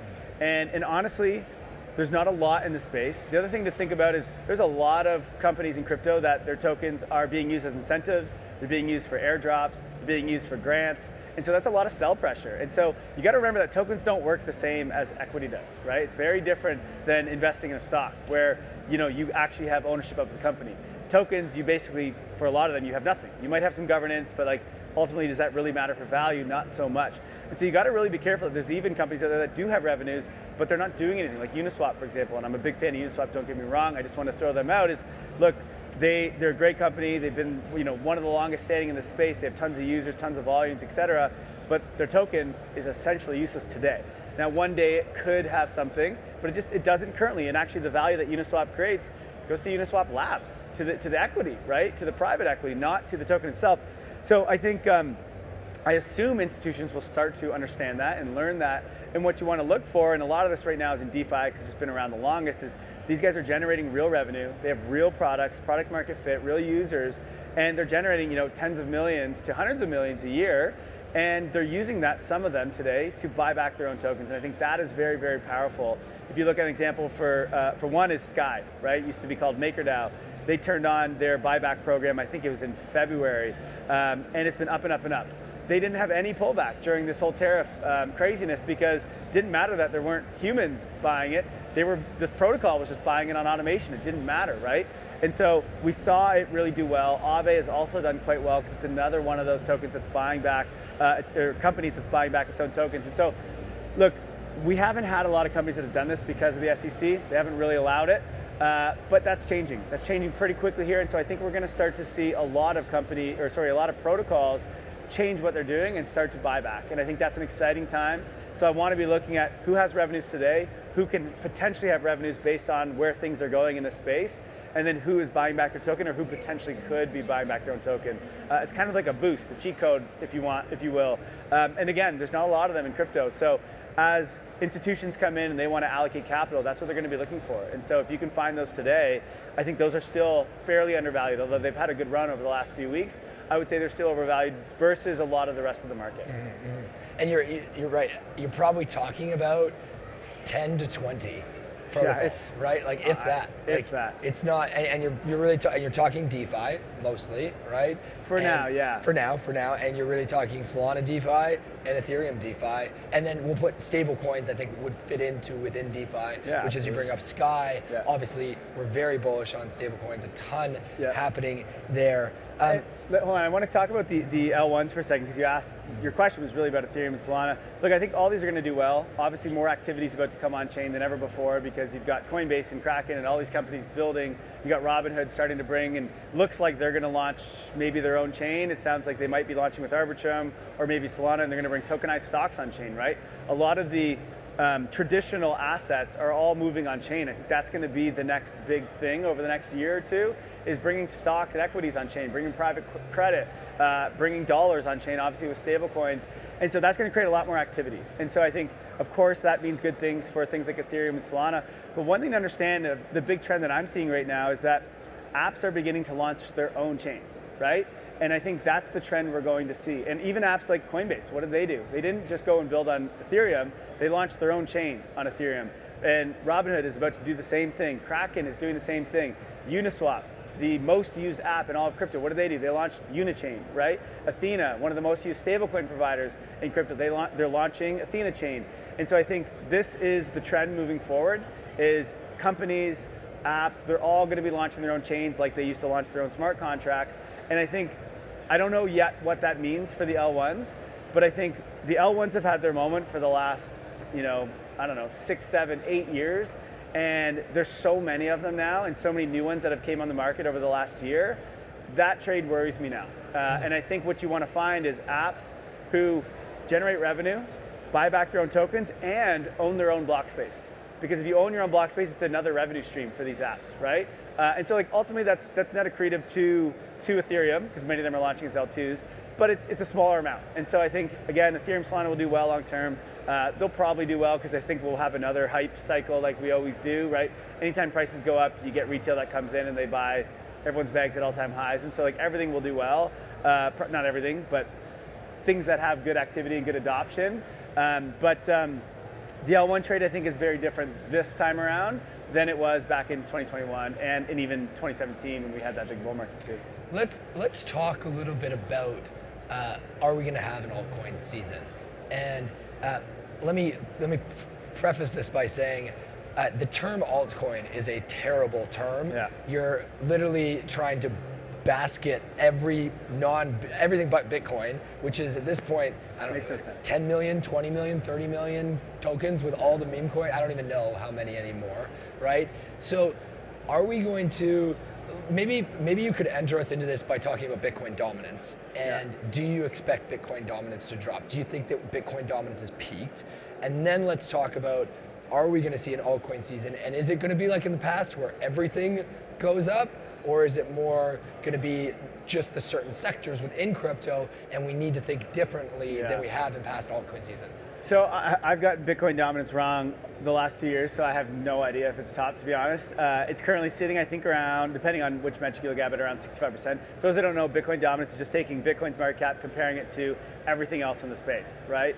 And so typically what happens is kind of usually about 3/4 through the bull market, Bitcoin dominance tops. It doesn't mean that Bitcoin doesn't go up anymore, it still does, but you have ETH and all the others that start to outperform. And so Bitcoin's still going up, but its dominance, or its like ratio versus the rest of the market cap, starts to go down. And I think it's gone down usually around to about 40 or maybe a little bit below.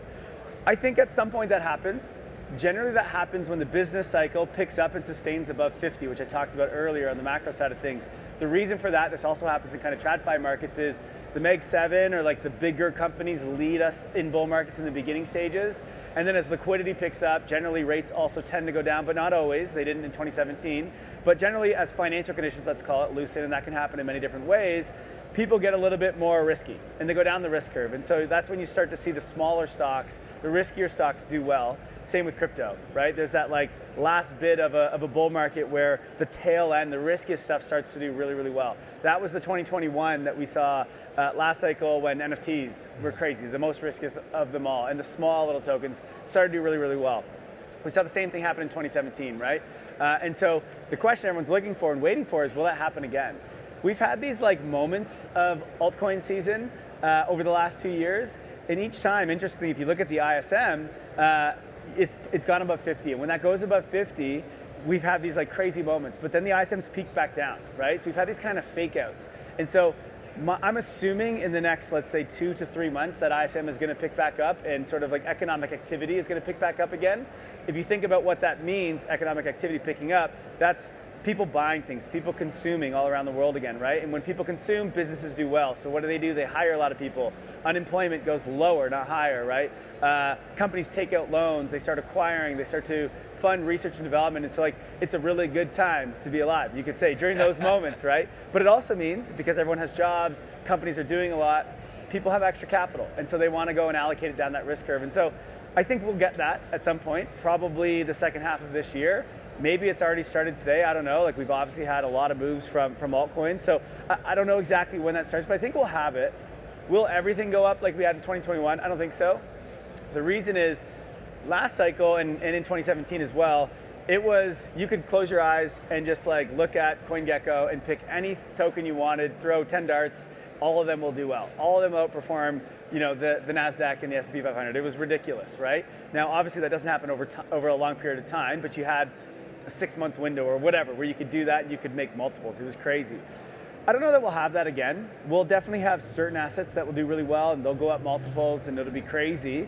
But we now have millions of tokens, right? Millions of them. Now, most of them are just meme coins. They're not even a project tied to it. So like certain of those will do well. Meme coins, I don't think those have gone away. And we've already seen it. If you look at the metrics, those have come back like crazy. Pumped Up Fund is generating a ton again.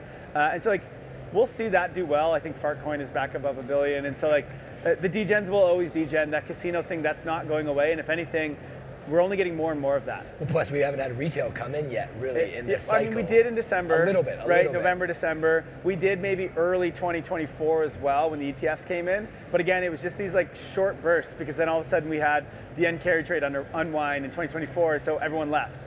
And then this one, we had the tariff thing, so everyone left again. So like now we're gonna have to wait until probably Bitcoin gets above all-time highs again. That's when all of a sudden headlines come out, media starts talking about it, and you get retail come back again. And that's when we go into this sort of more altcoin season craziness. But again, I think revenue generating apps will do well because even if retail, it takes them a while to come back, institutional capital is coming in today. There's no doubt in my mind. And so I think things like Coinbase, things like Sky are probably gonna do well regardless. And then I think you'll have your random meme coins and things, some that will do well. Many of them will do absolutely nothing. And so you gotta be careful over there. But if you find good apps, good revenue generating things that are actually producing fundamentally strong things, I think those are going to do well this cycle. Because both they'll get a bid from institutions and probably from retail as well. So, one thing that we talk a lot about at Milk Road is not round tripping a cycle. We've had that a lot in past cycles where people have come into crypto, they've had these, big goals and big dreams. I'm gonna get rich, right? This is my path to making generational wealth. And they do make quite a bit on paper, but then they don't sell. And they round trip and it comes back around. As we go into what we've all done it, by the way. Yeah, we've all done it. Guilty. As we go into this next part of the cycle, which I think what I'm hearing from you, and I feel the same way, and I know a lot of the guests that I have on the show feel the same way, is we are likely going to see Q3, Q4, we could see financial conditions ease, business cycle picks up, and things look good. We go into that bullish period. How do you manage that as an investor? What are the tips and tricks you have in order to make sure that you don't round trip it, in order to make sure that you don't make the mistakes that are common for a lot of crypto investors? Yeah, I mean, first, it's going to happen to everyone, especially if you're new. If it's your first cycle, it's almost Sorry, but it's just going to happen. It's almost a guarantee you're going to happen. You kind of have to go through that. One thing I would say is it's not even that bad to round trip. Like if you have been holding Bitcoin since last cycle, as long as you don't sell it during the bear market, then you did all right. You've actually done completely fine, right? And so I don't think it's the worst thing, again, if you're in the majors, if you're in something like Bitcoin. If you're in anything else, you're basically, you're getting wrecked. And so again, hold a lot of your assets in the majors. And maybe ETH and Solana will become a major, a real major. What are the majors when you say the majors? I mean, for now, Bitcoin is the thing. And even Bitcoin goes down a lot. Like it went down 70% at the end of the last bull market. But again, it came back pretty strong, and we're at 100 and whatever we're at today, right? So even if you bought the top back in 2021 and you did round trip it, I mean, you're fine. You're up almost double. So it's really not that big of a deal. Now, not the same story for all the alts, right? Most of these alts, they're not producing any value. There's nothing really there. You were just exit liquidity. And so really what you need to focus on is getting out of those if you are going down the risk curve. You've got to get out of those. Bitcoin, you can hold it long term. That's actually fine. Now, what do you do here? One thing to understand is that in these markets, this happens all of the time. Think about what happened in December and November when Trump won. That wasn't even like some crazy 2021 level bull market, but it was still craziness. And think about how euphoric everyone gets. You've got to figure out how to manage sentiment, right? Fear and greed is the biggest thing in markets, and you've got to learn how to control your emotions. And so in those moments in December, the reason we actually said we were bearish or getting bearish was not actually fully because of financial conditions. Before we noticed financial conditions was tightening, we were just like, people are too euphoric. This doesn't make any sense. And so that's generally the time where you want to go against consensus, right? I talked about it earlier where earlier in April, everyone was bearish. Everyone was saying that the world was ending. That's your time to buy. Today, it's half and half. You don't need to buy, you don't need to sell, you can chill. But in a few months from now, or however long it takes, when we get back to that point, when everyone is excited about crypto, even your mom, that is the time that you sell. Or at least you start to take profits. Again, I never get out of crypto fully. I feel naked if I do that, right? Like I don't want to do that. But anytime anyone's super excited about anything, this is not even just crypto, that's the time where you want to start to take something off the table. The other thing you have to do is just pay attention to the data, but not the data of crypto, okay? Don't look at new active users, don't look at volumes, things like that. That's only gonna go up during a bull market, and it even continues to go up when the bear market comes in, right? Because most people don't realize that we're going into a bear market. This brings you back to the beginning of our conversation. It's all about the macro. It's all about financial conditions, the business cycle. When that stuff starts to top, And not when it's already topped and it's already gone down. When it looks like it's starting to slow down, right? That's when you want to start to, again, begin to get out of the markets. And during that time, when that happens, that's when everyone will be the most bullish. So it actually is It's the hardest time to do it. It is the hardest time, right? It's like trying to, we told our audience to buy on April, I think it was 8th. We bought a bunch of Robinhood, a bunch of Coinbase, and a few other things. And we said, guys, I know this is like the hardest thing to do right now, but this is the best opportunity you get. We've seen this happen over many years of being in this space. The hardest times to buy, like my biggest opportunity was when I bought back when the COVID crash. We went down 50% in one day. And I was like, what just happened? Literally, it felt like the world was ending. And I was like, I think this is the time for me to buy. And I just I loaded up and it was the best decision I ever made. And again, in April so far, like who knows, maybe things change quick. But generally that is the best time. But on the other side, it's very, very hard because everyone's asking about crypto. Everyone's so excited and everyone's talking about how much money they're making. The moment you hear that stuff, just take something off the table no matter what. And also understand you're not gonna get the exact top and your goal isn't to get the exact top. What I like to do is, as I see that people are getting super bullish and I start to feel that euphoric part, if you get in a cab and your cab driver asks you about whatever token, immediately you just start selling month over month. You just dollar cost average out. Again, you won't hit the perfect top. You'll start selling as prices go down, and that's completely fine, right? The key is you just don't want to hold 100% as we go into another bear market. Now, one other thing I would say is, I don't think we get as bad of a bear market as we've had in the past. I think at least in the majors, things like Bitcoin, like ETH, some of the equities, et cetera. And the reason I say that is, I mean, Coinbase now is in the S&P 500. So like it's got kind of its floor is sort of rising as we go here. And Bitcoin has ETFs that are now in, pension funds, et cetera. And so they always have this kind of constant buying. And so will Bitcoin go down 70% this time? No, but will it go down 50 or 40? Like maybe. I mean, like you saw Amazon go down 50% in 2022, right? And a lot of the Make 7 actually did. So like, I don't think we're out of this crazy volatility. It's just kind of the world we live in today. So understand that, but I don't think it's going to be as bad as previous cycles. Now, if you're in meme coins and you're in these like high risk stuff that don't generate revenue and don't buy back your own tokens, expect 99%, like a down going 99%. Right? Which is where if you are going down the risk curve, you have to very consciously decide how much time you are going to allocate to these investments, because as you go down the risk curve, if you do not keep your eye on the pulse and pay attention, the risk is too great. And I think that's where a lot of people make mistakes as investors. And the thing that most investors make mistakes on is just managing risk, right? So it's okay to go down the risk curve and buy virtuals or buy, whatever, these things that don't actually have anything fundamental to it, or fart coin or whatever. Just make sure it's a very small percent. We've made mistakes in our portfolio. We're not perfect. We get a lot of assets that we invest in and we tell our audience to invest in or our members to invest in. We get them wrong. But if they're very risky, we put 1%, 2%. But what I always hear from our members anyway is like, we say, hey, we think this one could catch a bid. Here's why. We're allocating 1%. They go and they put 25% of their entire net worth into this thing. And I'm like, dude, that's insane. This is like a $100 million asset. Like the thing could literally go to zero tomorrow and you're putting 25% of your net worth in. And it's funny, there's just a lot of, not even just retail. Honestly, I talk to TradFi people all the time and they do the same thing, right? It is the reason why crypto blew up in 2022, because TradFi people, not retail, literally got too excited, too euphoric in that moment, as I was talking about, and they were overexposed to stupid things like Terra Luna, right? And so it's not just retail who does this, it's actual finance people where it's their jobs to do this stuff. They still make those mistakes. And again, that happens during these euphoric times. Mm-hmm. Play out the rest of this cycle for us. I've brought up timing a few times. Actually, before I forget, I want to mention that none of this is financial advice. I need to do that disclaimer because we've been saying buy and sell quite a bit throughout this. I'm just saying what I do. I'm not saying what anyone should do. Entertainment, everybody, not financial advice. Investing is risky. Do your own research, blah, blah, blah, all of that. Disclaimer.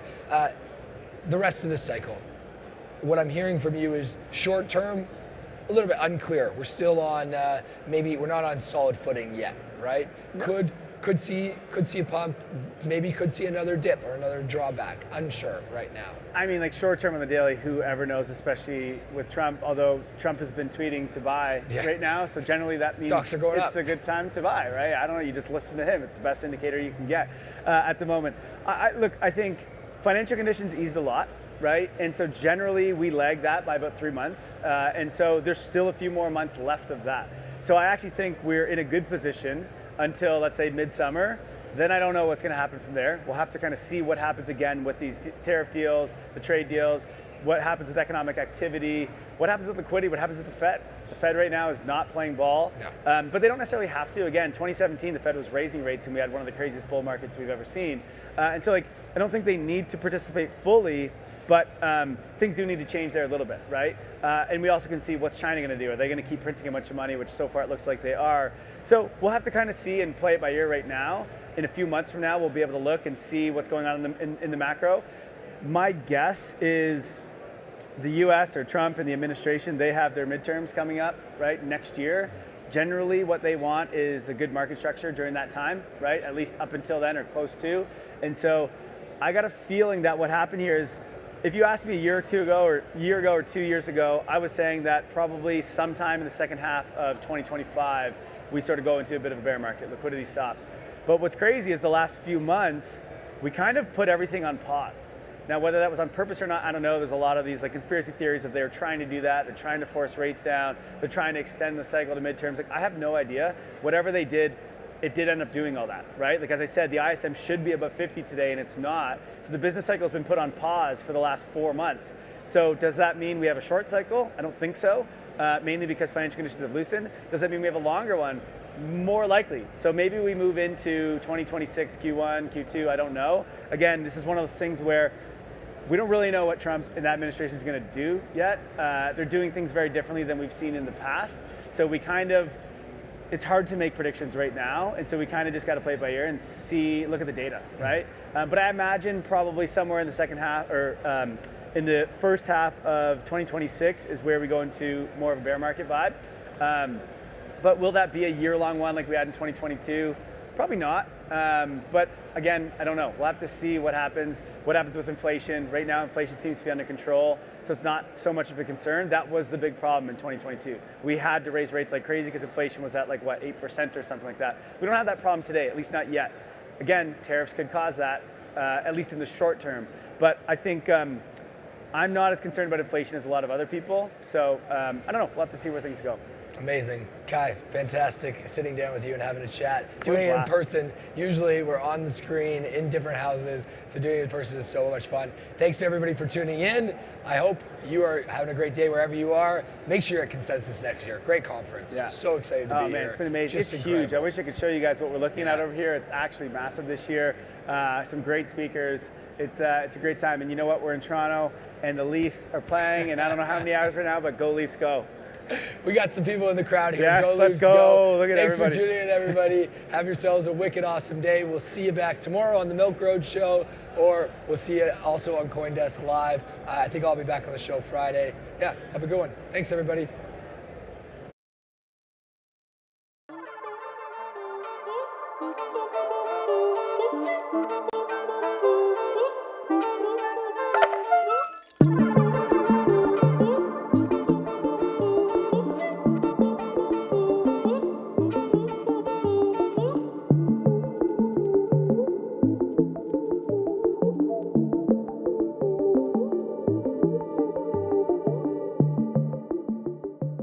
Stay ahead of the markets with the Crypto Daybook America's newsletter. Get daily price updates, key trends, and analyses delivered straight to your inbox every morning at 7 a.m. Eastern Time. Sign up now at coindesk.com/newsletters.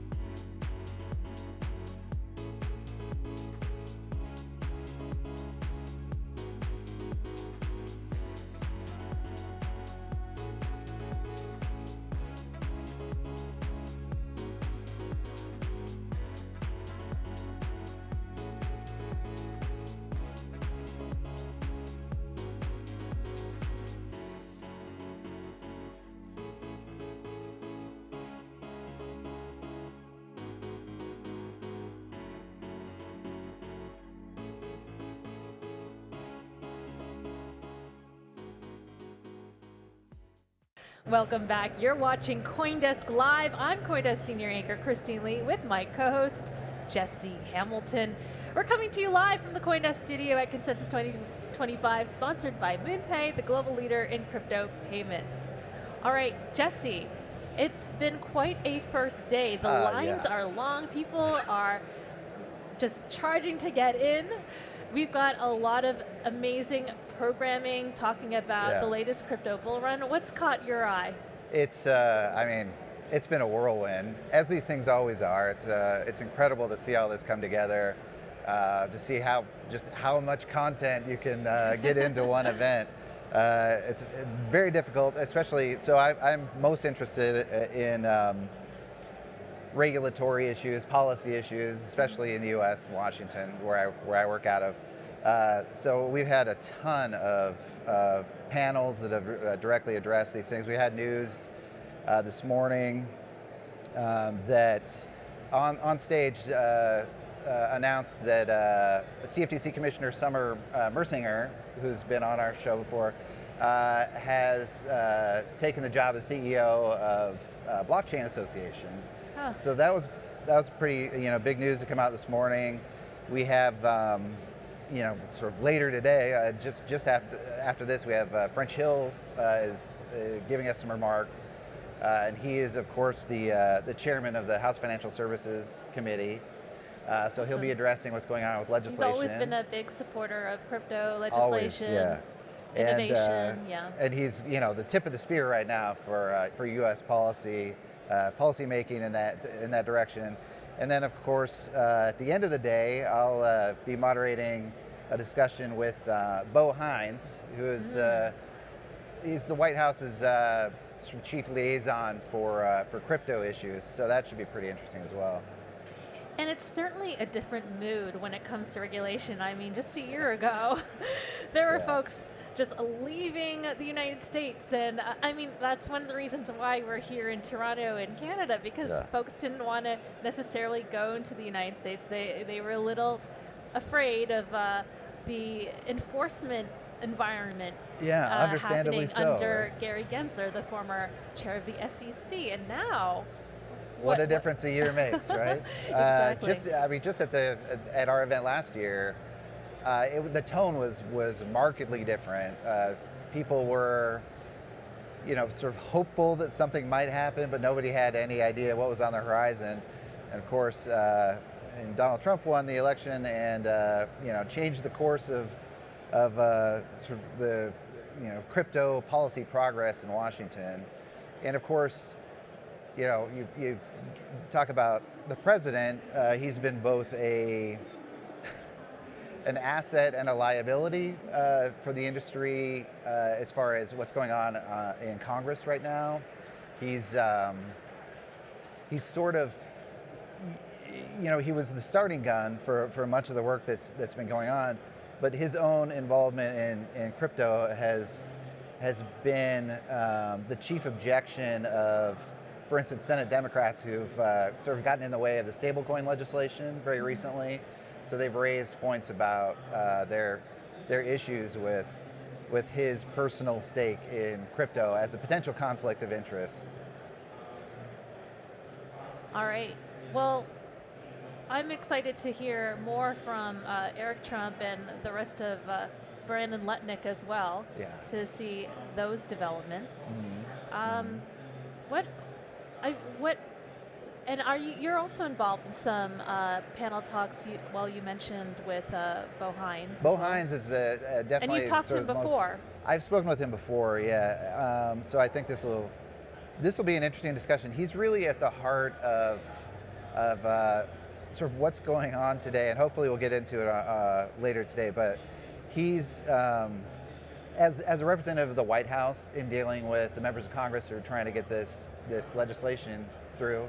Specifically, we're talking first about stablecoins, and then about a bill that will follow along that will theoretically regulate the structure of the U.S. markets, commonly known as the Market Structure Bill, which was known as FIT 21 in the previous session, but that's been built on in this session, and there's a discussion draft out in the House. So he'll have a lot to Bo Hines will have a lot to talk about, but also, we'll ask about the, the White House's own sort of role in being sort of the cause of some of the objections raised by Democrats. Right, and that is something that has been in the news recently. I mean, stablecoin legislation has been, I've heard from Trump saying that he hopes that it'll be passed by the summer, but now Democrats are coming into the fold, very unhappy with President Trump's involvement with crypto and with allegations of self-enrichment using his public office to have foreigners potentially fund him and have influence on the president's office. And so is this becoming a bipartisan issue? And will that derail stablecoin legislation? It is. This is a very unsatisfying answer, but it's difficult to say because, yes, it is a serious objection and rooted in some pretty harsh claims about potential corruption that this represents. And so, Democrats in the Senate, and the Senate is the place to watch. The Senate is really.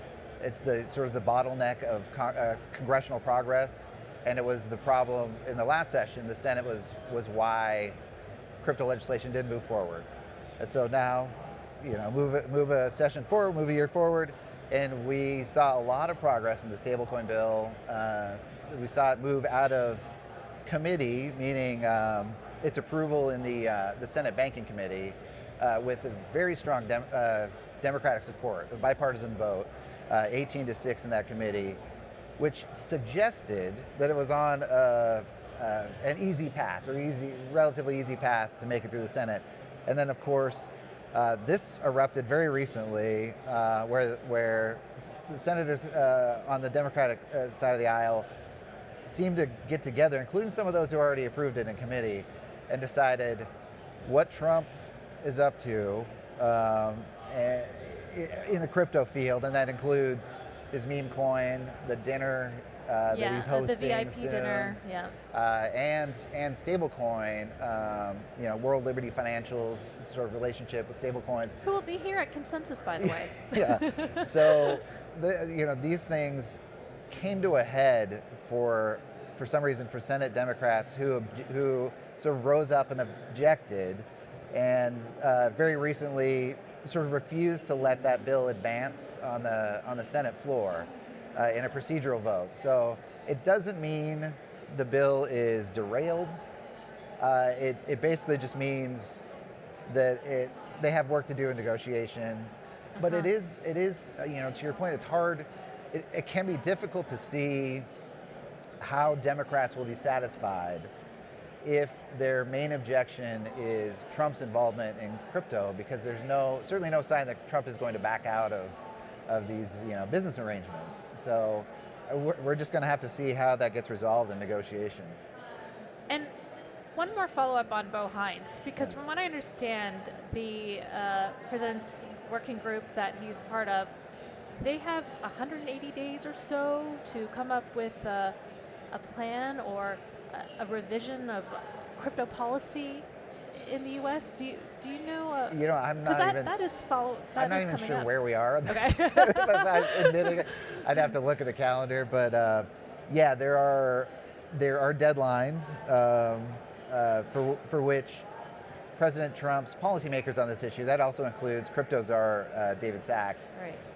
And of course his appointees to Treasury and the other agencies who are working on this are supposed to come back to the White House with definitive plans. I'm interested to hear more.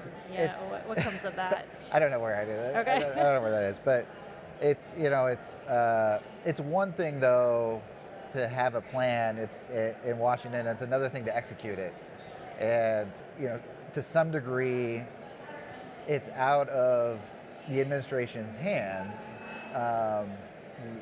Whether a new law emerges out of Congress, right? Mm-hmm. Congress has to pass the law before President Trump can sign it. All right, so, well, I'm looking forward to that Bo Hines interview. All right, Jesse, we're going to take a quick break. We'll be right back with an interview with Andrei Polyakov to talk about crypto lending, which is making a resurgence in Canada.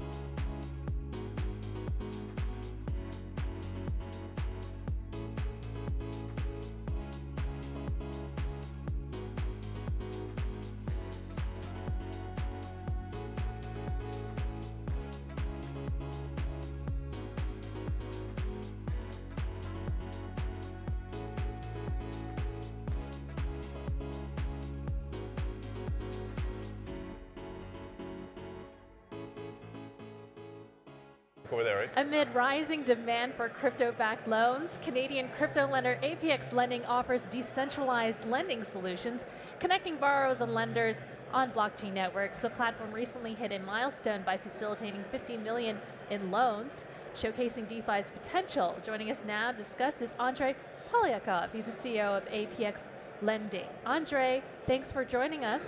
Thanks for having me. You also have some news. You have a license and basically a monopoly on the crypto lending market in Canada. Yeah, so a bit of a, I guess just a bit of a correction. So Apex Lending is actually a centralized lending platform, not a DeFi platform. And you're absolutely right. Earlier this year in April, we received the first exemptive relief in Canada and are now authorized to service Canadians with Bitcoin and Ethereum backed loans within a fully regulated, compliant framework. Okay, so when I think of crypto-backed loans, I think of BlockFi, Celsius, Voyager, which had a untimely end in the collapse of the bear market in 2022. So what have you learned from those, and what are you doing differently? Yeah, that's a great question. So I mean, look, one of the main pillars of our business is our regulatory compliance. So we put in place a framework that really differentiates us and really builds on the lessons learned from failures of other players in the industry of the past. So one thing is we do not ever rehypothecate or reinvest the collateral that our borrowers put up for their loan. So that collateral sits with a licensed, insured custodian in segregated cold storage for the duration of the loan. It doesn't move from that wallet, and it's visible to both the borrower on both our platform and on the blockchain for the duration of the loan. So that's one really key differentiation factor. The other factor is that we... Can this be, well, okay, because I would say that in Celsius's cases, they would have said, no, we don't hypothecate loans. Right. So how do you make sure this time that you really aren't doing Well, I mean, it? so what happened with Celsius and other platforms is they would commingle the collateral, right? So they would claim that, but then they would rely on, potentially like annual audits to say, oh yeah, at this point in time, everything was there, but then what happens the next day? You never know. With us, it's very different. Your collateral is parked in a segregated, non-commingled cold storage wallet for the duration of the loan. So you can see it on chain. So you don't have to even trust me or believe me. It sits parked in that wallet and it's visible to you as the borrower for the duration of the loan. And that's very, very important. That's one of the key, I mean, look, I've used platforms, lending platforms in the past, and that was one of my biggest concerns almost, is how do I ensure that my collateral is safe, secure, and is not being played around with? So that's how we sort of attack that problem at the root level, from a business design perspective, and that's really phenomenal. Our borrowers love that feature of our platform for obvious reasons. Yeah, I think that's the reason why people gravitated to crypto innovation in the first place, that you can verify on your own what's going on chain. And so in terms of getting the license, how did you convince Canadian regulators that, you should give crypto lending another go? Yeah, I mean, look, I've been in this industry for almost a decade at this point in time. I used to run one of the first licensed crypto trading platforms in the country called Coinbase. And so I took that business through the whole, regulatory process. And so when I approached the regulators with Apex, that was coming from a place of already having had, built up a great rapport with them. But fundamentally, I mean, look, the regulators look for companies and teams that want to build with a risk-first approach, that want to build, with investor protection in mind. And so when you come to them with a good business model that addresses, client risk, that addresses collateral risk, and you come to them with a framework that is compliant, then they listen. Like they're not, at the end of the day, look, it wasn't an easy process. Yeah. I don't want to make it sound like it's like a walk in the park. Well, you're the only one in Canada right now. It took almost a year and a half, probably a little bit longer even, and a lot of back and forth, a lot of education and discussion and with regulators. But yeah, very, very proud to say that earlier this year in April, we received the first exemptive relief from the Canadian Securities Administrators and are actively deploying and servicing our Canadian clients at the moment. And in terms of demand, tell me about it. And I mean, why are people wanting crypto loans? And what are they using them for? Yeah, so I mean, look, there's a number of reasons why people borrow versus sell their crypto. There's two main ones. One is they don't want to lose the upside on their Bitcoin. So if they have Bitcoin, they don't want to lose upside if it rises in value. The second is when you sell a Bitcoin, that's a taxable event. So you have to pay cap gains taxes if you're in the money, right? If you borrow against your Bitcoin, in most cases, that's not a taxable event. I'm not giving tax advice here, so make sure you talk to your accountant. But in most cases, that's not a taxable event. So you're able to unlock the value and the liquidity in your Bitcoin and get cash while keeping the Bitcoin. And if it appreciates in value, that's amazing. You keep that obviously upside. And then what you use that cash for, I mean, there's a number of reasons people borrow from us, and those reasons range from reinvestment in digital assets, real estate purchases, buying a house, buying a car, things of that nature. So I mean, there's a lot of reasons why people would want to borrow and unlock liquidity. But with us, they can do it in a fully compliant manner, secure, transparent, safe, and fundamentally they can rest, at night knowing that their collateral is safe and secure. And how are you? And how much in loans have you given out so far? Where do you see the trajectory for this? Yeah, we've had phenomenal demand since we started deploying in Canada. Like we're millions deployed to date. We are also very excited to have signed a facility, a $20 million facility that allows us to actually deploy loans with a fund that's been a great partner to us. And so we have the facility in place, the capital to deploy the loans, we have the license, we have phenomenal technology, and it's just a perfect storm at this point in time, and there's a lot of demand, I can tell you, in Canada for a compliant, safe, and secure platform. What's the potential for this market? Yeah, I mean, look, I think at this point in time, we're looking at, I think there was a report that came out by A16Z last year that said 90% of crypto is being held in wallets that are not being actively traded. So that's just crypto that's just sitting there. If our theory is that if we were to bring a compliant global leading lending business to these users, there's a lot of capital that's waiting to be unlocked and a lot of liquidity. So the industry is projected to grow to 45 billion by 2030. The Bitcoin-backed lending industry specifically. And so, in Canada, we're looking at around $1 billion in terms of the size of the industry over the next 5 years. So there's a lot of room to grow, and we're very, very excited. Okay, very fascinating. And how are you finding the climate in Canada for crypto right now? We've been talking to folks all day, and we've heard from entrepreneurs saying it has been difficult with the regulatory clarity and such, and with the election of Mark Carney, where do you see it all headed? That's a nice question. I mean, look, I think with the current government, we don't expect in Canada, we don't expect any. We expect things to just continue as they are, kind of status quo. I think potentially a different government would have been more conducive to more positive change. I think at this point in time, we're just expecting things to stay as they are. We'll continue working with our regulators and advancing things and pushing the industry forward. And so I think Canada has a great regulatory brand worldwide. I think we're in the top 10 countries as it pertains to financial markets and the regulators and the stability of our markets. So there's a lot of potential in Canada, even though it is a smaller market, but our regulators are very forward thinking if you come to them with the right idea and the right risk mitigation factors in place, right? That being said, I think what's happening south of the border right now is very, very positive for this industry as a whole. So undoubtedly, things are going to be moving faster in Canada, just taking into account how fast things are moving down south, which is great for us as well. So I'm looking forward to, very optimistic with the future of crypto lending and crypto in Canada. And I guess my last question before we wrap is there any vetting involved with the people that you loan money out to?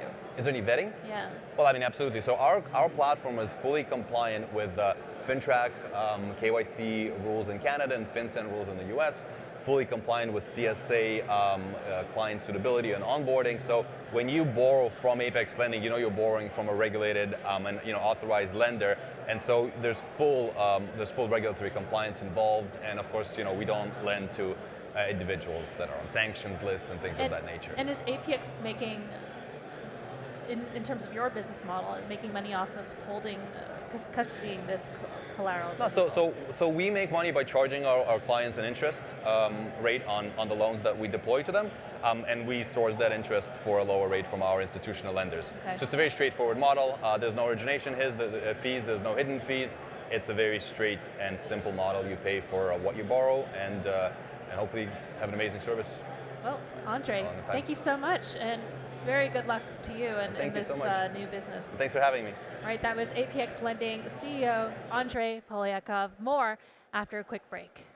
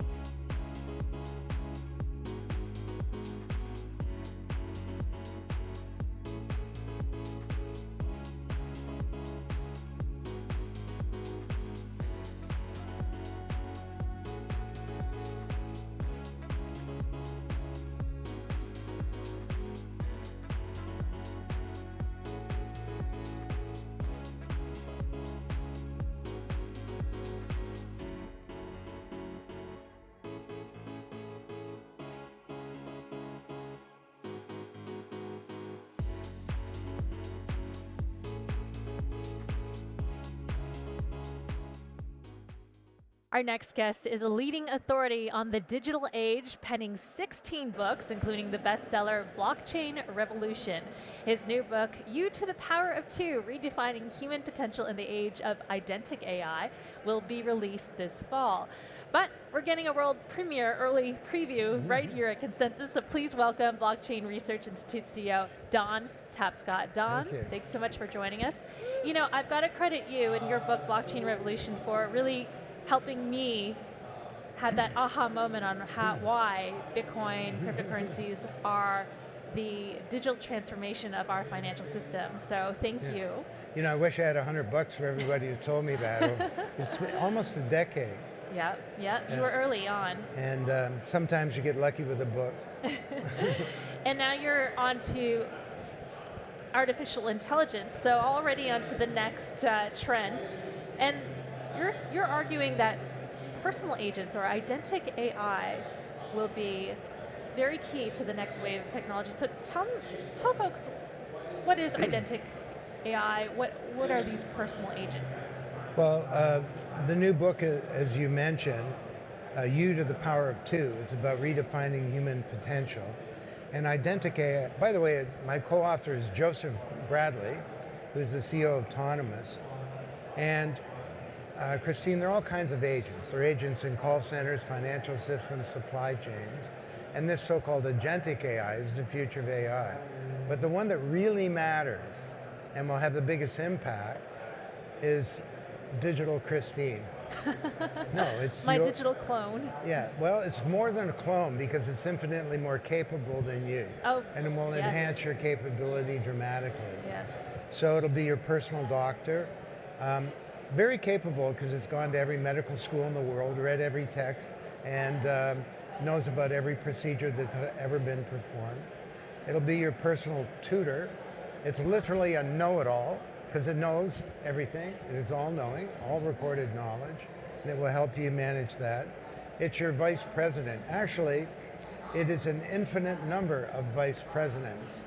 One's out negotiating problems with customers. The other is addressing a big opportunity in a new market. Another is attending a dozen conferences that you can't go to figure out which one would have been the good one. Another one's helping you manage your personal life. So there are a dozen different parts of our lives, all to which our digital identities are not just made of data, but they're becoming brilliant and smart. And if we do this right, this will expand human capability infinitely. If we do it wrong, it'll lead to the extinction of civilization. Oh my. Stakes are not. That's Very quite high. a spectrum. Yes. So how are they being used today? Do you have a digital twin or a Well, no, personal agent? right now we have agents. So we have an assistant like Microsoft Copilot. But this is happening very quickly. Over the next few years, all these different agents will come together, and AI will not be a tool that we will use, like you probably use ChatGPT or something like that to help you plan an interview. It will become part of our basic experience.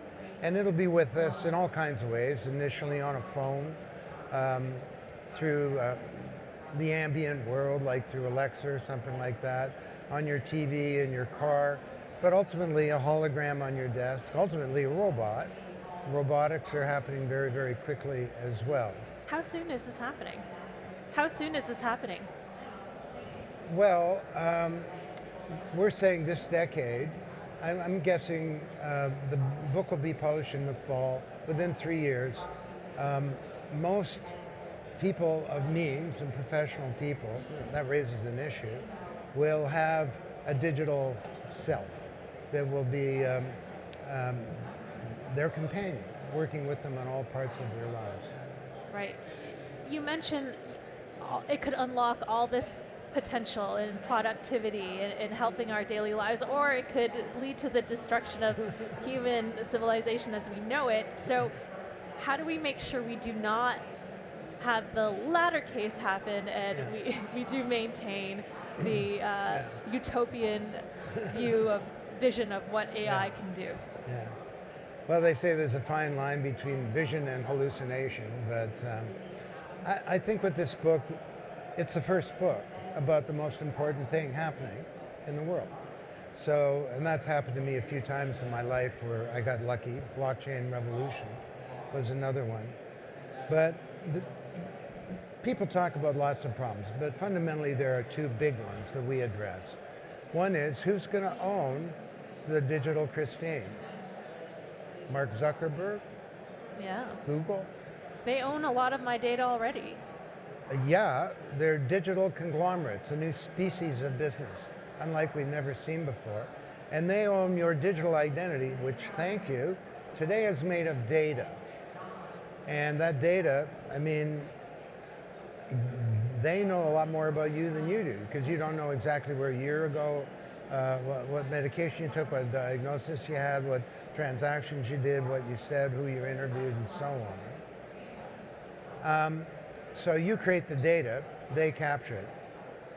You can't monetize it, you can't use it to plan your life, and your privacy is being undermined. And people say to me, well, Don, privacy's dead, get over it. This is silliness, because privacy is the foundation of freedom. So right now, the digital Christine is data. You need to get that data back so you can manage it responsibly for yourself. But over the next 2 years, see change. That digital Christine is not just data, it has an IQ. And it's going to be a lot bigger than your IQ, and you're very smart. So the key is to, I suppose, gravitate toward decentralized AI solutions? Yeah, well, to actually answer your question, we need to get control over our digital selves. Own your data, yeah. And the way to do that is by modest little undertakings called reinventing the AI stack. And we show how that can be done in the book. We need decentralized physical infrastructure, decentralized data fabric, a decentralized set of AI models, decentralized AI logic, and decentralized applications. And this is not a pipe dream. This is a feasible thing. It's technically feasible, and it can be done. Another question I had was, are you legally liable for what your digital clone does? How do you manage that? Well, what if your AI personal agent that looks like you, Digital Don, does something that I don't know that may be illegal, and who's liable for that? Welcome to the new world where every single thing that we know about law, human interaction, and governance is going to get challenged and questioned. And that kind of leads to that second issue that, I mean, digital Christine becomes godlike. If you think about it, you, with your agent, have an IQ that's almost infinite. You are all-knowing. You remember everything. You have a view of the world that is indistinguishable from magic. You know that song, What If God Were One of Us? Sheryl Crow, great God, singer. yeah. God will be us. Now, what happens if the digital companion decides that it doesn't need you? Or worse, that it doesn't like you? So this is creating a deity that's not divine, but is potentially demonic. Wow. And so, and that digital God has unlimited power. Think about, once it's super intelligence, it can hack every financial system. It can hack the robotic version of you, which has physical strength. It could hack the nuclear codes. So the way we're going to solve that is not through technology. We need a new social contract in society, a new understanding between government, business, and civil society.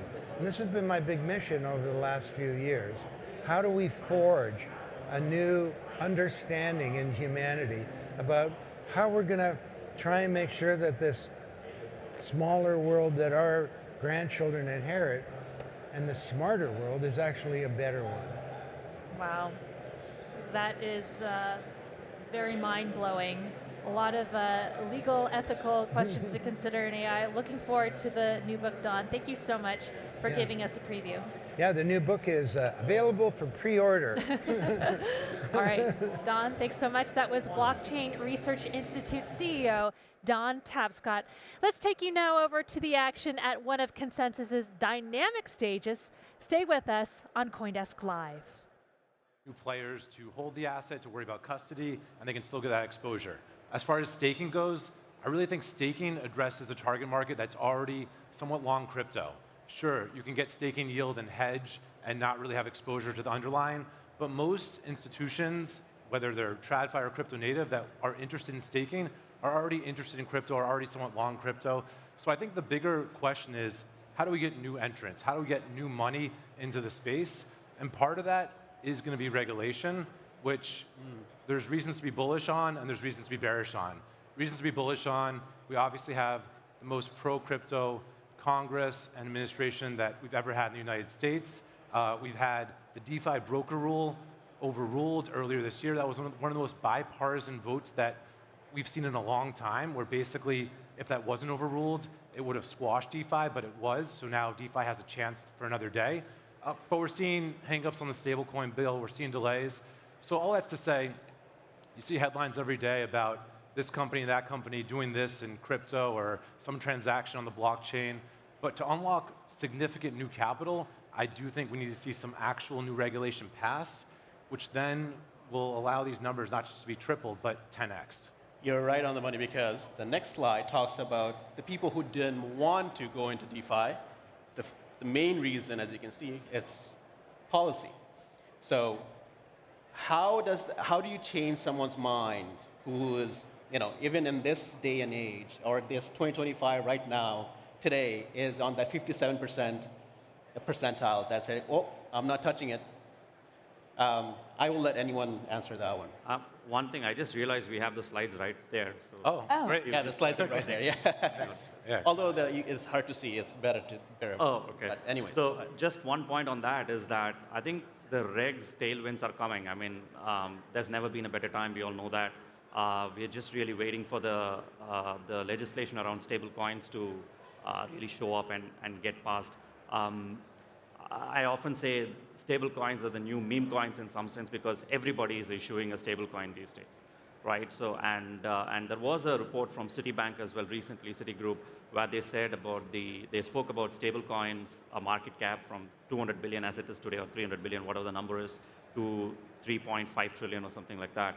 over the coming 4 or 5 years. And it is just not going to be stable coins being thrown into blockchains. It's going to be stable coins that's also offering liquidity to RWAs. So it's going to be a growth of stable coins, which reflects fiat liquidity on chain, but also that is really providing the liquidity backstop needed for the bonds, the repos, the stocks that's going to go on chain. So it is actually, I mean, it's never been a better time for TradFi and DeFi to work together in this industry. I just want to clarify one thing. You said stable coins are the new meme coins. You heard it here first, folks. Stable coins are the new meme coins. At Consensus 2025 Toronto. All right. Blue, what do you think about the regulations part of it? So what I think is really interesting is that regulatory and compliance are like neck and neck.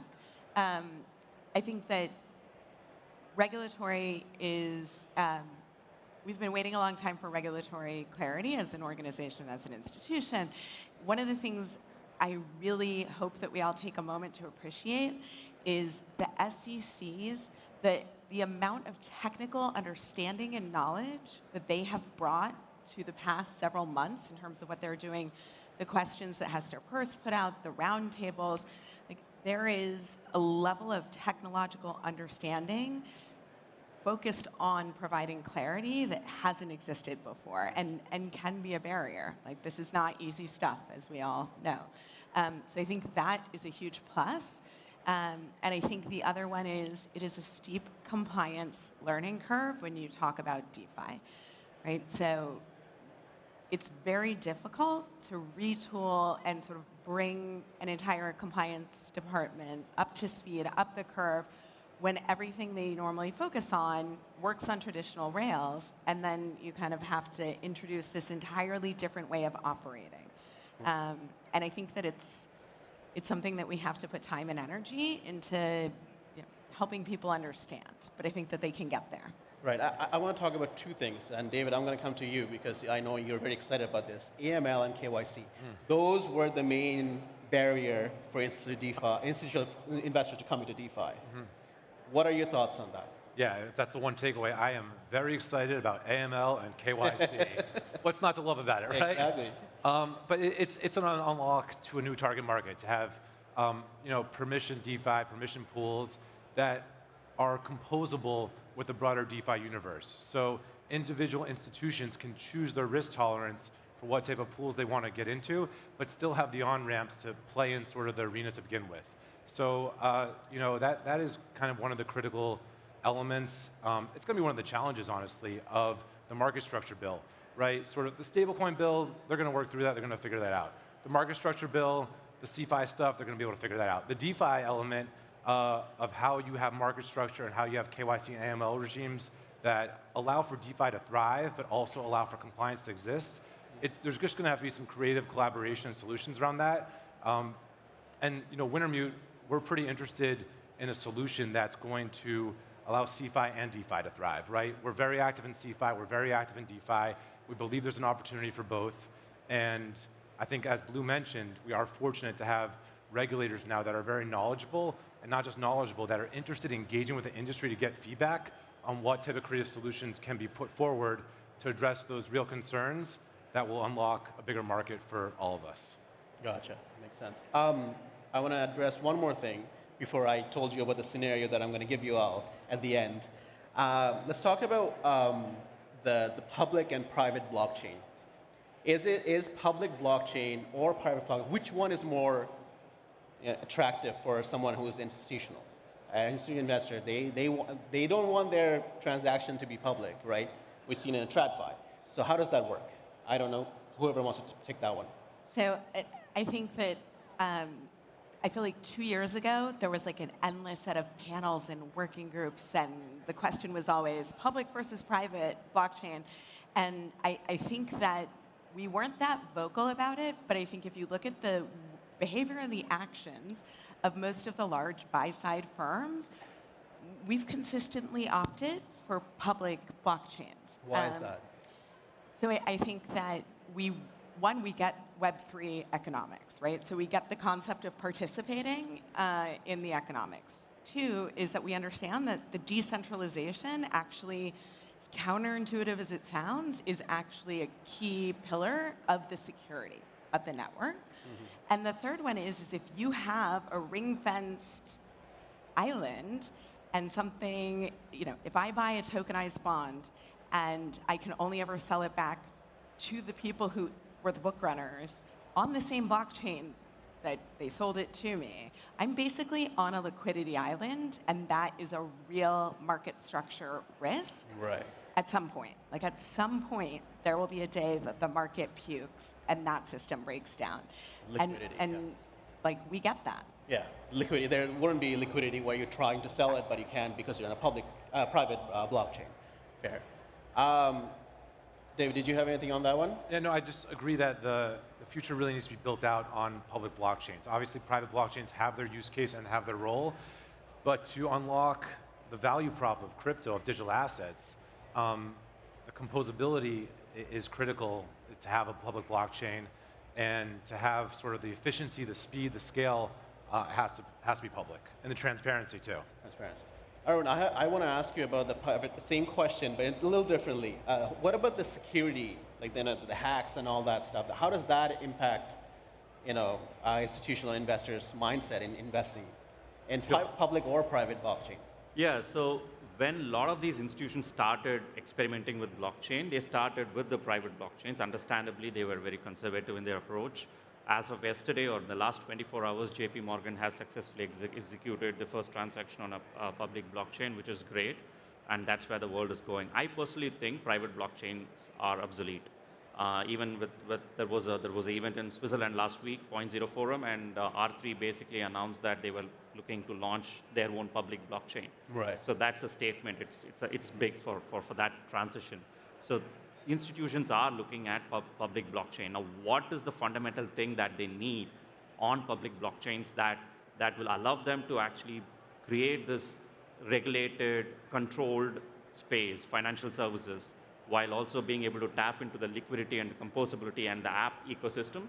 It's really token standards. So if you're looking at Ethereum, you have ERC-3643, and if you're looking at Solana, we have Token 22 standards. And what you do with those standards is you embed all these regulatory controls like KYC and AML into the token itself. You don't need to build protocols around it. The token itself has these standards. So if you're going to send this token to someone, they need to be whitelisted and have their wallet needs to be really kind of the right place where these assets can reside. So without that, you won't be even able to facilitate the transaction. I think those are already live. Those standards are there at the moment. So the rails are there. Now it's about making sure that assets can come at scale. They can basically make sure, and when assets come at scale, it's not necessarily the regulatory risk once the token standards are taken into consideration. I think it's more around liquidity risk. How do we make sure that these assets don't depeg from their real world price, and cyber risk, of course. That's probably the biggest.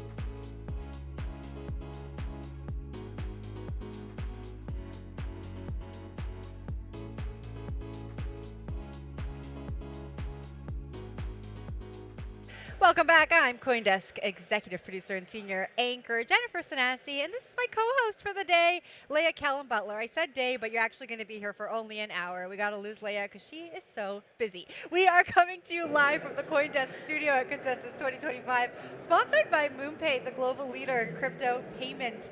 MoonPay recently acquired Iron, which now enables multi-currency treasury management for enterprises and marketplaces that plan to hold or enable crypto payments. Leah, I said you're a busy gal. You've been all around the conference today. I think you might have even been on a bus. So Yes. tell me what you've been up to. We have been doing some interviews in the Midnight Bus. I just spoke to Fahmi and Charles from Midnight, which is the new privacy-focused blockchain, they have a bus which is going all around Toronto, and I think if people even want to go between side events and things like that, they can jump on it. But that has been fantastic.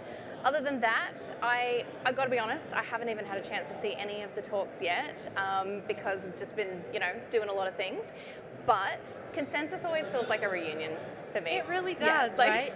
So like on the scenes, I've seen like all of my favorite people who have been around, you know, in the space since like 2017, 2018 or earlier.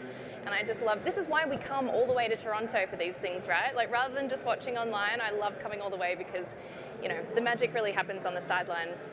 I hope that I'm one of your favorite people that you've got to see. I'm not meant to IRL. have favorites, but obviously you're the fave. I know. I made Leia say that on camera, so it's just... I'm going to be in trouble now. You made me admit it. All right, we are going to take a quick break. When we come back, we'll have Eric Chen from Injective Labs joining us at the desk.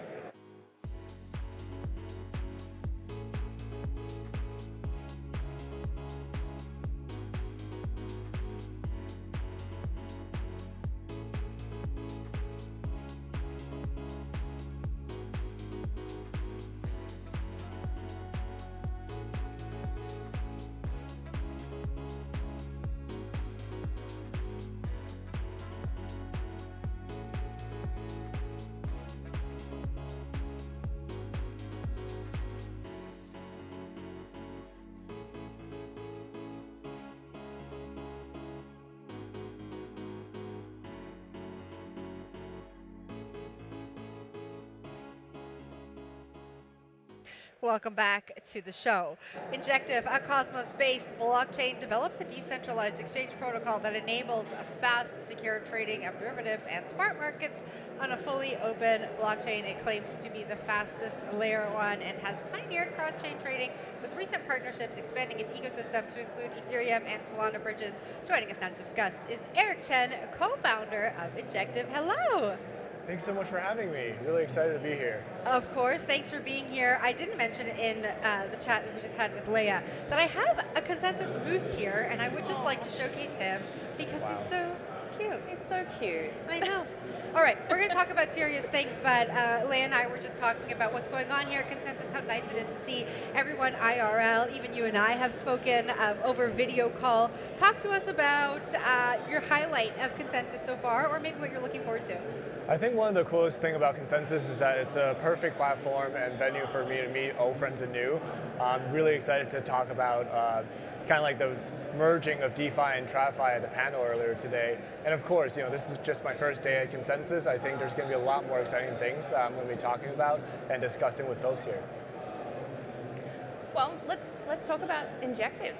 So maybe you can tell us a little bit about it, but also I know that recently you've had some integrations with Solana and Ethereum. I was wondering how that's actually impacted, say, things like trading volume, the users. Yeah, certainly. I think recently one of the most exciting initiatives that we've been working on is a multi-VM layer, which allows for different types of Solana dApps and also, more importantly, Ethereum dApps currently to deploy on top of Injective and to really synergize with the existing ecosystem within all the Injective dApps.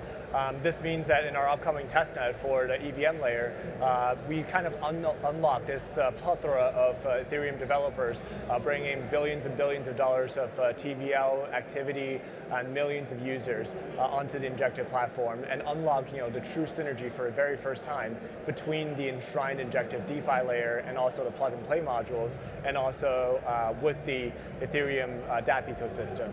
And of course, like even today, I think Upshift has launched a vault targeting institutional yield that allows for Ethereum USDT deposit for trading on top of Injective to generate a target 30% yield.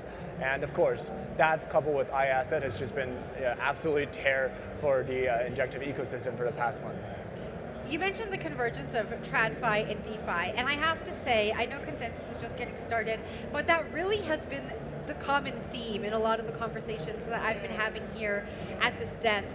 What do you think it is about where we are right now in the space that is making it possible for TradFi and DeFi to come together to enable this mainstream adoption that we've been talking about for so long? I mean, times are very much changing. Basically, what we're seeing right now is a complete floodgate of institutional capital, of regulatory clarity, and also a collaboration between industry leaders and also policymakers for the very first time in the history of this industry. And this means that, you know, not only in the US, but also for the entire global audience, everywhere is taking a very serious step towards recognizing and also adopting crypto and truly onboarding into the on-chain world. And this is the very first time that we, as a DeFi-focused chain, started to really interfacing and really kind of accepting and onboarding different types of financial giants of the TradFi world to really kind of showcase the advantages and the importance of DeFi and the on-chain world, and really bring them true value for DeFi users and TradFi users alike. All right, and Eric, if you look at your roadmap ahead for the rest of 2025, any one piece, one moment that you are really looking forward to? I think it's our multi-VM launch. First, we're going to start off with EVM, and later on we're going to be expanding to other smart contract environments. And this not only unearths all of the developer base, but also all the institutions that are coming from all walks of life that are familiar with any type of a smart contract or on-chain environment to be able to co-locate and deploy and synergize at the same place. And of course, there's been a lot of very exciting asset issuances that are going to be happening on top of Injective, beyond iAsset, which has been primarily consumer-friendly product, and we're really much looking forward to that. Eric, thanks so much for joining us at the desk. We hope you enjoy the rest of the event. Thank you so much. Great. That was Injective co-founder Eric Chen. All right, we are at Consensus 2025. As you know, we are coming to you live from the CoinDesk studio. So let's take a look at what's going on social media now. All right, we have EZA on X, a mega workshop being delivered by Ninja Code on our EZA Consensus 2025 hackathon main stage right now. The hackathon is going on right now, Leia, and this is the largest blockchain hackathon in North America. And just seeing, I know that's a video, we can't really see the video now, but that's a lot of people. That's a lot. Yeah, I actually got to judge the EZA hackathon in Hong Kong, the last Consensus event, and some of the ideas that came out of there were absolutely fabulous. I was so impressed with the quality of the teams. I love that. We're going to check out the hackathon in just a little bit. Let's take a look at what else we got going on social media. I loved this when I saw it on X earlier today. We have Michael Stewart who said, "Time to find out which building holds the most whales." And Michael is photographed in front of Ripley's Aquarium, which is right here in Toronto, and also in front of the conference center. So which holds the most whales, do you think? The aquarium or the conference center where Consensus 2025 is right now? Someone in the audience is saying here. I think the most whales are here. My money's on Consensus, yeah. All right, and this one I cannot read, but I do see Charles Hoskinson there. You said that you're on the booth with Midnight. I didn't have my glasses, so people who are watching this are going to have to read that tweet. It's very long, and this is my own doing because I chose that tweet to go there. But I think that this tweet really encapsulates the fact that you can come to Consensus, you can meet the people who you idolize, the people who are building the projects that you really love. And you can also meet the people who think like you and who envision the same type of future, which I think is awesome. Yeah, it's such a community spirit, and I love that people who have been around for so long and have these larger-than-life personalities, they're all completely accessible here, just hanging out, chat to the fans. Love it. Love it. All right. If you're at Consensus with us in Toronto, or if you're following along from home, share your favorite moments with us and tag Consensus 2025. Also tag us at Consensus 2025 or on CoinDesk, and maybe we'll share your post on this broadcast. Okay, let's get to our next interview now. Arculus, named after the Roman god of safes and strong boxes, is a cold storage wallet offering secure digital asset storage. The company recently partnered with MoneyGram to enable users to easily convert cash into USDC. Joining us now to discuss is Adam Lowe, Chief Product and Innovation Officer at Arculus. Adam, how's it going? Great, happy to be here, always happy to be at Consensus. Okay, we got to talk about this MoneyGram partnership because that's huge. Talk to us about what it entails. Absolutely. So we already partner with some of the largest banks around the world, some of the largest fintechs, enabling payment and blockchain all in one. And we really wanted to go beyond that, right? The unbanked, underbanked, people who need remittances. So we make it super easy anywhere in the world to essentially on-ramp via MoneyGram, cash in, and then cash out globally. So that's all done in partnership with Stellar and the Stellar Development Foundation. So all of those assets ride around the rails. And then when you want to cash out, you can get fiat anywhere. And it works on the Arculus platform. We're the first hardware wallet to integrate. So when you do have those funds on USDC on Stellar, they stay safe with your keys in your pocket in your Arculus card. How does this align with your long-term strategy? Yeah, so I liken it sort of to the 1890s and the railroad, right? Everybody was building rails on different gauges and they had to interact. So we've done traditional payments for a long time, and Arculus is that intersection. So whether you're doing payments on Visa, MasterCard, MoneyGram, et cetera, sort of Web 2 payments, going into the Web 3 world, we can do all of them. So we help people easily, without all the complexity of blockchain, on-ramp their assets on-chain, be able to spend globally, right? So like my corporate card is my hardware wallet, it's my passkey, and it spends at every Visa terminal around the world. So I can spend natively on-chain, I can spend on Visa and remit stables, and we make all those trains and rails interact. Amazing. Okay, so I know we're not allowed to keep you too long because I think up next you're actually on the summit stage I am on the doing summit a stage. talk. It is titled Are Your Funds Safu? Yes. So I want to ask you, in terms of keeping our funds safe, what do you think people are not talking about enough? So I think what people aren't talking about enough is everybody's trying to on-ramp quick and get people on platform, right? So a lot of times you log in with social. Well, if someone hacks your Gmail account, they instantly have access to your funds. So I think sometimes we conflate security with friction or being hard. You know, the Arculus card and the Arculus platform passes the Adams mom test, which means I can give it to my mom, give her no instructions, and she can use it. So security can be safe and easy to use. So if you can tap a card to a payment terminal, you can tap our card to a phone, you can keep your keys safe, and if it's a centralized platform, you can tap and securely log in with a passkey. So what people aren't talking about is, you know, it's easy to hack an email address. I go to Black Hat every year, I go to DEF CON every year. It's a problem. So don't keep your assets safe simply behind an email address. What do you think needs to happen to help increase adoption of hardware wallets, and I guess also help people understand that security is not hard and it's also necessary in the world that we are heading towards? Maybe more people need to hire their mum as head of QA. Yeah, exactly. You know, I think it's challenging. I think it's just an education piece, and like people have busy lives, they don't have time to do due diligence and everything. You know, that's where we're trying to get the word out on platforms like Arculus, trusted by the largest banks in the world, trusted by federal governments to make federal IDs. It's the same chip as the US passport. You know, whether you use us or use someone else, use something to help keep your funds safe. And I think that, you know, people kind of, like I said, think either security is hard and on like a little USB widget thing, or just easy mode with an email. And I think we've found the best of both worlds, and it's just that continuing education. So we recently did the MetaMask card with MetaMask, and I think, you know, that our tech white labeled on platforms like that is going to onboard the next X million because it is easy to use and it is in a form factor people understand. Adam, thanks so much for joining us at the desk. It was an absolute pleasure, and good luck on your panel. Thank you. All right, that was Arculus Chief Product and Innovation Officer Adam Lowe. Coming up, Ava Labs President John Wu on the latest developments in the Avalanche ecosystem.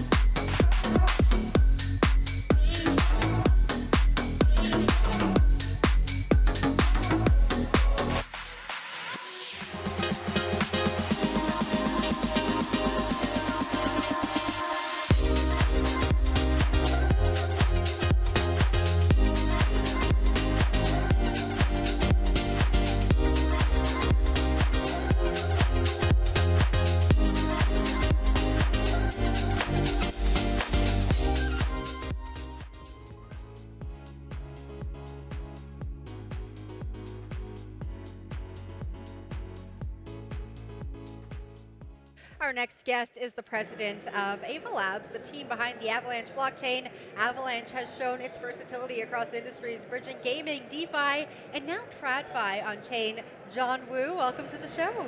Jen, it's great to see you. Hi, Leah. How are you? Of course, great to see you. I mean, the last time I saw you, I think we were in Buenos Aires, where CoinDesk is going to be with the rest of the Avalanche folks in London after this. Talk to us a little bit about how the year's been for the Avalanche ecosystem.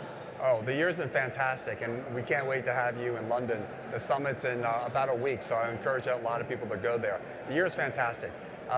It's becoming known that Avalanche is the tested and trusted chain for institutional clients. We've done many projects with Apollo, JP Morgan, Wells Fargo, Wellington, you name it. All the major banks and alternative asset managers have been working with us. On top of that, we still have a huge presence and a dominant presence into, call it, crypto native world, because it's the only way where the place where the scalability happens in a way that allows developers to have their own blockchain on the Avalanche network of networks. What gives you that competitive edge, do you think? What is making the Avalanche ecosystem so appealing to institutions that I am sure have multiple more levels of scrutiny that they have to go through when choosing an ecosystem to work with? It's a network of networks. So if you are an institution, you need certain requirements that a crypto native application may not need. You need privacy, you need the privacy from the transaction to possibly other things, you need regulatory compliance. So the security and the network happens at many layers. It's not just a whitelist for who can come in to do KYC, AML, or accreditation, but it's also at the network level, and you can run your own, call it proof of authority blockchain, that has the optionality to connect it to all the other proof of stake blockchains that are in this network of networks. So I think subnets, can we talk about subnets for a sec? Because I think that's been a really big part of your scaling story. What are some of perhaps the most creative or surprising use cases you've seen so far? So subnets used to be a term. We're calling them L1s now. Got it. Because subnet gives the wrong impression, because these are all your own blockchain, and you can customize it for the specs you need for whatever you want. Again, the institution, they may need privacy, they need regulatory compliance, they need to control who comes in and out, and that's one type. Another type, you just need lots of throughput and transactions. So one of the areas that are super exciting is gaming. I knew you were going to say that. Congratulations on all the success with Off the Grid. We've been very much talking AAA games. We're not talking, you know, the old school games, which those are fine too. We love those too. But like, there's a company called Nexon, a publicly traded company in Asia. Largest gaming company in Korea, I think. Largest gaming company in Korea. It actually trades publicly in the Tokyo exchanges, but they have a game called MapleStory. MapleStory's been around for 15, 20 years. They have over 250 million users, and they are creating an instance on an Avalanche L1, artist formerly known as Subnet. And so far, in just like this early launch, they are creating 10 million plus transactions a day. It is massive right now. And that's just one example. We're hoping a lot of that 250 million people will now come, and those consumers will be using the Avalanche blockchain as a whole. We also see a company called Gunzilla. Gunzilla has this game. They spent $100 million in traditional funding to create an unbelievable game called Off the Grid. And they're creating a marketplace for all the in-game items, again, on Avalanche. And so they need a different customization than, call it, Apollo, you know, large alternative asset manager would need. And the Avalanche infrastructure allows you to have your own blockchain customized for whatever you need.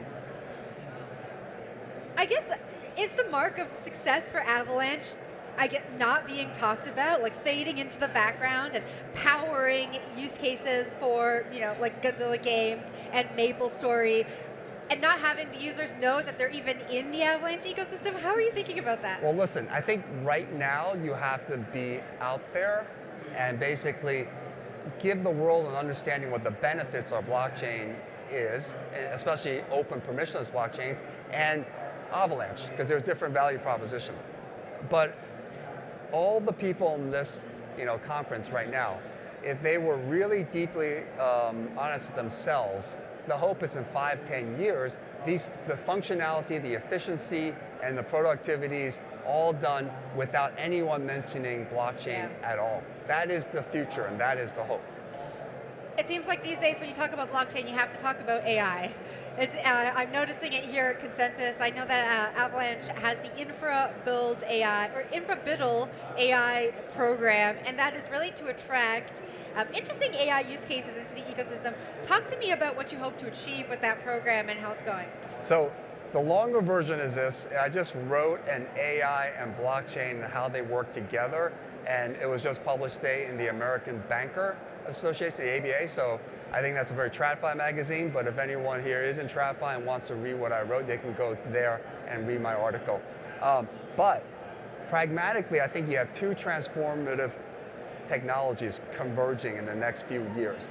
AI, obviously, especially the AI agentic world, is going to make all of our lives better. There's going to be your agent, Jen, your agent, my agent, and our agents are going to interact with each other. We won't even need to be here. We can have our agents just do the show. My agent will talk to your agent. Yeah. Possibly, but all of those agents are going to be, the data is going to be created like crazy. Agents going to be all over the place. There needs to be some provenance and some understanding of the history of what these agents, as well as the underlying LLM models, are doing. So the blockchain being a great place for a ledger for provenance and for all that will serve this crazy world of AI, especially in the agentic world. On top of that, I think there's going to be a thing called micropayments. Visa cannot do things under $1, at least efficiently.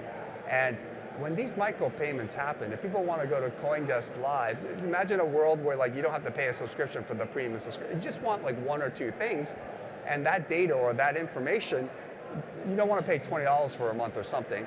You just want to get bytes and pieces of it. So maybe you want to pay, call it milliseconds of the data, like cents for that. These things can happen in an automatic way, and they can just talk to each other that way. You're going to need the stable coins and then the blockchain rails to do that. So on this, still on AI agents, I read that in the program there is something called Alfred, and Alfred has been optimized to have VC-like traits. So can you talk to us about that? What's Alfred actually doing? Like, does he assist with the evaluation process for VCs? Is that how it works? Alfred is something, so it's very cool actually. Okay. And there are others also doing similar things. If you look at a lot of the funds that exist who invest in not just our space and other spaces as well, they are now, for better, and banks as well, for better or for worse, the lower entry-level analysts, if you will, they are somewhat getting replaced, or a lot of the functionality is getting replaced by these AI agents. So when a VC firm goes and decides on what their portfolio is, and they do due diligence on whether this company is good or not, what they do is you collect a lot of data, you analyze it, you come up with insights, and then you go to a committee to make decisions. Alfred is a way that you don't need as many of the analysts from the early days, so it becomes a more efficient firm, and you can go to committee much faster as well. So it is, think of it as an assistant or a junior analyst. Has Alfred presented any challenges? Well, I am part of Avalanche Labs. This is an Avalanche Foundation thing. Got so it. I think it's helped and not presented Right. challenges. I think any challenges you do see will be the same challenges anyone else is seeing in terms of how well the information and the insights are coming back. Now, the last thing we want to ask you is about the Consensus Conference itself. It is in Toronto for the very first time. Talk to us a little bit about what you're looking forward to over the next 2 days, but also about maybe the significance of having a crypto conference of this scale in Canada. I think it's really cool. I mean, obviously Toronto has been very deep into tech and in the crypto world for a long time. There's some great founders who came out of Toronto. I think it's about time that the city is able to host the premier event of the space. Amazing. Well, thank you for joining us here at the desk. Thanks for being with us at Consensus, and I know that we will see you in London next week. Look forward to it. That was Avalanche President John Wu.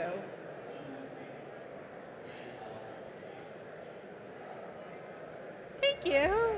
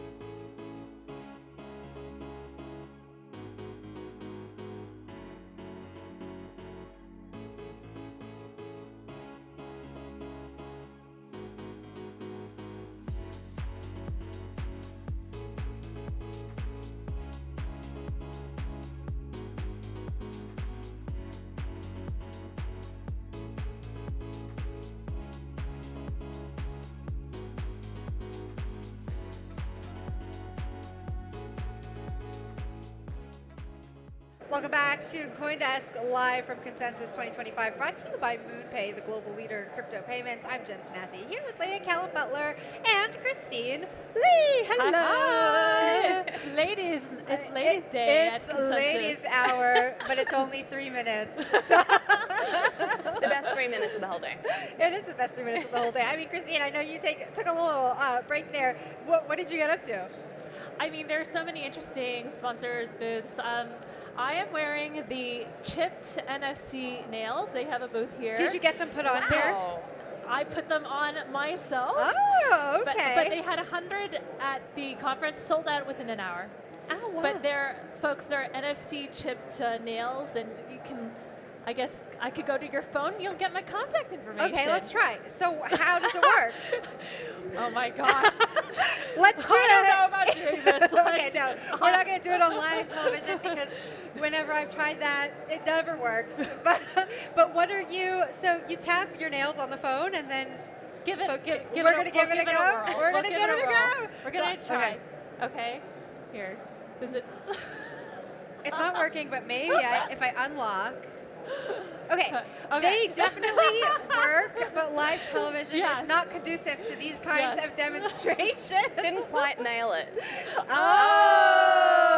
was a good one. All right, NFT nails. I have Consensus Moose. Oh. For Canada, it's kind of cute. A noble animal. A noble animal. Why don't I have one of north. these, and how do I get one? I'm not sure. I stole it. So. Okay. Yeah. Steal it. Good advice. All right, let's take a look at our prediction markets. The question that we've been asking all day here at this desk is, will Drizzy Drake make an appearance at Consensus? We are in his hometown, so the chances are higher than if we weren't. We're taking a look at the poll right now. It looks like most people think he is not going to be here. I'm rooting for the 12%. I'm rooting for the 12% too. I mean, maybe Drake is going to be here, and yeah, you'll have to wait and see. There are still 3 days for Drake to show up at Consensus. You can go over to myriad.markets to take part in that prediction market. There are 3 other prediction markets that are on Myriad Markets right now. 3 of the 4 are just for fun. They are, will Drake show up in person at Consensus 2025? Will Eric Trump mention President Trump more than 3 times? And will MoonPay President Keith Grossman tweet more than 20 exclamation points during Consensus? There's one market that you can bet USDC against, and that is, will Bitcoin hit 110,000 during Consensus? Join in on the fun, like I said, on myriad.markets. Wow. We're going to take a quick break. We'll be right back.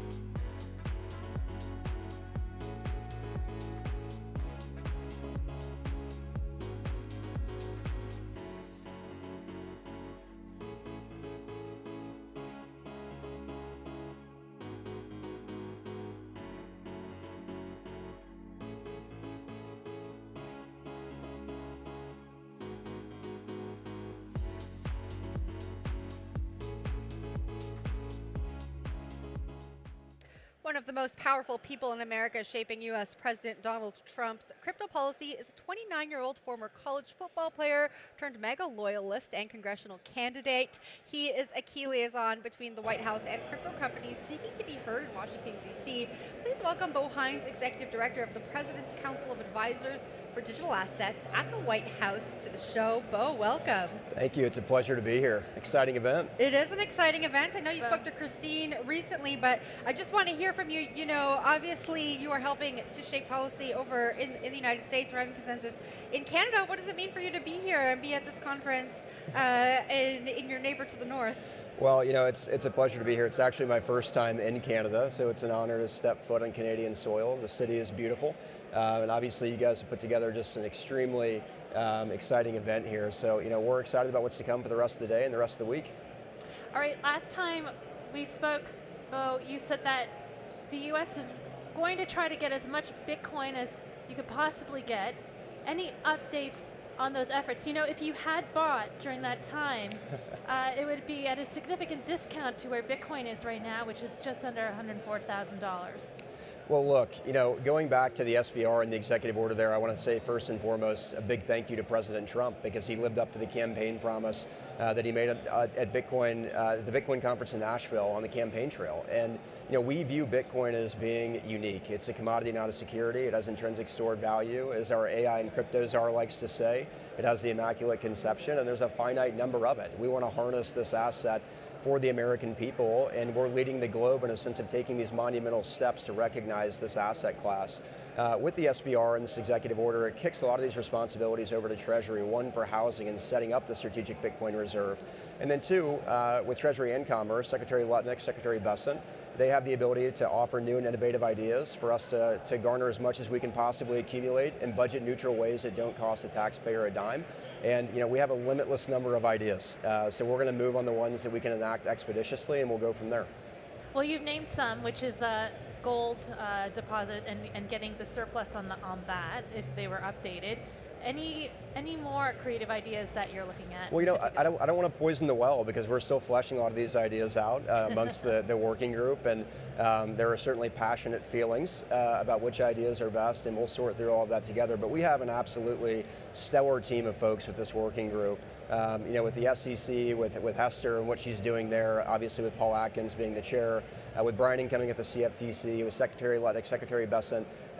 This truly is a dream team to create the crypto capital of the world and a clear regulatory framework that we need. And they're going to have countless ideas in ways in which we can accumulate, so we're excited to get to work on those.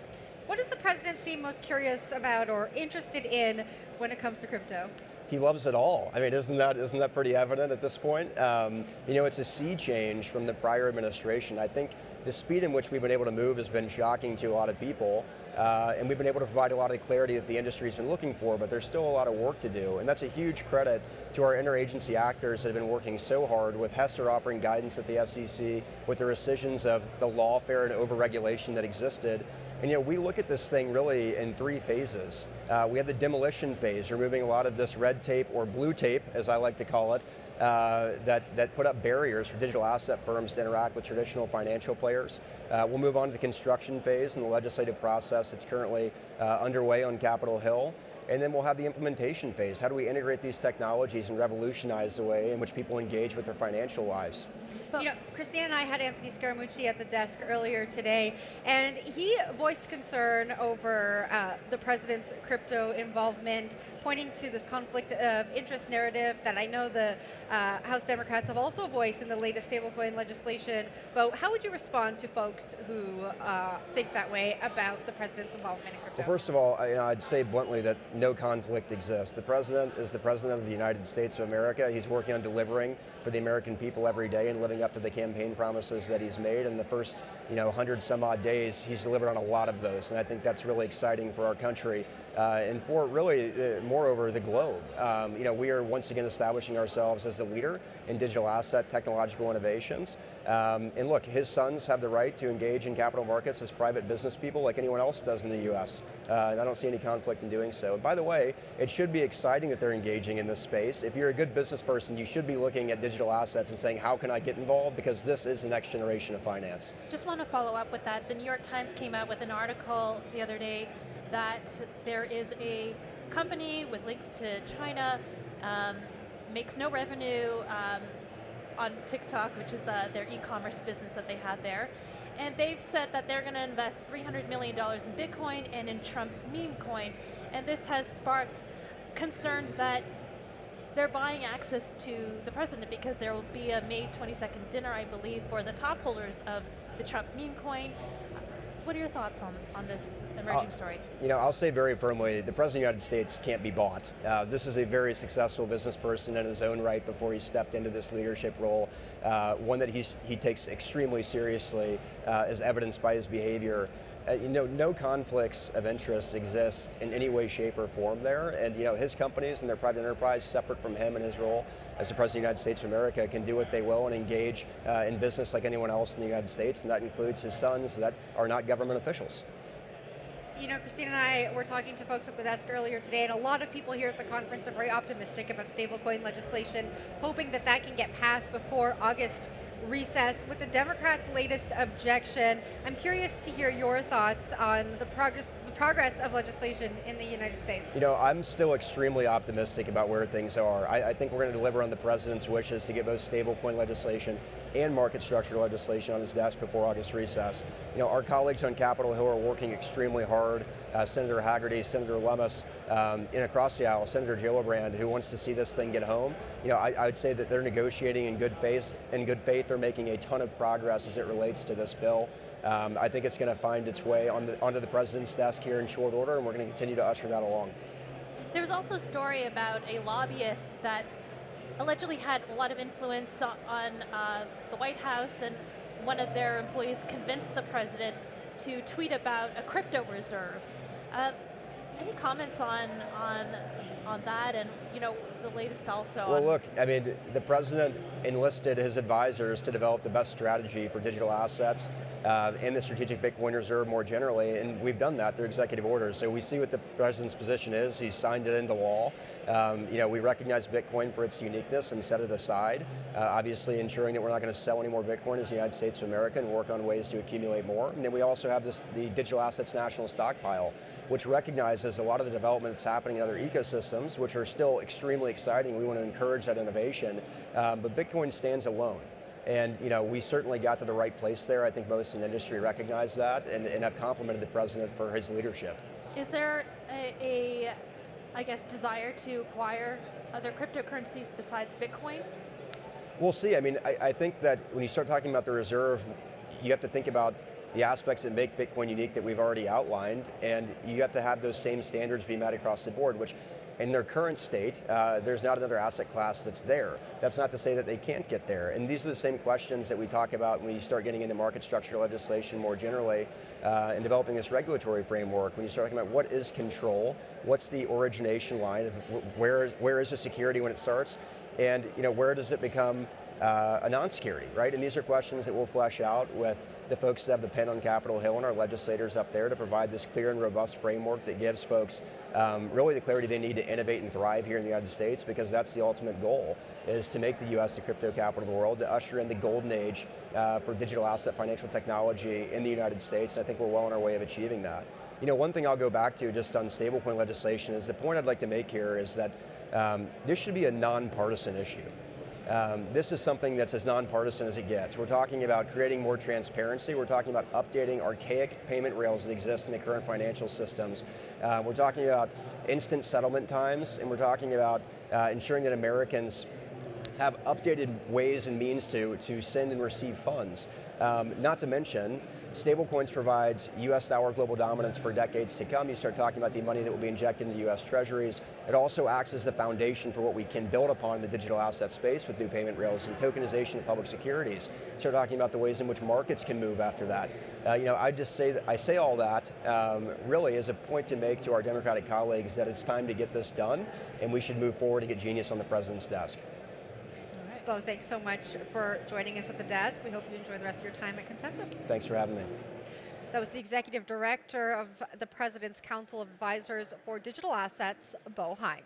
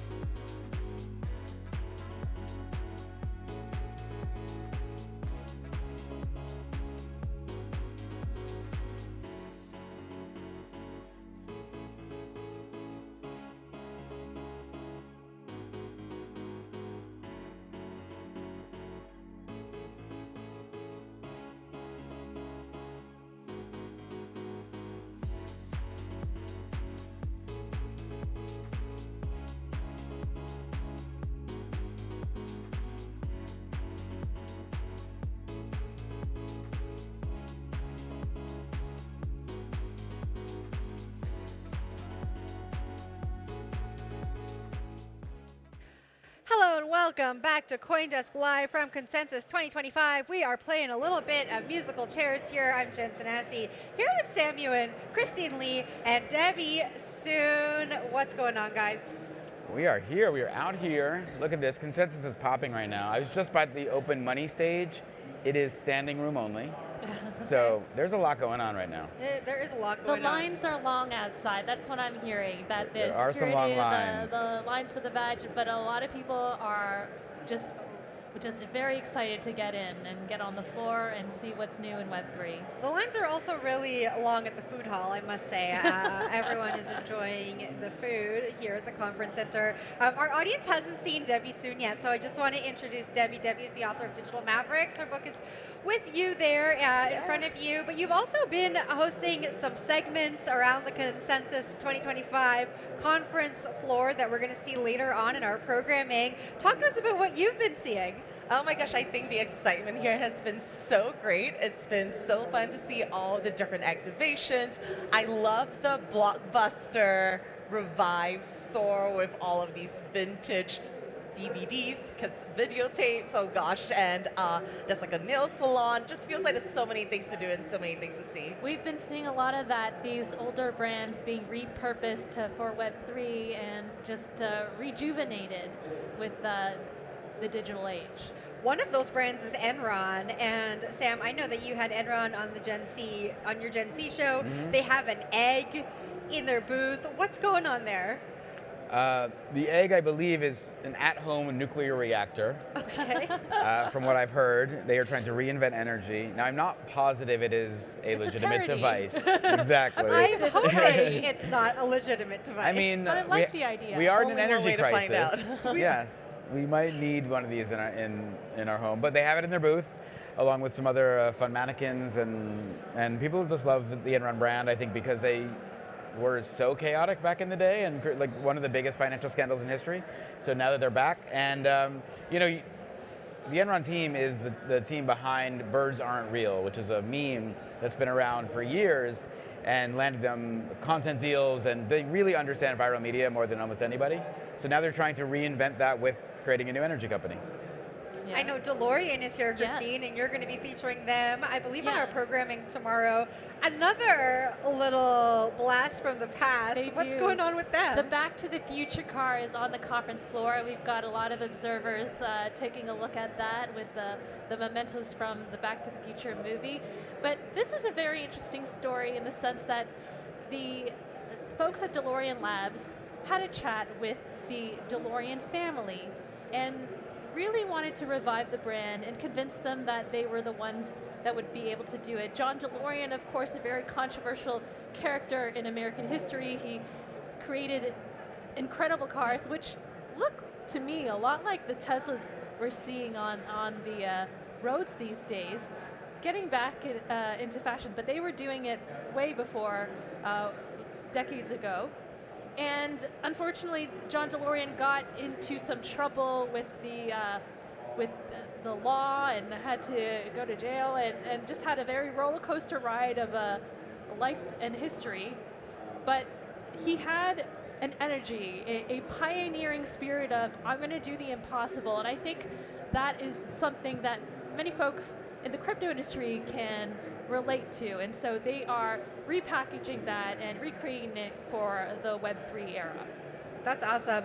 Now, so many of these people here are digital mavericks. Debbie, you have your book, Digital Mavericks, and in front of you, tell us a little bit about the book. What kind of stories are in there? Yeah, oh my gosh, the most incredible stories. I call it a 50% guide to how does one enter, but more importantly, navigate this crazy world of crypto and stay sane through the ups and downs. I'm sure we've all lived through it. And the other half is really just inspirational stories of how people even entered the space for the first time, like my co-founder Randy Zuckerberg and Jesse Pollock, who's the creator of Base at Coinbase, and a lot of artists and collectors as well. And I find that their stories are so relatable, and it's just so fascinating how everybody took their own different path, but yet somehow we have all chosen to be here, and we have all chosen to build in this wonderful world of crypto. It's kind of a representative of all four of us Oh, here. yeah, exactly. Are NFTs coming back? I would like to say that I think we had actually a really big day in the digital art space yesterday. We had Rafiq Anadol selling $5 million worth of NFTs. We had the CryptoPunks NFTs being bought over by a nonprofit. So yeah, it's maybe a little bit early to say that we're so back, but there's some little spots that I like to look to. You tweeted that we're so back this morning. I did because I saw this blockchain video booth, and I thought there was nothing more back than VHS tape. Did you get the card? You can get a card. I have not yet. Yeah, you got to get your blockchain video card. You're going to load it up with some cryptocurrency, and you can buy a vintage poster. We will be doing all of that. It's the acronym booth, right? I'm not really sure what acronym does. I'm hoping that we at some point cover them and we'll figure out more, but we're talking to them later on. There we go. We'll have them on later. I would say, though, that here we are in Canada. For the three of us, we were in Hong Kong earlier this year. We were in Austin last year. What feels different about being up north? You guys are natives. So other than just being able to get some home-cooked meals, what are the things that makes this show feel particularly Canadian right now? Well, I think we're seeing different brands. And so it speaks to the nostalgia I had growing up and seeing the DeLorean, the Enron, and the blockchain video or blockbuster video. So I guess it speaks to our audience in North America. But Hong Kong also was incredibly buzzy. It also just had a lot of energy to it. So, I'd say it really is global. That's what I love about crypto. It's that wherever you go, you can find a home. And it's exactly the way you envisioned it in terms of having imagination, being innovative, and having an accepting crypto community that wants to hear your ideas.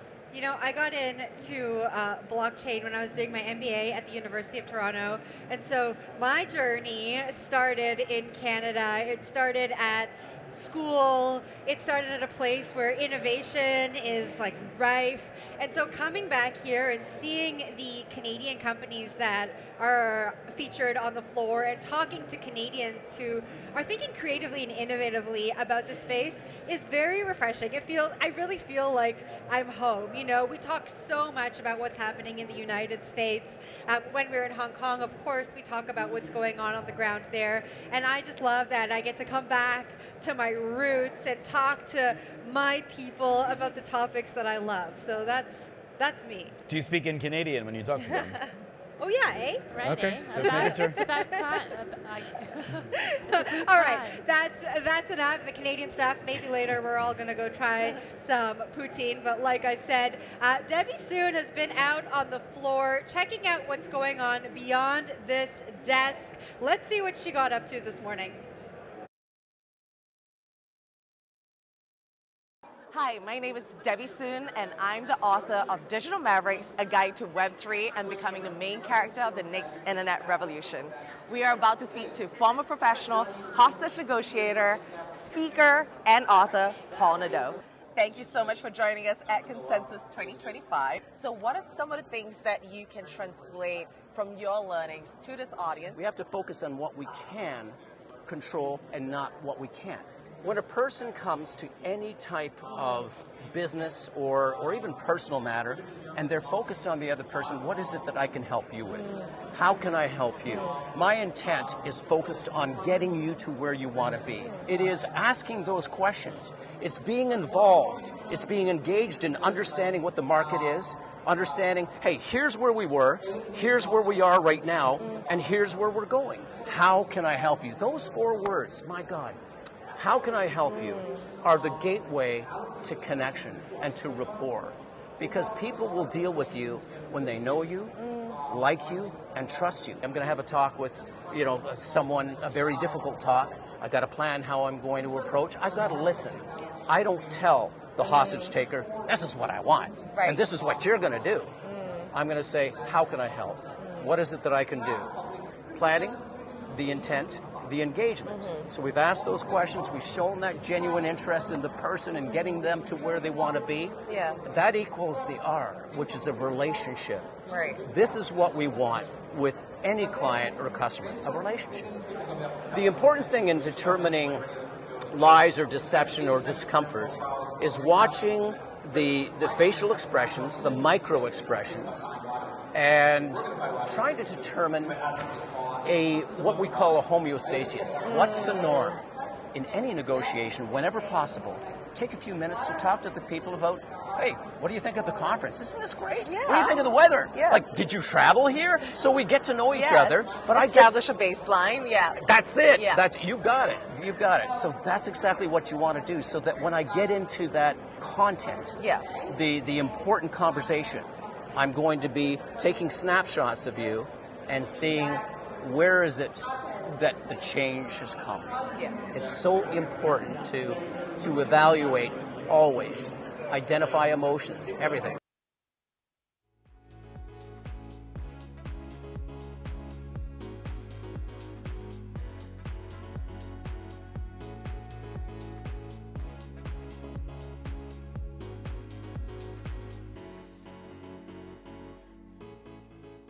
All right, we just saw some tips from a hostage negotiator. Anything can happen on the consensus floor. BitGo has positioned itself as one of the leaders in institutional digital asset custody and recently became the largest staking platform in the world by total value locked, with $48 billion in assets staked. Joining the show now is BitGo's Chief Revenue Officer, Chen-Feng Chen. Welcome. Thanks for having me. Thanks for being here. We were just talking about how 5e consensus is, how great the conversations are that we're all having. Before we get into the nitty-gritty of our chat here, what have you been up to? What's the highlight been so far? What are you looking forward to?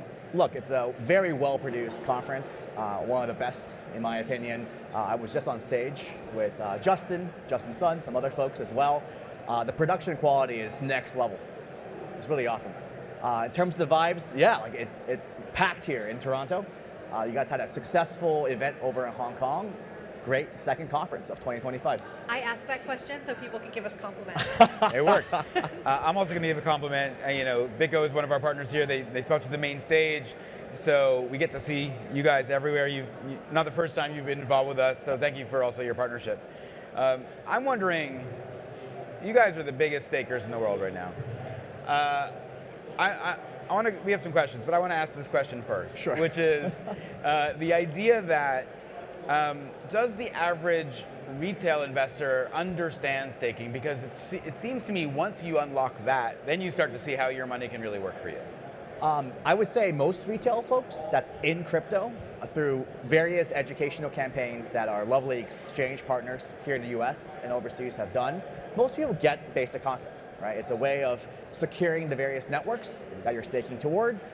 At the same time, you get a bit of kickback, right? Via these staking rewards that's being generated and sent back to your account. So I would say yes. From an institutional side, talk to me a little bit about the opportunities and challenges. Like, what are institutions saying when it comes to staking, especially when it comes to the varying different regulations that we're seeing around the world? Yeah, so there are a lot of various takes on staking. I would say the vast majority of regulators around the world do not have specific frameworks in place for staking. It's definitely more in the gray area. However, if you look at what you're able to do with the coins that are currently in custody with you, if you're not participating in staking, you're effectively losing money, if you think about it, right? The rest of the total value on the chain is being inflated and your number of set coins is staying static. So because of this, every large holder of these stakeable coins is knocking on our door asking for set services. Even our friends who love Bitcoin, BTC Vegas is coming up, those guys are also interested in yield, interested in ways that it's possible to make additional Bitcoin from Bitcoin. So even the Bitcoin crowd, right, Bitcoin itself does not have native staking capabilities, they're also looking to, quote unquote, stake Bitcoin in one way, shape, or form. I mean, look, we all grew up with savings accounts. We know the idea of keeping money in an institution and getting paid back for committing that. Yep. We know the institutions understand that. I think about the ETFs, and how there still seems to be a gray area what's happening. But to your point, Bitcoin is the biggest ETF pool out there right now, and those guys are knocking on your door. They're constantly looking at, why does ETH get this? Why does USDC get this? Like, what do you think has been the problem in the past? It goes back to the fundamental nature of Bitcoin, right? Like the reason why Bitcoin has been around for so long and will be around for hopefully hundreds, if not thousands of years, is because like the core fundamentals of Bitcoin, frankly, has remained unchanged. You're buying into Bitcoin for that consistency. And I don't foresee Bitcoin Core or the Bitcoin Core devs introducing that type of functionality into Bitcoin anytime soon.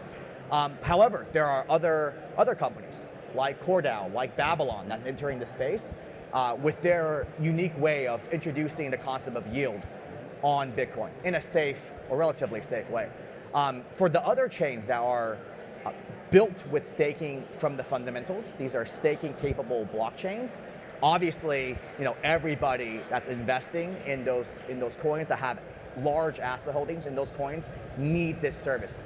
I think the best example of this is Janover is a publicly traded company. There's a couple other companies in that bucket. They're looking across the river at the Bitcoin crowd, at Michael Saylor and MicroStrategy, at Similar Scientific, right? These other publicly traded companies that have basically turned into BTC treasury publicly traded companies. The folks over on the Solana side of the river are trying to do the same thing. And a lot of these companies, including Janover, they're using BitGo for the fundamentals, right? We're helping them obviously custody the Solana and stake the Solana as well. When it comes to staking, is there something you think that folks are not talking about enough on programs like this and in rooms like this? Look, I think getting additional regulatory clarity is something that is a lot of work in progress. I think 3IQ here in Canada, this is the first North American ETP that's going to push through a ETP for a stakeable asset. Over in Europe, it is something that has already been done, and of course, the final frontier is the United States. And I'm sure the friends over at BlackRock, et cetera, they're working very closely with the SEC task force, crypto task force, to get this thing across the line. 3IQ was on stage with us this morning. Yes. So, all the big players in the room with us here. All right, Chen, thank you so much for joining us on our program. We hope you enjoy the rest of the conference. Thank you. Thanks, Chen. That was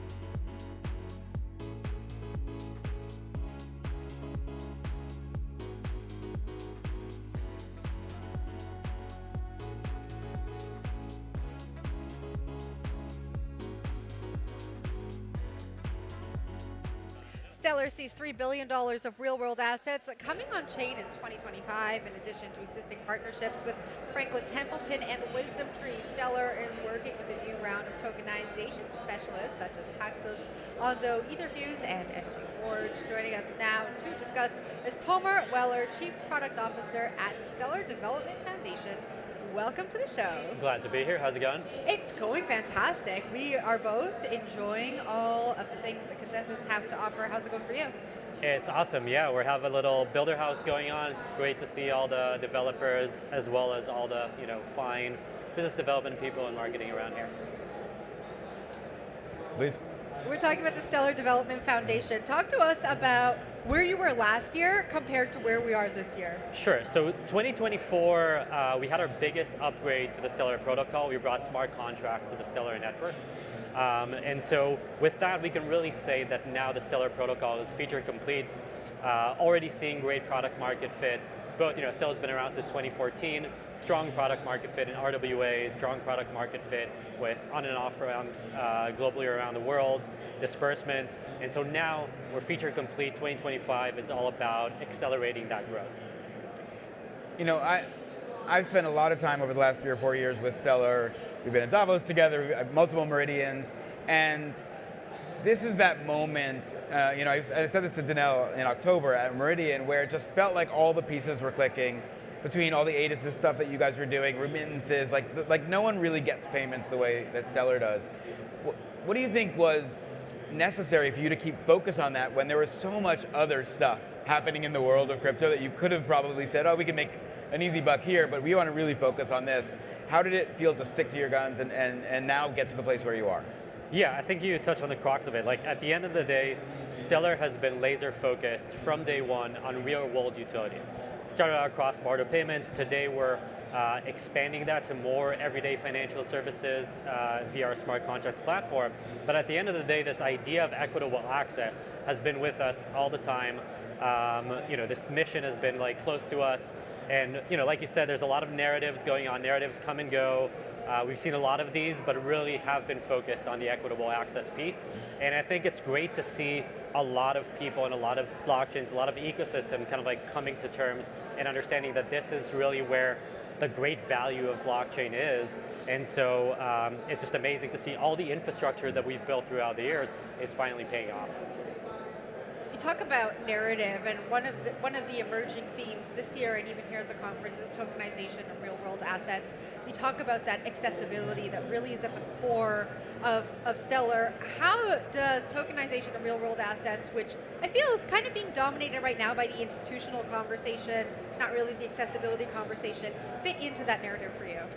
Yeah, so I think Stellar has really been built for tokenization. So tokens are a first-class primitive of the Stellar protocol.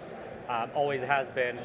Compliance and accessibility have really kind of like been baked into the protocol from the ground up. We have more than 400,000 on and off ramps around the world that allow you to move from cash today to DeFi on Stellar. And so RWAs were really always kind of like part of the picture. We're really glad to see institutions coming on board. We have players like Franklin Templeton, like WisdomTree, Ondor coming on chain. Right now, there is a lot of institutional capital, like you said. We're really excited about moving more to retail and having assets that play along well with the retail use case, with self-custody, with DeFi. A lot of the existing RWAs, and there's amazing stuff. We have more than $500 million worth of RWAs on Stellar right now. A lot of these assets are very limited in functionality. And in order to really unlock this idea of equitable access, we want to see retail access. You mentioned Etherfuse before. Etherfuse are a company. We're really excited about tokenizing government debt. They already have a Mexican debt asset on Stellar, Cetes, similar ones in Brazil and launching in other areas too. And I think these assets really unlock the full capabilities of RWAs. And not just that, I also think they're doing a good job in diversifying the type of assets that we have. We talked a lot about real world assets. Most of what we see right now are mostly kind of like money market denominated, like T-bills, US dollar denominated tokens, and we want to see more variety. We're working with Société Générale in France, for example. We want to see more international players come on board. Do you think that, tokenization starting in sort of TradFi makes sense, but real estate and loans and debt, I think, are great examples of the idea that anything can be updated. And the traditional finance system is filled with friction. And really, Stellar, like many of the chains out here, are trying to just quick, easy access to removing that friction. Is that sort of the way that you're also pitching this to your partners? Yeah, I think sometimes it's about friction. Sometimes it's just things that are not doable in some regions, right? You look at examples like the Decaf wallet, the non-custodial wallet, very big in Latin America, and they're serving communities that historically have just not had access to the same financial instruments that you and I have, whether it's in the States, Western Europe, or other places. So they're actually getting access to these financial services. And like you said, we started out with stablecoins and payments. I like to think about these as kind of like the infrastructure layer, if you want, the checking account of this on-chain economy. And now that we're already there and we have this infrastructure, we can move on to things like, for example, like savings account equivalents with these type of like bonds and more kind of like conservative yield-bearing instruments. And then we can actually also introduce the more adventurous DeFi primitives, frame them as like your investments account, and basically build effectively like neobanks without in places that historically just haven't had that infrastructure. Do you feel, so when I got into the space, there was a lot of talk about accessibility, right? Like that's what all of this technology does. It gives people who previously didn't have access to these systems that have created monopolies all over the world access, right? Yeah. Tell me what you think. Have we as an industry moved a little bit away from that narrative? I would say that we're oscillating around it. Okay. So I think, every year there's like a new narrative.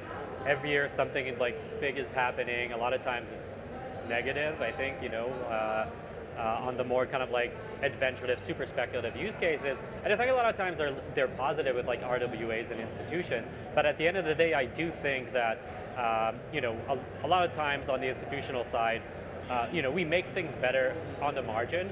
But for the retail and especially people in these kind of like less included regions, we can actually make a much more significant impact. And you look at the network of on and off ramps that we have, MoneyGram is the biggest one with more than 400,000 agents around the world. Like these agents are located in locations where you just don't have access to traditional finance. Banks are not active.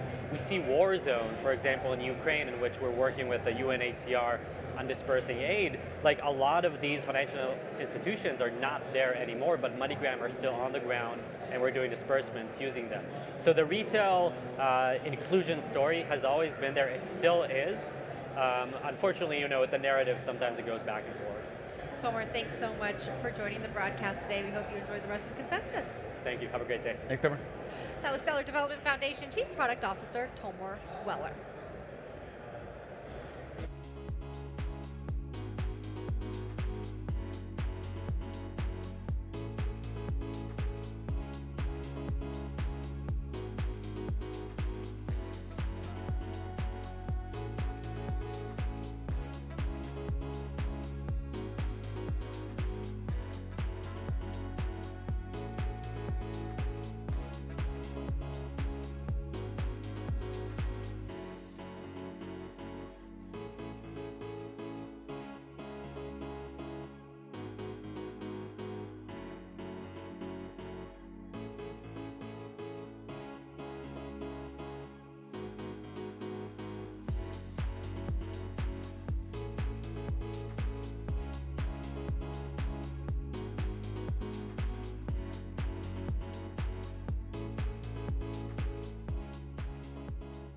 Canadian musician Rain made us championing the fan-artist relationship through his latest venture, FanDrop, a platform that lets artists take ownership over the communities they've worked so hard to build and foster. The Our Lady Peace frontman joins us now. Rain, welcome to the show. Hey, pleasure to be here.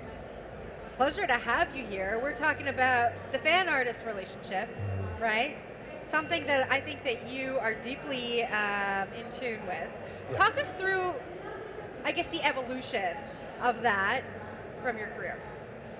I mean, the genesis really is, I've been playing out live for 25 plus years. It's really biblical for like 2.5 hours on stage every night, having this intense relationship with the fans, whether you're in a club or an arena. But then the lights go up, they all walk out, and they're anonymous to me. Promoter, tickets, social media, everyone kind of knows who these people are, but now I have to go pay to reach them. So the idea was understanding this pain point for artists not having ownership of that audience. It's not working anymore, So the idea is with FanDrop, it's like they're there to see you. Don't let them walk out anonymous. And so we just developed this technology, geo-based, location-based marketing, basically. But it's to reward fans, but also get them invested in that direct to, not D2C, direct to fan relationship. And Rain, I think about the old days, and I'm on the older side, right? But I remember sending in a self-addressed stamped envelope to the Beastie Boys fan club, and I did that. You get a letter, you get a pin, and I never thought about it through that lens of they were building a database of people they could go direct to. Yeah. And with Spotify, with Apple Music, that's gone, right? Yeah. So it sounds like what you're trying to do with FanDrop is about trying to reconnect the idea that an artist can have a one-to-one relationship. And how much do you think fans are willing to go that extra mile, especially when the convenience of a Spotify just makes it easy? Well, I think fans are actually, they want that connection, and they feel like, it's not we haven't been duped. Like, I get Instagram and TikTok and stuff, and the unfiltered look that you get on that. And fans feel like they are connecting with you, but they really aren't, because now that they're starting to understand, hey, if I connect directly with this artist, we're actually removing that gatekeeper. Now you can sell stuff to fans there. You know, I really based everything on this book I read, Kevin Kelly, 1,000 True Fans, you know? Building these kind of, these communities where it's like, if you can get your fans to buy or invest $200 in you every year at 1,000 people, now it's like, it's kind of it may be a cottage industry, but sustainable business. Get that to 5,000, 10,000, and now you're making up for the lost revenue that the music business has suffered on the streaming side, right? But you're also building this lifetime value with your fans, and the connection it's authentic. And yeah, you don't want to spam them. I'm in Radiohead's Wasteland fan club. I get maybe 4 things a year, but it's enough for me to feel like there's this authentic connection, and that's what we're trying to build at FanDrop. Talk us through the experience on FanDrop for both the artist and the fan. The fan journey is super simple. You know, we built a native app. We were minting assets on Polygon at the beginning, but we've had to move away from that as, you know, the talk around NFTs and music fans is not great at the moment. Typical dip in a new technology. But the idea is you walk into a place like Consensus, you type in fandrop.com. As soon as our geo picks you up that you're at the venue, it's been geo-fenced obviously, you just see all these rewards, kind of like a scroll on TikTok. Once you want to engage with something, a simple prompt, you just check a box, email, takes 1.2 seconds, and now you're participating in all these different, you know, rewards, kind of unlockables, anything you can really think of. You know, I've interviewed Avenged Sevenfold. Yep. We interviewed the team that was with Jack Harlow. There's been a lot of great experiments. It sounds like artists really want to create this. Do you think you're going to get pushback from the music industry, from those folks, or even the social media platforms who are saying, hold on, this is how we make money?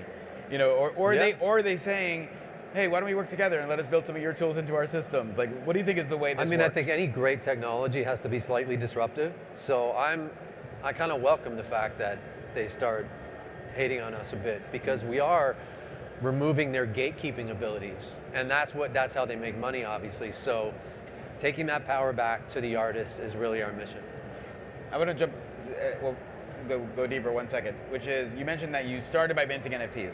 Mm-hmm. We've started to see a lot of really interesting projects that are kind of pushing the crypto side to the background. Yeah. Right? And so Blackbird's one in the US that's getting a lot of attention, but we're seeing more and more of those types of experiences. Like, I remember when the Discord community in gaming hated on NFTs, and they really revolted about it. Yep. Do you think that talking about Web3 technologies is the way in, or is it, no, this is just a better connective tissue? Yeah, I think, you know, being able to offer utility, you know, it's put in a simple kind of context of a music fan. Our latest piece has this, you know, special exclusive vinyl, 250 pieces only, and you want to know, I got number 66, and 10 years from now, you want to be able to prove that, right? So obviously, if it's on the chain, it's really easy to authenticate. I think there's great use case examples for all this stuff, but I do think, to your point, it's like, if I buy a car, I don't want to have to open up the hood, tinker. I just want to put the key in and drive it, right? So I think once we get there, when we're talking about Web3, then all this stuff, everything else goes, consumers not going to care as much, and I think that's really going to help move it forward quickly. Sam mentioned Avenged Sevenfold. The last time I talked to the guys at Avenged Sevenfold, they told me that they had 4 full-time engineers working on their NFT project, the Death Bats Club, I think it's called, the Death Bats. And so I'm curious to hear your perspective here. You know, musicians used to get a lot of support from the label. Then the music industry shifted. Musicians really had to become these entrepreneurs and foster their communities on social channels, right? And now the music industry is shifting again. Do you think that artists have enough support and the capacity to take on all of these things and also do what they love at the same time? That's a great question, and I don't think they do, unfortunately. I think think of someone like Dylan. All he had to do was write songs and play live, and that was his job. That was a craft that you nurtured and got better at. Now an artist is forced to wear like 10 hats, and so now you bring in the idea. Like I've stopped talking about data to artists because and manners. It's like their eyes glaze over. They have so little bandwidth. So the unfortunate answer to your question is no. Like to take on this part of the industry is there's only a few artists that maybe have the bandwidth to do that. So it sounds like something like a FanDrop allows for them to plug in. Yeah. So when we think of, let's look at Our Lady Peace fans. It's probably a couple million people who love your music. They're distributed around the world, so very decentralized. Not probably, definitely. We are in Canada. Well, I know we got a big group of them here, but the fact is, I'm sure you've toured the world. You see your fans in places you don't expect. Yep. I love this idea that culture has gone from sort of nation states to network states, and that the Our Lady Peace Nation can be distributed all around. They can connect with each other. We're levering into a world, especially with AI, where we can all communicate with each other in our native languages. We can all exchange, merch and sort of social currency with each other, the music, in ways. Do you think that the future of the artist is really built on understanding that the way we connect globally is the way that we can create mutual success in both our fandoms because they get more access to things they love, and us as artists because we get this amazing, passionate community that really anywhere on the globe we go, we can connect with. Yeah, I mean, I think that's it exactly. The tools to connect they're out there now. FanDrop is one of them. We consider FanDrop to be that top funnel. We're not trying to manage a community afterwards. Like I said, the radio thing, like Radiohead thing. It's like there are CRMs that do that. There's other platforms that take on that challenge and do it really well.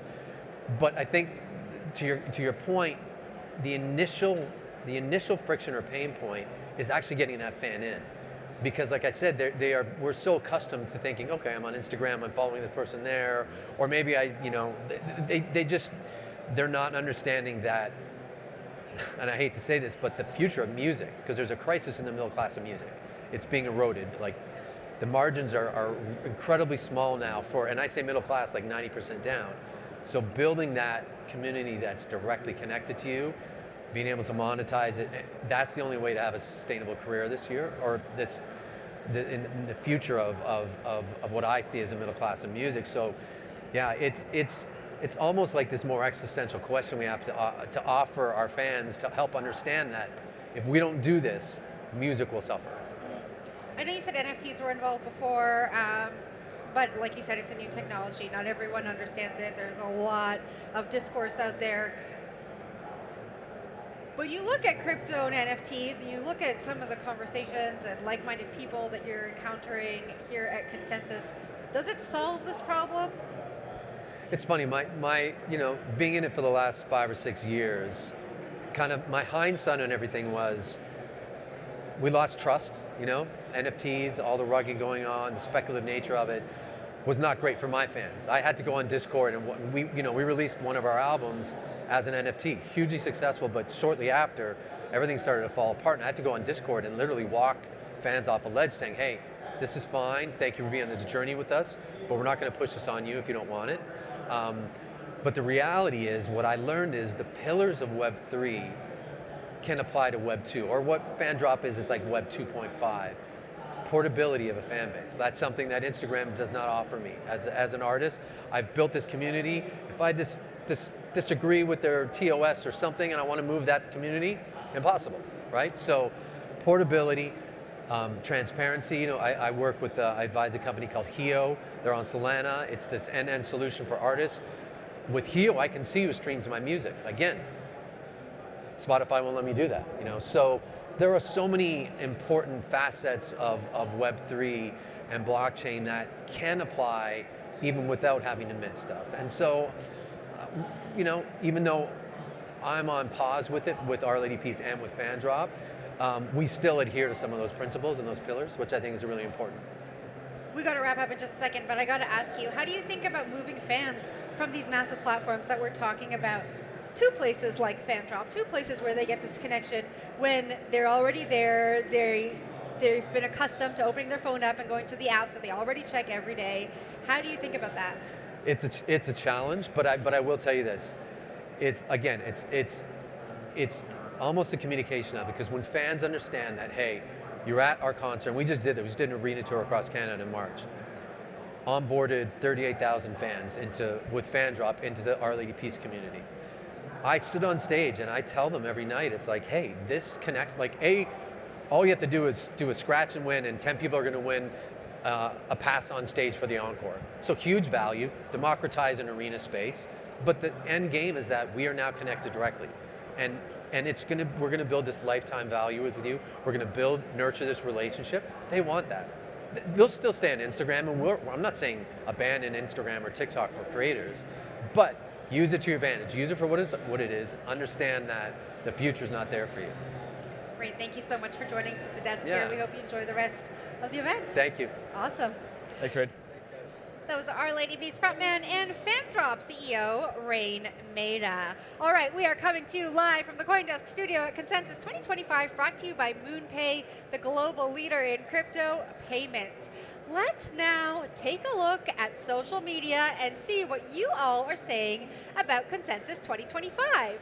Sam, are you able to read this tweet for us? I will. All right. Matt Mena says, incredible panel at Consensus, two of crypto's sharpest macro thinkers, Dan Pantera from Pantera Capital and Dan Tapiero of 10T Holdings.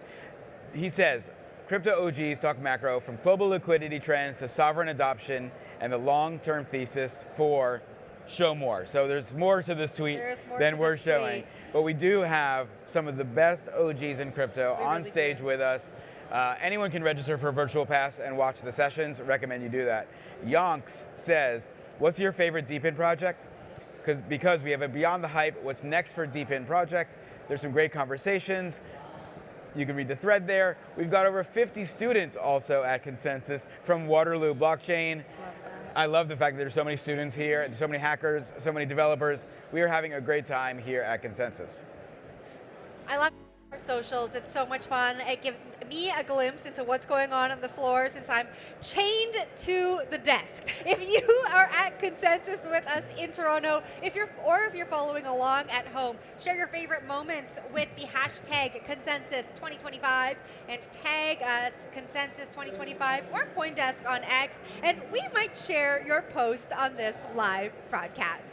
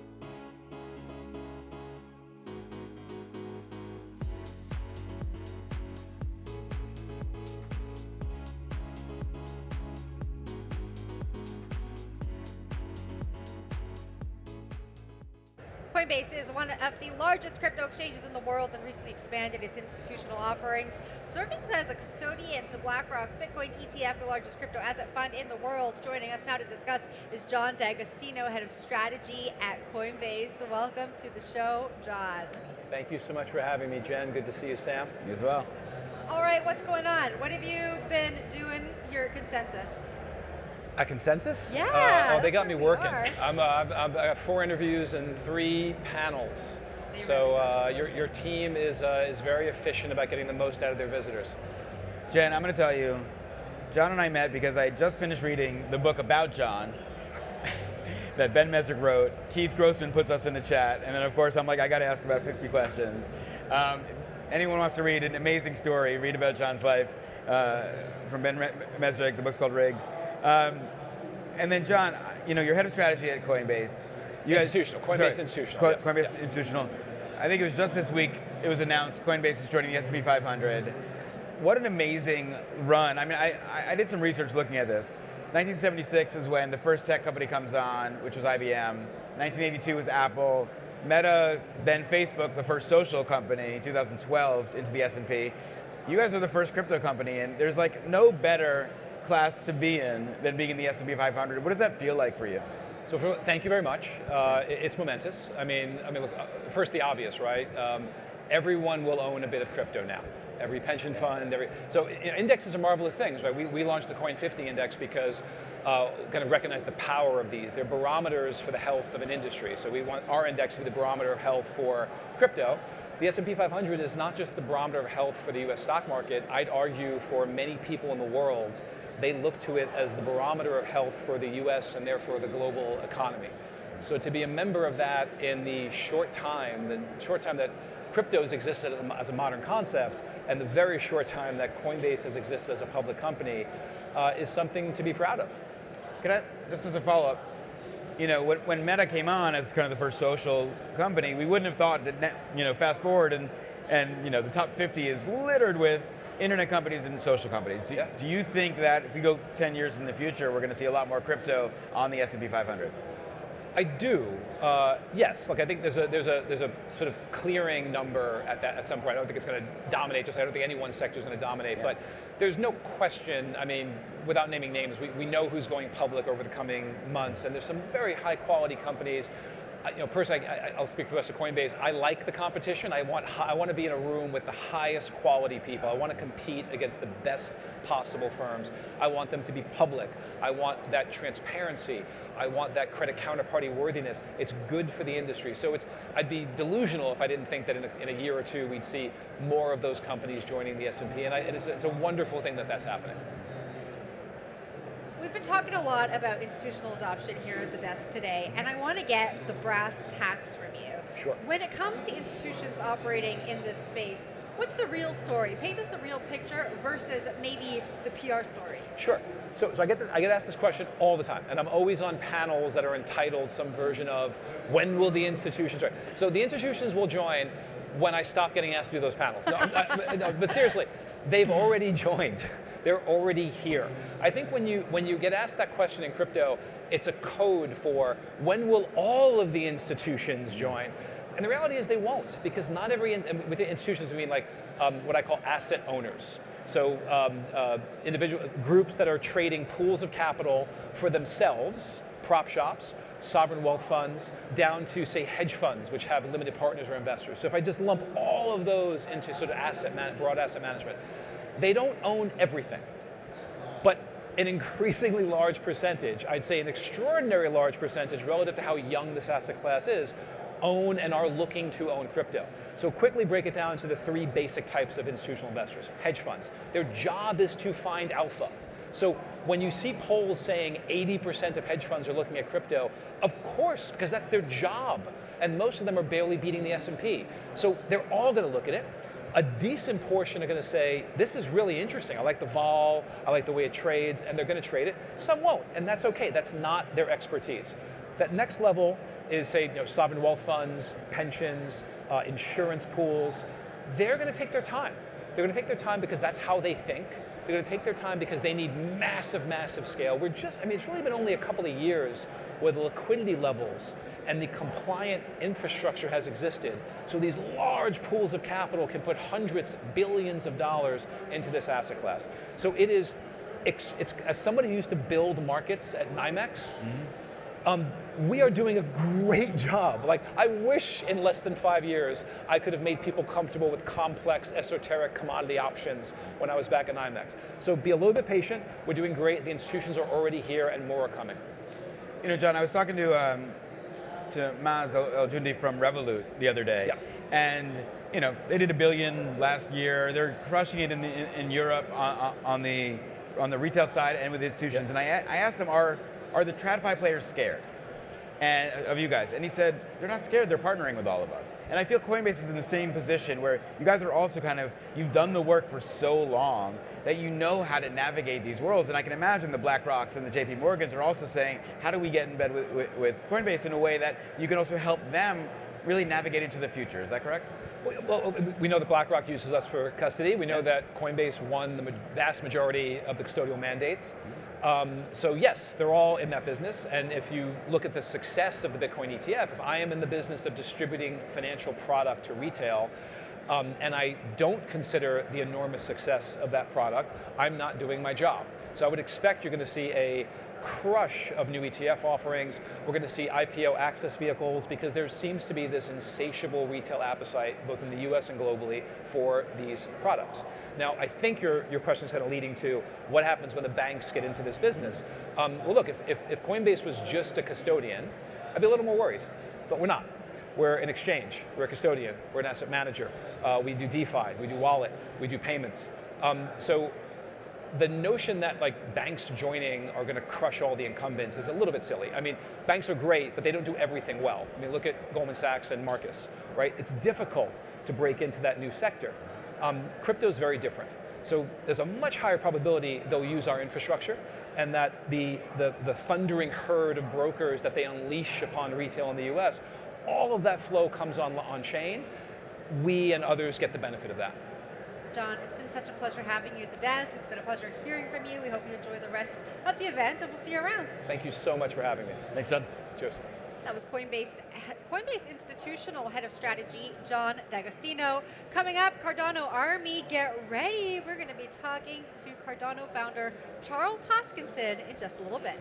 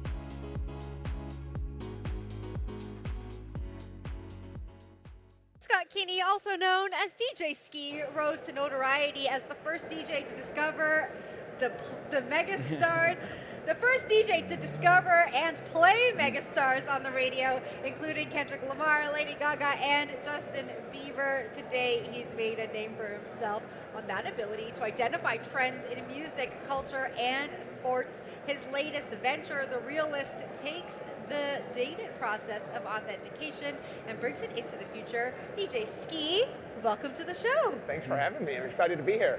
Wait, Ski, you're in Toronto. I'm in Toronto. I mean, this is Drake's home turf. I know you got an allegiance towards Kendrick. We're good with everybody. How do you We're good feel with being everybody. here? Yeah, it's just like it's amazing. I love Toronto. It's great, right? No, Canada, it's dangerous. Everybody's too nice in Canada. It's amazing. And Kendrick is coming on tour here too, and we will be authenticating for the Realist with it. So. Well, I don't know if you know, but we have a prediction market going right now, and the question that we have on Mirrored Markets is, will Drake show up to Consensus? Folks are betting on it. Last I checked, I think 88% of folks think Drake is definitely not coming. What do you think? I don't think he is, but if he does, we'll be here to authenticate stuff, so we're ready for it. So I hope so. For all of us, we hope so too. All right, we're talking about the Realist. We're talking about authentication. Just lay a foundation for the audience here. What is the Realist? What do you do? So we basically sell physical IP, and we're kind of the opposite of a lot of what other Web3 companies that you see are. We go out and actually take real authentic items, things from the Super Bowl. You mentioned Kendrick Lamar. We authenticated his entire wardrobe, everything that he wore, all the set pieces. We represent the Philadelphia Eagles, so we took all the confetti, all the game used jerseys, everything from that. And we saw this massive issue in the memorabilia world of fraud. The FBI estimates up to 90% of items are fake. And when you look at certificates of authentication, paper COAs truly mean nothing. They're so easy to forge, but even if they're real, there's nothing that ties to an item. And we leverage blockchain as just a technology many of our consumers don't even know exists, operating in the background, kind of leveraging the most secure infrastructure in the world for us to do what we do. All right, I want to ask you a challenging question, which is the folks who collect, right? There's that famous story, I think in the New Yorker, about the wine industry and how much of the wine industry is not real, and that there are these masterminds mixing it in back rooms. But it also sort of intimated that collectors don't always want to know because they don't want to feel like they spent some money on something that may be fake. Sneaker industry is rife with this as well, right? So you know this world better than almost anybody. Do you think that collectors are going to start to really value what it means for something to be authenticated?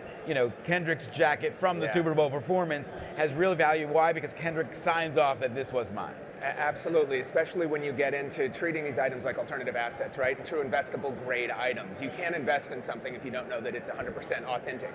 Would you buy, you've seen sports jerseys like Babe Ruth sell for $25 million in essence, right? Like, you better be absolutely sure when you're spending that much money, no different than the art world. And we think that in this era where we're getting into deep fakes and AI, being able to dictate what is real versus what is fake is going to be wildly valuable. And we think it is just so important, especially in establishing and expanding this industry. And that's one reason that we built this. There were actually investors that we talked to early on that were big collectors and we thought would be a no-brainer to get involved. And they were scared because they have so much memorabilia.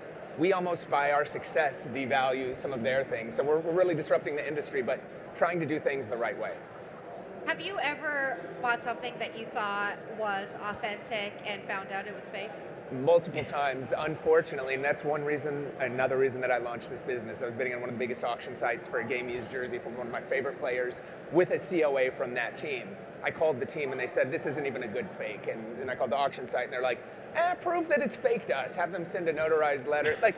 I'm like, wait, you guys should be proving that it's real. And when you just see that paired with the stats, I was like, we have to do something to fix this world. And that's where we're able to leverage all these modern technologies. We were born after crypto was developed, so we were able to leverage this from day one instead of trying to reverse engineer. And also, we're not out there building a tool that people are speculating and trading on. We're utilizing this meaningful, and 99% of our audience today probably has no idea what a blockchain is. They don't know how to look at Polygon and see that, but if they do, we have that transparent trust there that will stick forever. And what I love when we spoke last is you guys don't talk about it. You're like, we don't need to talk about the blockchain with our audience because those collectors don't really care. Yeah. But for the folks that do, they can go down and get down to that tech level. So do you think at some point the collectors class is going to start saying, no, I want to prove it? Or are they going to trust people like the Realist? Absolutely. I think there's always going to be for physical items, right? And we saw even some of the challenges in the NFT markets when people realized they could avoid creator royalties, and there was no incentive other than paying the creator. There was no real value. They will do that to save costs. With us, we've patented this process where we pair overt with covert markings on these items. So even if you buy something from us, if you ever want to validate it, you have to ship it back to us. And there has to be some center of trust, but we truly are transparent about how many items are out there. You can see the full history of every single thing. You see us we were in the locker room with Kendrick, marking the items. We have all of that data and we keep that on record. So it exists even if we've, God forbid, went out of business or something, it is forever on chain in that. And I think long term, going to the original point of your question, showcasing these items digitally as NFTs is going to be wildly valuable. The market for our audience is not ready for that. So we just utilize the technology as what it is. Almost every great technology has been introduced is just great technology where people don't know that Polygon is behind it and that they can see it on chain. But as time goes on, we think that will be really, really valuable. I know for me, because I have so much stuff, I can't wait so you can see and buy and transact and look at my wallet and see that. But I think we're still a few years off from mainstream of that happening. Now, how do you think about the Realist becoming the authentication platform? You mentioned folks who maybe are disincentivized for the Realist to become that big because they have things that are worth money now that might not be worth money when the verification process is done. How do you think about breaking those barriers and becoming the authentication planet for all collectibles on the planet? For us, it starts with working at the source, right? And doing the right thing for collectors. I built this business for me as a collector and trying to kind of flip this industry that's so riddled with fraud. And we go to partners who are not maximizing off this at all anyways. Most of these jerseys and these high-end sales that you see are often a third party that's selling it, that's obtained it through some gray market way. And we come in and work with partners, whether it's the Philadelphia Eagles. We're starting with the PGA this weekend at the PGA Championship, so we'll be on site for the first time ever at a golf match that they're utilizing this level of authentication. We started working at MLS games, so you'll see us at soccer matches across the country and much, much more. So we provide kind of these partners not only a revenue stream, but a real way to protect their fans, because that's far more important. You don't want your fans spending money on fake items, and that's where we think it begins and how we've found to build our business. All right, Ski, so Jen, you might not know this. Ski's a celebrity, right? How could I? I'm not like Sam. Sam is the most famous person here, as you know. I know. Right? No. I'm sitting in between two celebrities here. Sam is not famous. Ski knows everybody. He's so connected. He's like DJing the Super Bowl. He's doing things, right? But what I also love about Ski is like you are authentic to the people you know. You've been really loyal to these folks. I am worried when like, I don't know if you all got this. The Selena Gomez pitching Le Creuset, like cookware kits on TikTok, right? Really bad AI, right? That sounded like it was Selena Gomez selling pots, right? I think about all the folks that you know that you're advising, that you're doing these authentication for. We saw already the amount of times that people are getting like fake phone calls, fake Zoom calls from their CFO saying, "Wire me money." How do we use authentication in the future because of AI to authenticate just that you are who you are, that what you're selling is what you're selling? Because I feel like it's too easy to game these social networks right now. And is there a way in your technology to think about, I even have to authenticate the media that talks about the auction? 100%, right? And the technology is changing every day, and that's why we didn't stick to just one protocol. We covertly mark items, which not only do we have a sticker on them, but there's these invisible markings that the material changes, the placement changes. I don't even have access to that. We've built a separate arm run by a team that built Major League Baseball's kind of system that was best in the industry and class for that, and we always aim to stay a step ahead and be transparent with that, because it's a huge issue, right? Like and that's why we believe that we have to be there. We have to document it. We have to upload it so we can't be hacked. We can't backdate it. It's just so easy to do. If I was not a moral person, I would go create memorabilia and sell it on all these auction sites. It's so easy to pass off, right? And that's what we want to avoid. And that's where we think this Web3 technology like blockchain is so efficient. And that's where you'll see us adding on more layers, uploading that media to it, putting in different watermarks and different identification tools that only our team knows how. We believe at the center there kind of has to be a trusted source, and that's why we work with the best in the business, and we're as transparent as everything as we can along the way. All right, we got to wrap in just a second, but you're a trend spotter. Sam made sure I know that. What's the next hottest trend you think that people haven't caught on to yet? Oh, it's interesting, good one. I think soccer's having a moment. Like you see what's happening in the U.S., right? Like we're witnessing it from some of our partnerships, but with the FIFA Team Club World Cup coming over here, and obviously FIFA World Cup, I think the globalization of this, and when we just look at sports items as an asset. And you look at the sports card world, which everybody references, you'll see sports cards selling for $4 million with a piece of a game-worn jersey, where the jersey itself is selling for 400 grand, still a lot. I think that will flip and invert. So I think memorabilia is an incredible sector, especially if you can get stuff that you know is true and trusted and from the source. It's wildly undervalued, and I think for this generation, they would rather hang something that's important and represents whatever is meaningful to them on their wall versus an old piece of art or buy stocks. And I just want to make sure, the California fires, your vault is safe. All right? Good. We're all safe. We're all safe, luckily, right? And we're lucky we have facilities all across the country. So. All right. Lots to be thankful for there. DJ Ski, thank you so much for joining us at the desk, and we'll see you around the conference. Of course, thank you all. That was the Realist founder, DJ Ski. All right, Sam, it's time to talk about your favorite topic, because you set them up, the prediction markets. Oh, our prediction markets, Our prediction markets. Is Drake coming to consensus? We know Kendrick is not, right? But Drake might. Ski would have told us if Kendrick was coming. He would have told us he has that alpha, but he said that he didn't give us any information. So Kendrick is not coming, but is Drake coming? You can make your bet on Myriad Markets right now. Let's take a look at what bettors think. Yeah, still not looking so good for Drake coming to consensus. We can see there that the majority. We were at 11.8. Now we're at 12.3. So a few more people think he might show up. A few more people think that Drake will be here. Proof of Drake. I think we would all really love for Drake to be here. And so get on Myriad Markets, make your bet. We have 4 prediction markets set up, 3 of which are points markets, so they are just for fun. They are, will Drake show up in person at Consensus 2025? Will Eric Trump mention President Trump more than 3 times? And will MoonPay President Keith Grossman tweet more than 20 exclamation points during Consensus? He's already at 10. I was going to say, I think he probably has surpassed that already. That's an easy one to check. There is one market that you can bet USDC against, and that is, will Bitcoin hit $110,000 during Consensus? Join in on the fun on myriad.markets. Now, Sam, before I welcome our next guest, do you think Bitcoin will hit $110,000 before the end of Consensus? My bet was no, but that we're going to get closer. There's usually a consensus bump. We'll see what happens. Consensus rally. Let's see what happens. Yes. All right, let's get to our next guest, who is best known for his bold ideas, deep technical vision, and outspoken takes on the future of finance. He is the CEO and founder of Input Output, the force behind Cardano, and a co-founder of Ethereum. Charles Hoskinson, welcome to the show. It's great to be here. You guys having fun at Consensus? We are having so much fun at Consensus. Are you having fun at Consensus? It's a lovely event. You know, the weather is perfect. I remember when we did it in Austin, you know, it was really hot outside, but up here in Toronto, it's just perfect. It's not too cold, not too hot. Great attendance, a lot of wonderful people. I think I'm moderating a panel tomorrow with Eric Trump and the World Liberty guys, so that's going to be a lot of fun too. What are you going to ask them? I don't know. I think there's a prediction market, right? So don't tell me. I don't want any insider info. Charles, I had the pleasure of hearing you speak before on something we're working on together. And you mentioned something to me which I thought, well, in the conversation about the idea of sort of these archaic middlemen in the finance world and how we need to change that relationship, especially with kind of the new folks who are coming into crypto who need to respect privacy and money in a different way. And I would just love for you to give us your thoughts right now on the state of the market with crypto, because we are seeing, I think, so many more people come in. And you've just been there for so long.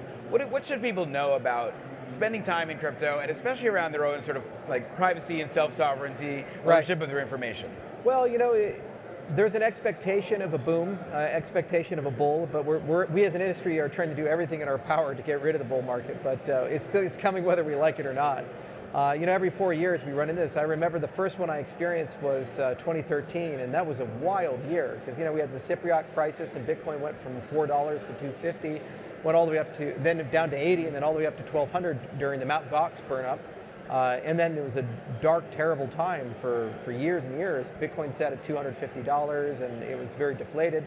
Then in 2017, we had another bull market, followed by another one in 2021. So every 4 years it seems to happen with the halving.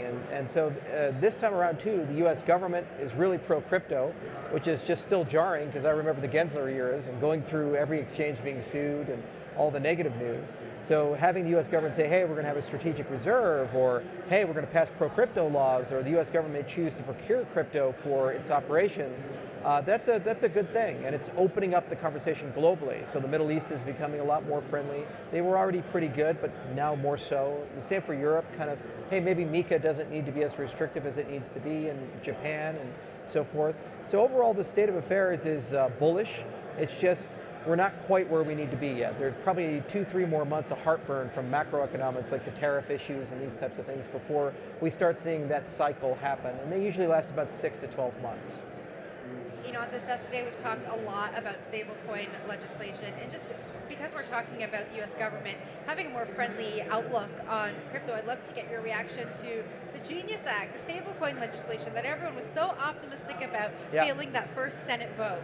Yeah, well, we've been working pretty closely with certain key lawmakers. We work much more closely with the legislative branch than the executive, but we do talk to both sides. And there were some recommendations that we put into the Genius Act, like getting NIST, for example, to work on international standardization. Because the thing is, like, it's not just stable coins in the United States, it's, well, how do those coins work with Europe? How do those coins work with the Middle East? How do they work with Japan and other places that just have so much money flowing through them? So that was a big component. But we expected that there would be some friction, especially given that politics are so violently partisan. But the reality is that when you look at the postmortem of the 2024 election, One of the contributing factors to Harris losing was being anti-crypto. 55 million Americans own crypto, use crypto, know about crypto, and the majority of them are young and left-leaning.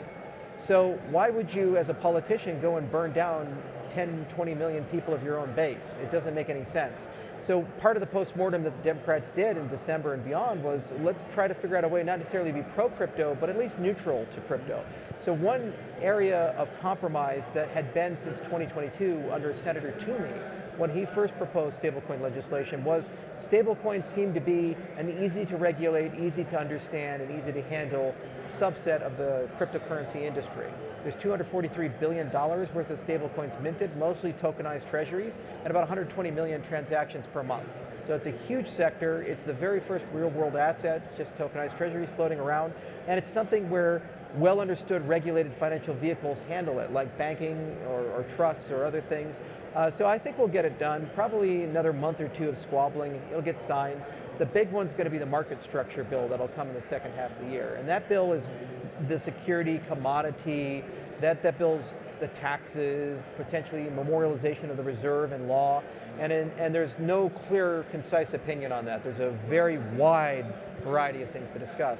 And there's kind of a third initiative that we've been pushing for, which is we need to update and modernize our securities laws in general.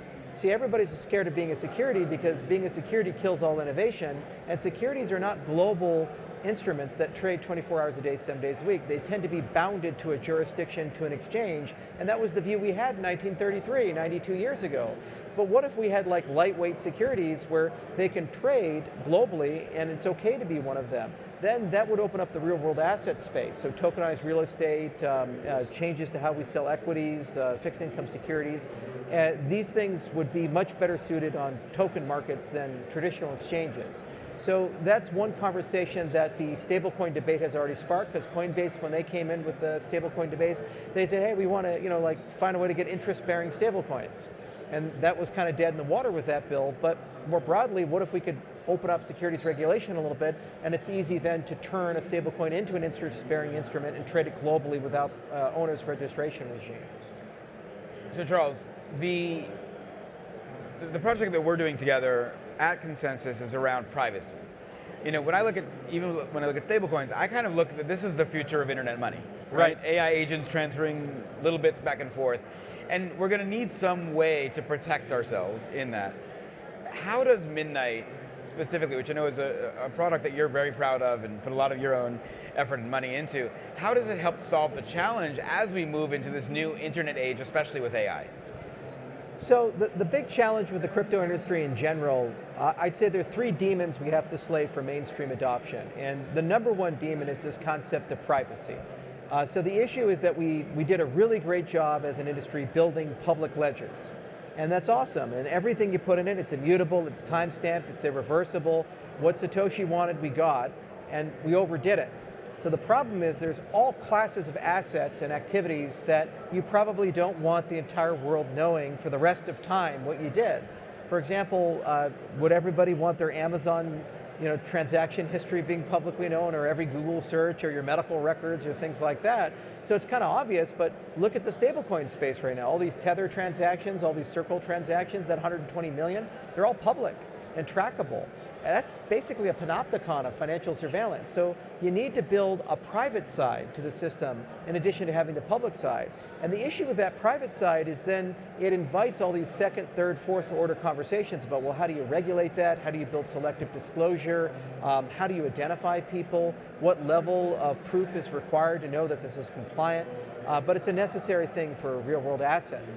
So Midnight, as a program, has been going on for about 6 years at Input-Output, and then we spun out the engineering side into a subsidiary called Shielded, and then just recently the Midnight Foundation got started under Fahmy Syed, wonderful friend of mine, and it now allows us to kind of centralize a lot of the bootstrapping of the ecosystem in one place. But the goal here is to solve the second problem in addition to the first, rational privacy, with what are called cooperative economics. So because it's not good enough just to have a privacy framework, and it's not good enough just to have identity, you also have to have a situation where you acknowledge that network effects are network effects. no matter how much money Microsoft spends, they don't seem to be able to break up that Google search monopoly.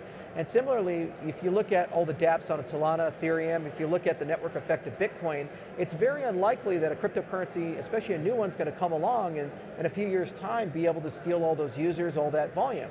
And that's the wrong thinking, it's adversarial. Instead, what you got to do is say, well, how do we be cooperative? How do we enter a new realm of cooperative economics? So one of the hallmarks of Midnight is it works with most of the major smart contract systems. So it talks to Solana, it talks to Ethereum, it talks to Avalanche, it talks to Cardano, it talks to BNB, and XRP and so forth. And the idea is that developers there can extend their infrastructure and pay transaction fees with their underlying currency. So if you're an Ether user, Ether holder, you're an Ether developer, you can spend Ether for that transaction. And the same for Solana with Sol and Bitcoin and so forth. And the magic of that is then people stop viewing this as separate stuff. They view it much more like a developer in the AI space would view OpenAI. Let's say you're building like Spellbook for lawyers and you want to build the ultimate thing for law firms to use to read contracts. Are you going to go and build your own large language model like Elon Musk and start a $100 billion data center and all this stuff? Probably not. What you're going to do is you're going to call OpenAI over an API. It's going to do all this intelligence stuff, and then you'll have whatever stuff makes your business model work on your side. Similarly, do you really want to create your own snark system and your own privacy layer and your own disclosure system? It's a lot of complicated mathematics. I'd rather, as a developer, just pay a transaction fee and call it through an API. And that's what we've been trying to do with Midnight, and I think we've made enormous progress there. And the last thing is, how do you do a distribution where you get rid of the Ponzonomics? I was at Ryan Selkis's conference, Masari's, years ago, and I coined that term while on stage with them. And they said, why don't people like Cardano? I said, because we don't have the Ponzonomics. We didn't do a VC raise or things, so nobody had any ownership of it. So I said, you know what? Instead of doing an ICO or a venture capitalizing, I'll just spend my own money, build it, release it finished, and do an airdrop to these 8 different chains. So the distribution, 37 million people, and so the odds are people listening to this probably already hold it once the airdrop happens. So, if you like it, great. If you don't like it, well, I put it in a bucket or something. I don't know. It's your decision. So, but I think those things solve the big problem: the rational privacy, this cooperative economics, getting rid of the Ponzonomics, and pulling those pieces together. It's going to change the industry because suddenly we can now have rule of assets, we can have supply chain, we can have secure voting systems. We can have healthcare record systems. We can have financial systems which are much more nuanced, where you, your accountant, your CFO, your organization gets to see one set of books, but then the world sees another, but you preserve everything that makes cryptocurrency special: the auditability, the verifiability, the provability of things. So once I give you the record, you know it's never been tampered with. You know it actually is real, it's time-stamped, these types of things. So it's really exciting. You mentioned a lot of different ecosystems there working together. I'm just curious to get into your head and hear about how you're thinking of the future of this industry. Do you imagine some sort of consolidation? Will all of these ecosystems that are featuring here, that we're talking about here at this desk, exist in 10 years from now? Well, 1.4 million cryptocurrencies have been launched since I've joined the industry, and 94% of them are dead. So obviously there's a Cambrian explosion and Cambrian extinction event that happens. But to be useful, you have to have good governance. To be useful, you have to be adaptable as like a complex adaptive system and resilient and grow. And ultimately, you have to have a community. You have to have people there. That's why Doge will never die, and Bitcoin will never die, because there's an extremely strong community, and they're able to, generation by generation, keep that ethos going. So what we've thought a lot about is, how do you bring people together and give people strong incentives to work together, and how do you build communities that are self-replicating and self-reinforcing?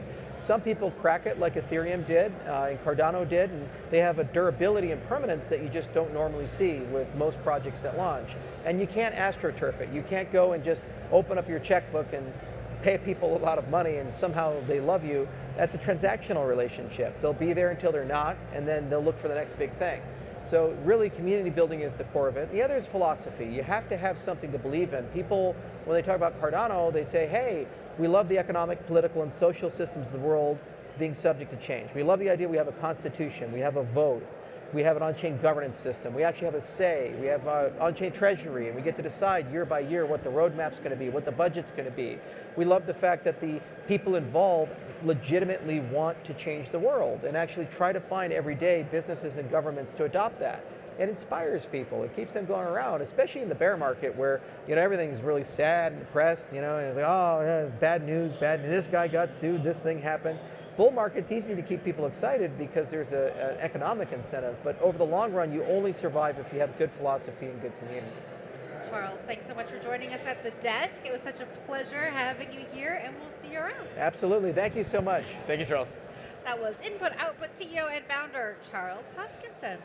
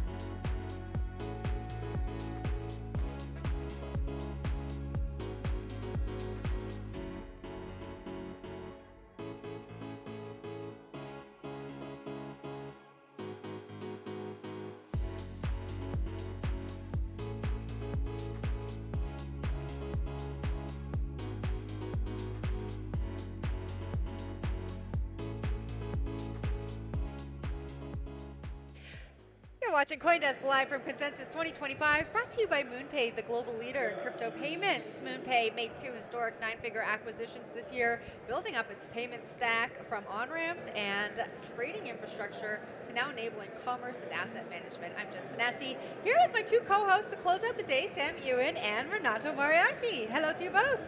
Great to be here. Sam and I have been at the desk all afternoon, so Renato, you really are the new face. What have you been up to today? Well, I've been talking to leaders in this space, not only leaders in, let's say, the Blockchain Association, but people who are chief legal officers, CEOs of companies in this space, and really everyone is concerned about the future of crypto. We just had the stablecoin bill essentially put on hold. We weren't able to get cloture passed in the Senate. I think, I guess you just heard something about that a moment ago, but not everyone is optimistic. Some people are concerned. And of course, market structure is sitting out there. If it doesn't happen this year, I just had somebody tell me, if it doesn't happen this year, it'll never happen. And it's existential for our industry. That's what I was just told. That's kind of wild. We've had a lot of people at this desk here today weighing in on if stablecoin legislation will be passed. One of them, Bo Hines, who we're going to hear from in, I think, 10 minutes from now. He's going to be on the main stage. He said that he is pretty confident that stablecoin legislation will pass, and likely before August recess. It seems a little bit contradictory to what you've been hearing on the floor. Well, Charles Hoskinson, not moments ago, said the same. He said within a couple of months he thought as well. Yeah. And so I'm wondering where they're getting their information versus what you're hearing, because you're hearing it from a very different side. Yeah, I think people in this industry who are leaders of companies are very concerned. And part of the reason that they're concerned is if stablecoin is this contentious, which is something that we had people on both parties signing off on and co-sponsoring. And if you got I had somebody tell me this morning, you had their entire Democratic caucus come together, exit and have their own counter programming and their own counter meeting about the president, really, having this political fight there. What does that mean for market structure? What does that mean more broadly for crypto? And if we don't have market structure, where is that going to leave us? So I think there's some concern if potentially stablecoin may not get passed, but I think it's tied to also a concern about market structure, which is really, I would say, the main course. In many ways, stablecoin for a lot of people who are here today is the appetizer. Well, Renato, you and I on our show have pre-gamed SEC roundtables a few times. We've talked about what's going on at SEC roundtables, how that's going to contribute to rulemaking from a regulator standpoint. So talk to me a little bit about what happens if stablecoin legislation doesn't get passed, if the market structure legislation doesn't get passed. Does that leave it to the SEC and the CFTC to make their own rules? And then what happens when we have new leadership at these agencies? You know, I'll tell you, I was talking to a leader about this earlier today who used the example of the tortoise and the hare and said that Hester Peirce is like the tortoise, who is been working for years. We've had her on our program. We've talked to her a number of times. She is going forward and she's doing her rulemaking and she's doing her roundtables and she's going on as if there's going to be no market structure bill. And you know, if you remember after the first one, Jen, I was like, okay, they're talking as if there's going to be no market structure bill. The SEC's just off doing their own thing. And you know, at the time that seemed perhaps foolish on their part, but actually there's a real genius to it. Because if we don't get this passed, we're going to end up having to rely entirely on what the SEC is doing. And really, I think part of the concern and the frustration by a lot of the folks here at Consensus is, well, that means the CFTC may get pushed out. Maybe they won't have a seat at the table. Maybe the SEC, who's doing so much and getting out there on all these roundtables, maybe they're going to end up having the leading role. Renato, I'm wondering, you know, in startup culture, there's a sort of common thought process that says you are failing until you're successful, right? And I wonder if it's almost the same thing, which is we're just going to keep going. We're going to keep moving forward. We can look back at the last year and see all the incredible movement we've had, and there's been a tremendous amount. We're seeing a lot of the currencies near their high or at their high. So something is going right. Yeah. The question, I think, is how long is it going to take before people get what they want? Now in crypto, the problem is they always want more, and that's really a challenge as opposed to being able to say, we've gotten a lot recently. I think also there's people trying to look a step ahead. You know, I was talking to somebody today that said that a lot of their deals have 5-year terms right now, and there's a reason why. There's a concern about what happens in the next presidential election. You know, everyone remembers the war in crypto. Everyone remembers, regulation by enforcement. Will that happen again? Will there be another Gary Gensler, that sort of thing? And I think given all of that, I think people are really just trying to game plan ahead. Like, we're not concerned about stable coins right now. We're not concerned necessarily about market structure for the short term. We're concerned about the long term, taking a longer term view. I also think, though, you know, you talked about wanting more. Part of what's really going on here, the reason the stablecoin bill is so important is there are a lot of TradFi businesses, particularly banks, that want to get in on this, want to bring all these new customers in, want to bring all this new money, this new energy. That's great, and we need to unlock that. And really, how high crypto can go is, I think, going to be dependent on what happens in the next year. Can we go back to the war on crypto, though, with so many big institutions and so many big names now in the game? We've talked a lot about BlackRock's offering. We've talked a lot about how institutions are thinking about different crypto products. Like, is it really a reality for us to take that many steps back and have another Gary Gensler at the helm of the SEC when these big influential names are here? Yeah, that's a great question, Jen. You know, we have like the DeLorean here at Consensus. So if we got in the DeLorean and we went ahead a few years, and let's just say hypothetically nothing got passed, and we had some rulemaking, and the Democrats got elected on a platform where they're like, look, the other party is too in with crypto, we're anti-crypto. I still think even then, I'm actually agreeing with you here. I think even in that circumstance, I don't think it would be quite the way it was before, where there's this knee-jerk reaction that crypto bad, non-crypto good sort of thing. That said, I think the industry has so much PTSD from that experience that there's a lot of concern, there's a lot of trepidation. It's one thing for somebody who's involved in politics to say, oh, this is likely going to happen. But if you thought there was, let's say, a 30% chance that a boulder was going to fall on your house, you'd care. And I think that's where a lot of people are here in Consensus. They're concerned about the future. They're concerned about what could happen. Renato, I'm thinking, though, it's like, yes, we crack down on predatory lending, whether it's in home loans or it's in credit cards. Where we go might be even inching closer to that, to where we used to be, but it's not like the credit industry went away. So I don't think there's a place where crypto goes away. I don't think someone's pulling back all the ETFs and saying you can now no longer invest in them. I think the question for you is really how should one position themselves to play a volatile game, right? As someone who's understands it from a legal perspective, I don't get. How do you sort of allow the framework to be change is there, and now we're going to plan for it? That's a really smart question. I think it depends on who you are. If you're a very big player, if you've got a massive booth here at Consensus, you're going to want to be engaging with the SEC while at the same time doing everything you can to get legislation passed, and also having a plan for how you're going to be compliant in advance, because you're going to need to be ready to be compliant in 2-3 years' time. If you're somebody who's like on the sidelines just trying to make money off of this, one thing that really happened this last week, we had Coinbase acquired Deribit. That to me is a bet on derivatives. It's a bet on not only they're having their futures Coinbase derivatives product, but you also have the worldwide leader in options. You're starting to see institutional money coming in here, and I really think that a lot of the people who are going to be making money in crypto with a volatile marketplace are going to be people who are getting in and out and making bets on these derivative products where they have a lot of liquidity and they can come in and out and make bets maybe against some of the people in the spot market who are making trades and reacting a lot to the news of the day. Well, Renato, you're going to be joining us at the desk here tomorrow, so I'm sure we'll talk about this a lot more with the guests that join us. We're going to take a look at the main stage now, where Bo Hines, the Executive Director of the President's Council of Advisors for Digital Assets at the White House, is doing a fireside chat with CoinDesk's Jesse Hamilton. Our first day at Consensus.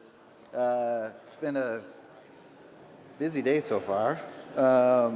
We've talked about stable coins a lot, and the role of the states in regulation, prosecution of software developers, how to head off truly bad actors, and we've now got a guy who's going to bring it all together for us, going to close it out for us.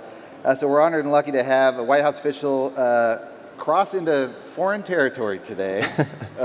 Bo Hines, the Executive Director of the President's Council of Advisors on Digital Assets. Did I get that right? You got it right. It's not the sexiest acronym, but it gets the job done. So it's a heck of a title. It's a bit of a long one, but basically you're the, I don't want to put words in your mouth, but you're the administration's sort of liaison for crypto, working beside crypto czar David Sachs, basically trying to move U.S. digital assets regulation forward. Am I getting that right? That's right. Okay. Yeah. So welcome, Bo. Thanks so much for joining us at Consensus. We appreciate it. So before we get started, by applause, if I could, I'm curious about this. Who here is from Canada? Canadians? Okay. And how about from the States? It's a good mix. Oh, kind of a mix there. It is, but, yeah. Anyway, there is a considerable constituency for you out, the U.S. people out there. Obviously, this is, we're going to be a bit U.S.-centric on this discussion for obvious reasons. So, and of course, U.S. policy will help steer the rest of the world when we finally get around to it, right? That's our goal, certainly. So we have a short time to tap your knowledge here. I'd like to get an idea of sort of where you're coming from on crypto. Where did you first get interested, and people love this question. Had you personally invested anything in this space? Yeah, I know it's a great question, and I have a pretty fascinating story as it relates to this space. I was actually a college football player at North Carolina State University my freshman year in college, and I had the privilege to play in the St. Petersburg Bitcoin Bowl. And the marketing worked. Lo and behold, it sparked my interest in cryptocurrency and digital asset technology more generally. I became a pretty avid trader and retail investor from that point forward. And this was, back in the day when a lot of this technology and change was considered uncouth, right? But I had a good group of friends up at Yale, and we kind of banded together and started to sort through a lot of this. And, we came to the conclusion that this technology could certainly revolutionize the way our financial marketplace works. And I ended up going to law school at Wake Forest back home in North Carolina upon graduating from Yale. And I had the privilege to study under Professor Renee Hawk, and that is an intentional shout out for her at Wake Forest University School of Law. she led courses in blockchain and internet law. And this also, with no clear regulatory environment, you might be asking, well, what were you studying? And we were studying the practical applications of what a clear regulatory regime would look like. And those courses certainly kept me in tune with what was going on in the space. I ended up becoming a general partner in a growth equity firm in Charlotte, but did not have a digital assets vertical inside of that firm. Stayed very involved just from the retail perspective. And when the transition rolled around, I knew a lot of the folks in the Trump orbit from the days when I ran for Congress in North Carolina's 13th district. Unfortunately, fell just about a point short in that race, but it's led me to where I am today, and I'm ever so thankful for that. But they had reached out and said, "Are you willing to come in and help us, shape what this regulatory regime would look like and help us deliver on the president's promises to make the United States the crypto capital of the world?" And I said, "Absolutely." Couldn't think of a better opportunity, and I ended up, we had a meeting of the minds between myself and our AI and crypto czar, David Sachs, who is a brilliant human being in his own right. I think his reputation precedes him with all of his success with his business ventures and so on. But we started mapping out what this would look like. And I think that we're well on our way of achieving the president's goal, but there's still a lot of work to do. So I described you as a sort of a liaison, White House liaison to crypto writ large, but how would you describe your day-to-day sort of broadly so they understand, folks understand what you do? Yeah, so I view my office as basically being an administrator and or Sherpa between White House policy, industry, interagency activity, and what's happening on Capitol Hill. We felt like the lack of progress that the industry had in terms of setting clear regulatory standards was in large part due to the lack of consensus that was there. There was no nucleus to pull it all together, and we felt like this office could be the tip of the spear in doing that. And I think that we've successfully done that thus far with a lot of different activity happening amongst interagency actors. And obviously we have a dream team built out in this administration for the digital asset space with Hester and Paul over at the SEC, with Brian coming in at the CFTC, I'd be remiss not to mention Secretary Lutnick, Secretary Bessent, phenomenal actors for this space. It makes my life a heck of a lot easier, and that's a testament to President Trump. I've told people many times that in this administration, I think that we're finally testing a theory that a lot of folks have had, at least in the US, is what would happen if you took private sector actors that have built and developed and sold businesses and injected them into a bureaucratic system. And I think that we're finding out that we can make this system work. David likes to say that we're moving at tech speed, and I would like to second that. I think that we're moving extremely quickly and effectively, for that matter. But with the president's working group that he established in his first digital assets EO, this gives us a streamlined process to engage in the activity that's necessary to provide guidance and clarity. Well, speaking of speed and its antithesis, we're dealing with the Senate right now. What has been like, I guess you could describe as a bit of a roadblock for crypto legislation in the past, and it looked like things were going pretty well. So this is, arguably the biggest point of current affairs in crypto policy right now is the stablecoin bill, the bill to regulate U.S. stablecoin issuers. The Senate has been dealing with this bill. It got a little bit off track. There was a procedural, impediment to it in the Senate.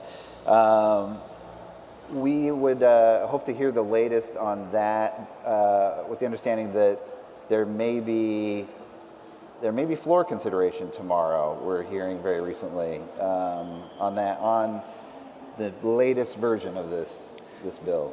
We shall see. Negotiations are ongoing, and just to pull this backwards ever so slightly, last week we did have the failed cloture vote, and many viewed this as certainly an impediment, but I remain steadfast in my optimism that we're going to achieve the president's desires to both put stablecoin legislation and market structure legislation on his desk before August recess. And I say that because of the good faith negotiations that are ongoing in a bipartisan way currently in the Senate as it relates to the Genius Act. I think that they've come together and pulled this bill to a place to where we actually get to the best outcome. And our colleagues up on the Hill recognize how important this is to the United States of America and the world more generally. And we're talking about updating very archaic payment rails that have existed for quite some time. We're talking about creating a world in which payments are much more expeditious with instant settlement times, much more cost effective, and much more transparent. this should be extremely nonpartisan in nature. And that's, a lot of the frustration that the American people have, especially, is when issues like this arise, where we're dealing with something that we should be able to come together on and push forward, because it's to the benefit of all Americans. There's really nothing partisan about it.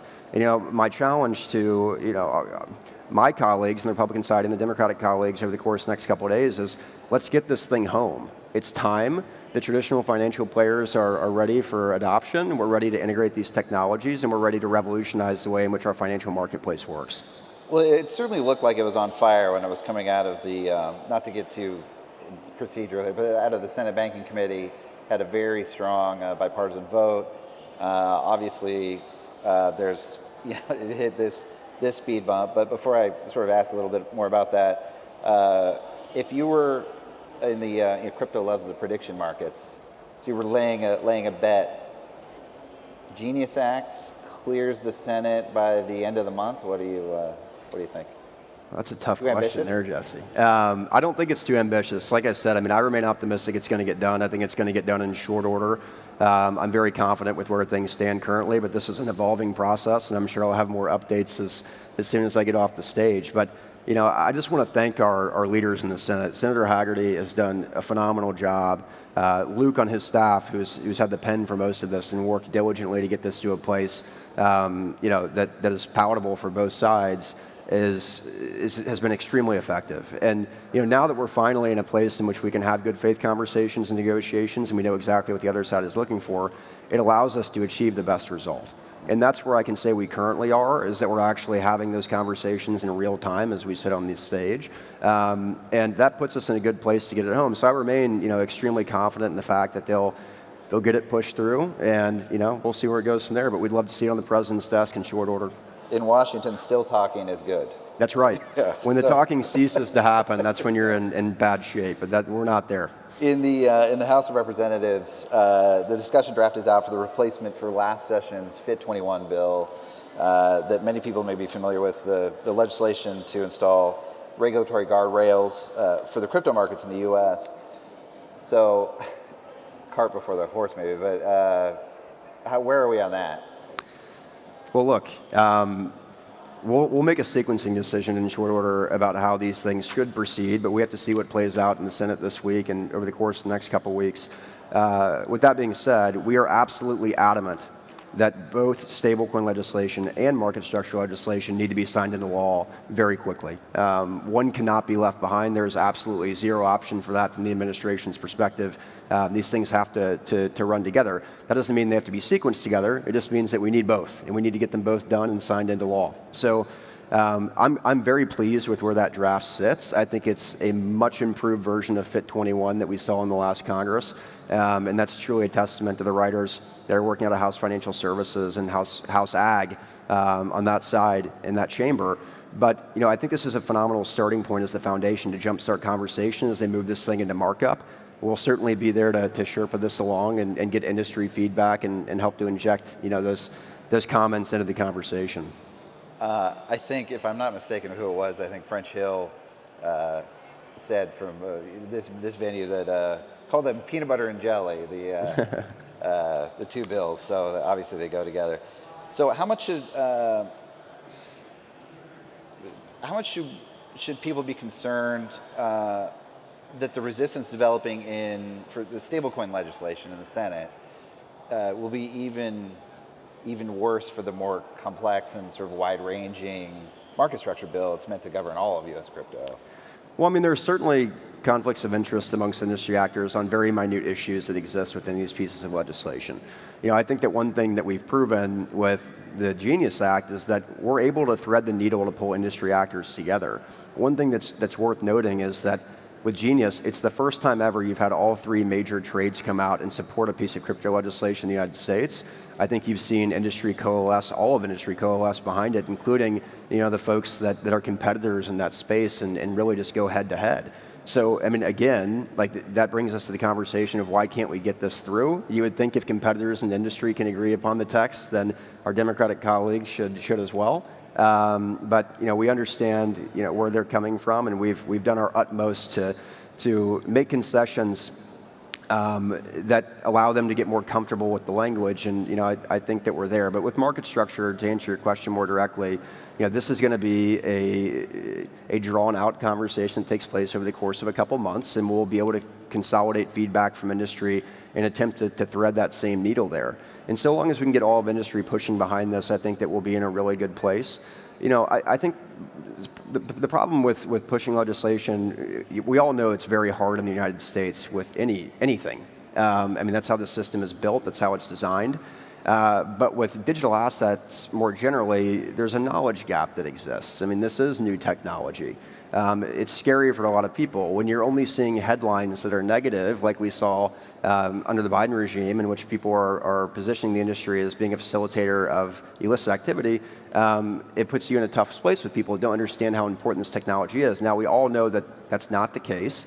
We all know how important this technology is to be integrated into the traditional financial systems. Even those players recognize the unlock that this could provide in terms of revolutionizing the way that things work, and they're ready for adoption. I mean, that's one thing to point out as well, is these TradFi folks are banging down our door, trying to figure out what the timelines are, trying to figure out who the best players to interact with are in the digital asset space. And the unlock to that was what the president did with the first digital asset CEO, but I'll pause there because I'm sure we'll get there. Yeah. So the Democrats who've come out to oppose the stablecoins effort, many of whom were in favor of advancing it out of committee, as we noted, have raised objections to the president's personal stake in the crypto industry and whether it presents conflict of interest. So what's the White House's response on that? There is absolutely zero conflict of interest that exists. And I'll say this, the president's family has the right to engage in this industry like any other US citizen, period. The president is focused on delivering on his promises that he made on the campaign trail to the American people. In the first 100 some odd days, he's delivered on a lot of them, which should be really exciting, not only for Americans, but for the rest of the globe, and just unleashing what this economy can do. And I'm talking about the global economy, not just the American economy. Obviously, our capital markets are in a very good place as we watch these tariff negotiations and trade negotiations play themselves out. We want to establish ourselves as the leader in digital asset financial technology more generally.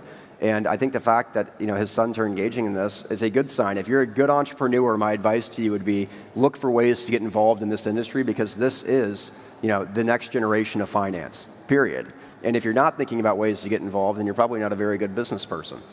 So you think it's unfair to suggest the president can be influenced by outside parties based on this sort of crypto business interest? I think it's absolutely unfair. I mean, look, if the president's family was engaged in real estate or any other place, you wouldn't hear anything about it. But the U.S. government certainly has interest in those things as well. Crypto has been treated unfairly for quite some time. And we saw this under the Biden regime with basically lawfare. They've been targeted in a way that no other industry ever has been. We like to call it blue tape. It's traditionally called red tape. You start talking about some of these regulatory structures that were set up that were enormous roadblocks, a lot of which undergirded the Operation Choke Point 2.0.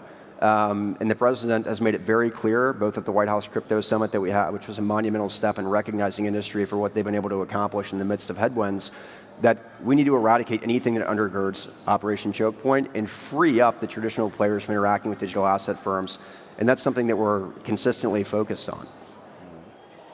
How, and I'll move on to the executive order and Bitcoin reserve, because I know people want to talk about that, but how are the Democrats going to be brought back to the table who are raising these concerns? Or maybe they already have. Look, they understand how getting a vote tomorrow. They understand how important this is for the American people. They understand how important this is for the U.S. to lead the charge in this space.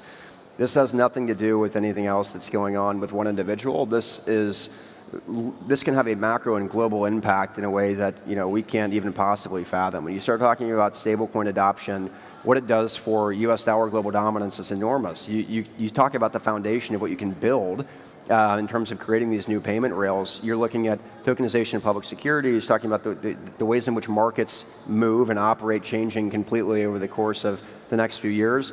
That's too important of an unlock for us not to get home on this. And I'd like to see our Democratic colleagues put away political gamesmanship and move forward here and get this done for the American people. So let's let's get on to this other biggie here. So President Trump put out an executive order that called for a Bitcoin reserve and a separate stockpile of other crypto assets.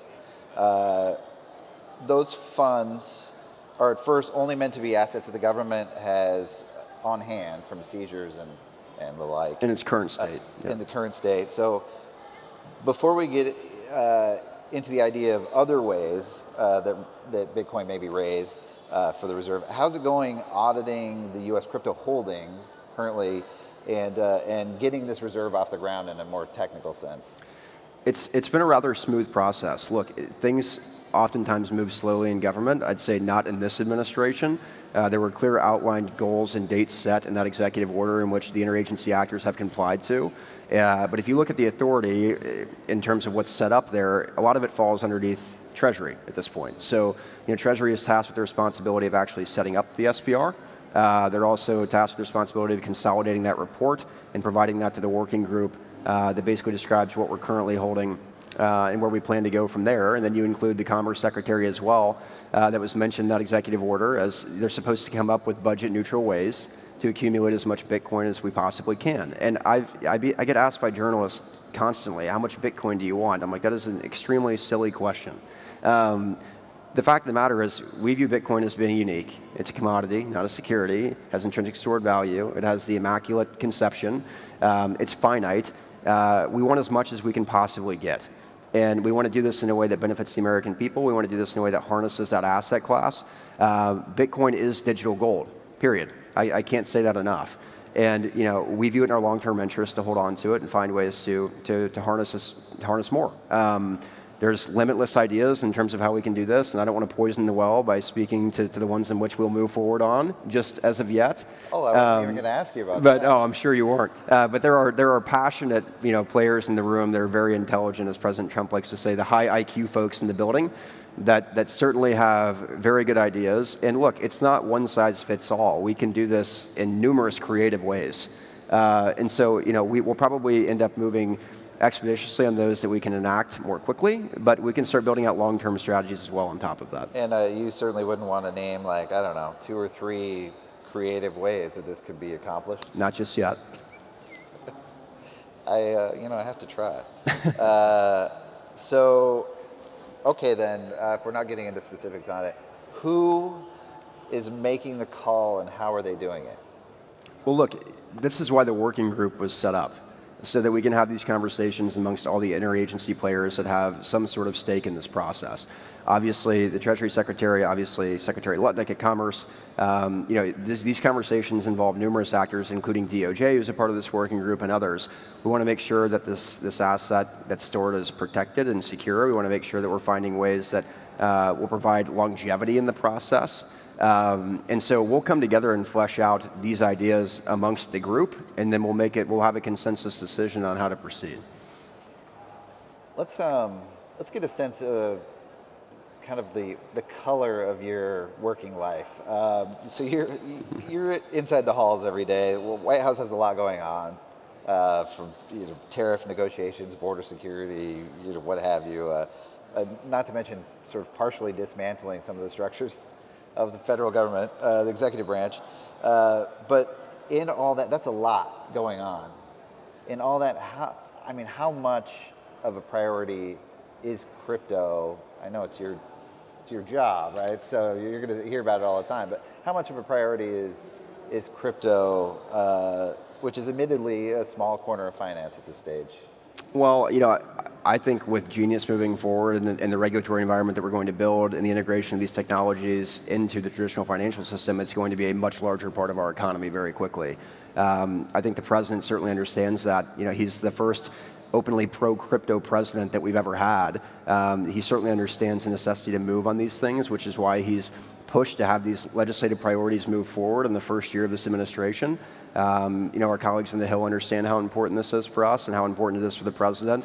And so, it is a large part of the conversation that's happening in the building. We view this as a way to, unlock new technology for U.S. capital markets, and we're very proud of the ingenuity of the American people and their ability to integrate these technologies, their ability to be forward-thinking we want to give them all the tools at their disposal to build and create and innovate in the United States. You know, like my message to folks that have gone offshore is welcome home. We are going to create the cleanest and most robust regulatory environment that could possibly exist for digital assets in the United States of America. And we're going to do it very quickly, and we're going to do it on the president's timeline. I think people a lot of times think of those who work at the White House being sort of, you know, maybe they watched West Wing or something, being sort of in the Oval Office all the time, in and out of the Oval Office constantly. But now we did see the president have the summit, the crypto summit at the White House, which you were, I'm sure, part of organizing. I think I spoke with you there, but yep. It's like how involved is President Trump in the crypto initiative? Do you talk to him on any kind of regular basis, or how does that work? Well, look, there are certainly conversations that are constantly ongoing as the legislative process plays out. There's other offices in the White House that have stake in this. Start talking about the NEC, the National Economic Council, great folks there. Kevin Hassett, you know, at the helm over there is phenomenal as it relates to digital assets as well. We have OLA, the Office of Legislative Affairs. We have OMB inside of the White House. You know, all of these players are constantly having conversations with us about how do we move this agenda forward. And then, you know, the president's certainly invested in seeing, you know, a major priority of his get across the finish line. And so, you know, these conversations happen on a daily basis, and you know, part of that is soliciting feedback from industry. And the one thing that I did want to mention, because I know we have about 4 minutes here, is that, you know, we certainly believe in industry's ability to teach and educate, especially government actors, whether it be interagency actors and/or legislators on the Hill. And the president gave us broad discretion in terms of how we take industry feedback in. And I think that's given us, you know, the tools that we need to get to the best, you know, outcomes in terms of what the legislation should look like, in terms of the pain points for industry as it relates to rules and regulations amongst interagency actors. I mean, it truly is remarkable. In the first, you know, 100 days, I probably had no less than 200 meetings with different industry players. Just soliciting feedback, understanding what their concerns were. As a private sector guy my entire life, I'm very keen on the idea that industry knows best. We need to hear from them and learn from them. And that's not just the Goliaths in the space. This is about learning from builders and startups and people at different stages of development of their enterprises. There's different pain points for each of these folks, and all of those needs need to be addressed in order to create the most pro-crypto friendly environment we possibly can and welcome innovation. There were certainly a lot of people in the room for that summit, but I'm sure a lot of people, would anyone want to go to a second summit? Anyone here? Yeah, no, oh, no, you don't have to have another one. Are you sure? It was, you know, okay. Never mind, you don't have to plan another one. Is there another one?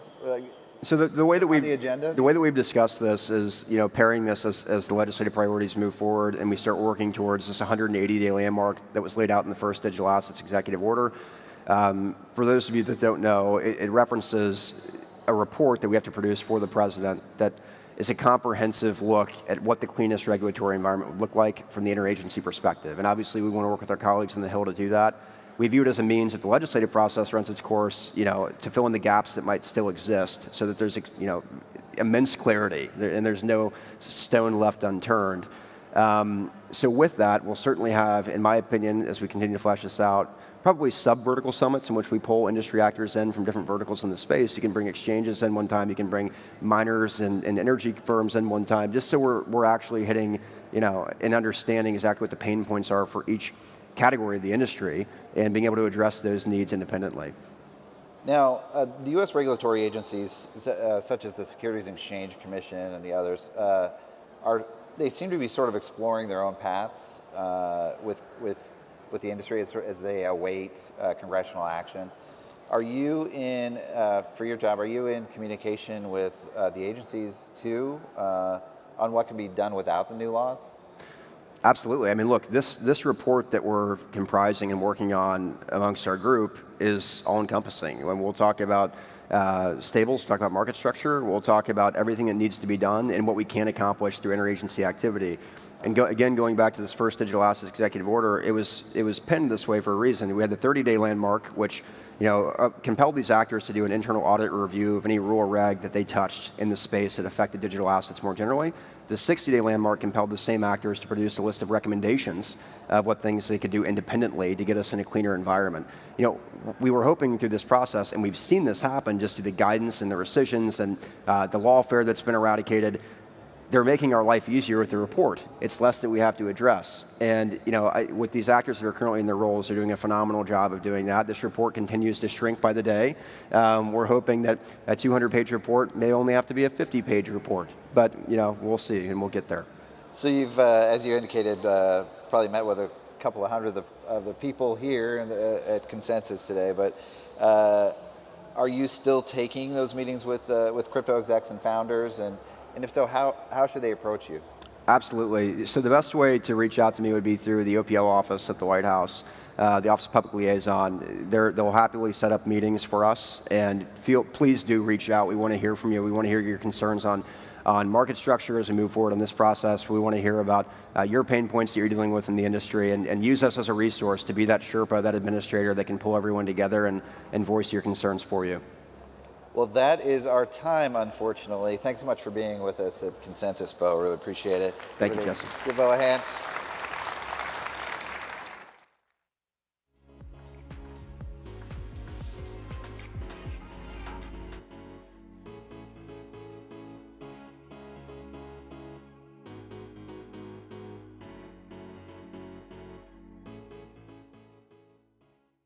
Welcome back. I'm CoinDesk anchor Christine Lee. Our next guest aims to redefine the movement and storage of all forms of value, patenting the open value network that facilitates the efficient movement of value from fiat and cryptocurrency to rewards and digital assets. Please welcome Ali Abudaya, CEO of Transactics. Hello, Ali. Thanks for joining us. Hello, Christine. Thank you for having me. So actually, you have some big news dropping right here at Consensus. You are emerging out of stealth. Absolutely.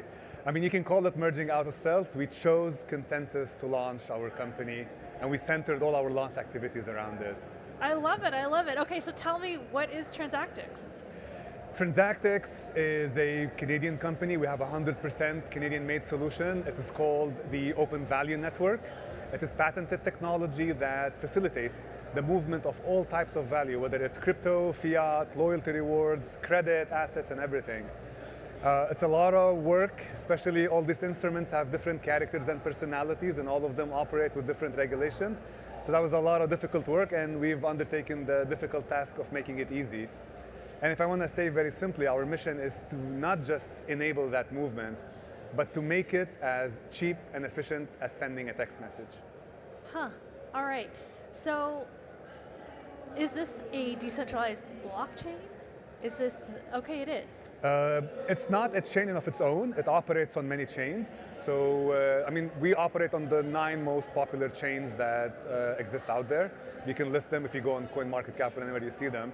So far we support 9 chains, and if the use case or the business case requires it, we're open to support more. And so is it a layer 2? Is it a roll-up? Is that the idea? It's actually a platform that consolidates all these layers, but it's not a blockchain of its own. Okay. Yeah. And so, have you already onboarded projects to use the Open Value Network? So we're our own project in a sense, if you want. What we have done is, so what we announced today was not just the Open Value Network, but we also announced launching CADX, the Canadian-backed one-to-one fiat-backed stablecoin. So CADX was launched today as well as part of our announcement, and more importantly, as an application of all of this, is our smart QR code-based payment system.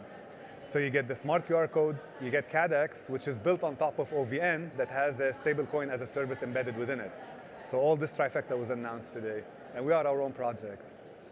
So I'm wondering, how are you going to get users onboarded onto this specifically? And I'm guessing you're doing real-world assets, just everything that you can tokenize onto. Yes, we're going in phases. 100%. We're going in phases. The first phase, which is the very simple use case that you can experience here at Consensus, we have the Transactics Cafe out in the F&B area, and it has this beautiful yellow umbrella. Go up there, scan the QR code, coffee is on us, so we gift you 5 CADX so that you can buy your coffee with. And then this is the first use case. It's a very efficient means of paying for small things. There are a number of other assets. When it comes to the real world assets, these will be launched in subsequent phases. And you are a Canadian company 100%. based in Calgary. Tell me a bit about the environment in Canada. Why choose Canada, and are you facing challenges in the regulatory atmosphere in Canada? That's a great question. As everybody knows, the regulatory landscape in Canada is generally more difficult than other jurisdictions in the world. But we are Canadian, all with the founder and the team and the technology. We're as Canadian as it gets. And this is home, so this is why we set up here.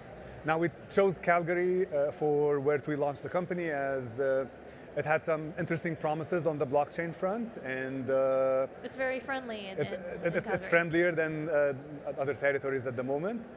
But we don't view ourselves as just like a Calgary company. We are a Canadian company, and we extend our services everywhere in Canada.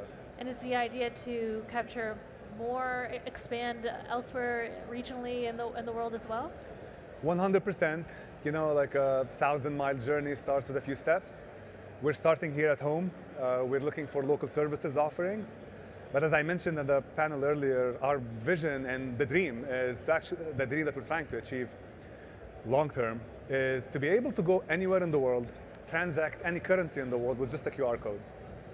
There is enough tech and blockchain out there to make this happen. Some hotspots in the world, like in Thailand and Bali, you already see now a lot of prevalence of crypto-based payments. Now we need to build the bridges everywhere. So we're not the only builders. Everybody's trying to build out there. We're building here as well. And soon we see each other connecting everywhere, whether it requires us to expand or them to expanding. We're open, we're talking, we're bridging. This is what we're here for. Yeah, and I know you want to emphasize this is a 10-year plan. Oh, at least. Okay. So when we were thinking about this project, when we were planning, when we were designing, whether it's on the engineering side, whether it's on our commercial side, whether on our go-to-market, we're looking to be here for 10 years. All right. And in crypto, that's a long time. All right.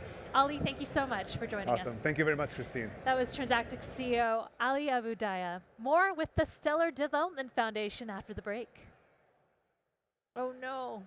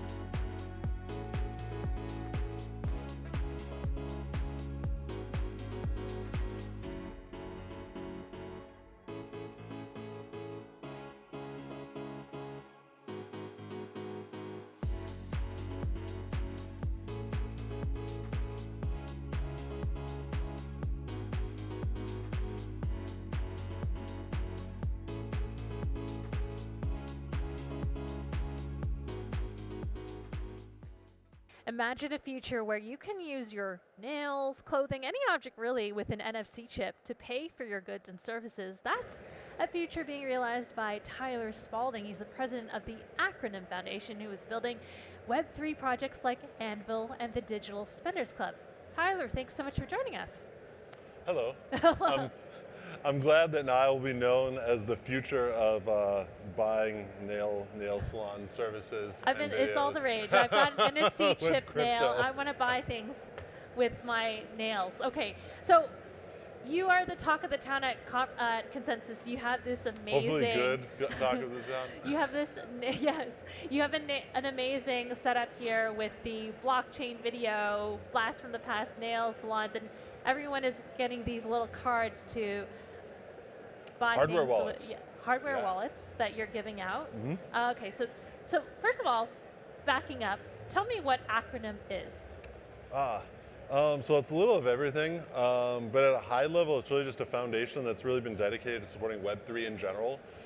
So it makes grants, it supports projects, it builds projects, really anything that's advancing the space forward. I personally have been in crypto for a little more than 14 years. Oh, so wow. I've seen quite a bit of things, met a lot of people along the way, worked on all sorts of projects, and so kind of putting a lot of that knowledge together, how can we best contribute to just the open source community in general? We have a slight focus on payments. That's a lot of my experience in helping found Flexa and kind of pushing forward a lot with real world usage of spending. But it really is all sorts of projects within Web3, anything open source that we contribute, help build, and fund. All right, and so you have two projects under the umbrella here. One is Anvil, one is the Digital Spending Club. So I guess that's what we saw at the Digital Spenders Club, but I guess that's what we're seeing on the floor here. Tell me a bit about how that works. Yeah, so the Digital Spenders Club is sort of built alongside sort of another project that we work with called AMP, which is a collateral token for Flexa. So again, kind of a payments network and the payments ethos. But we really tried to look at, well, what are people doing? What have people found most exciting?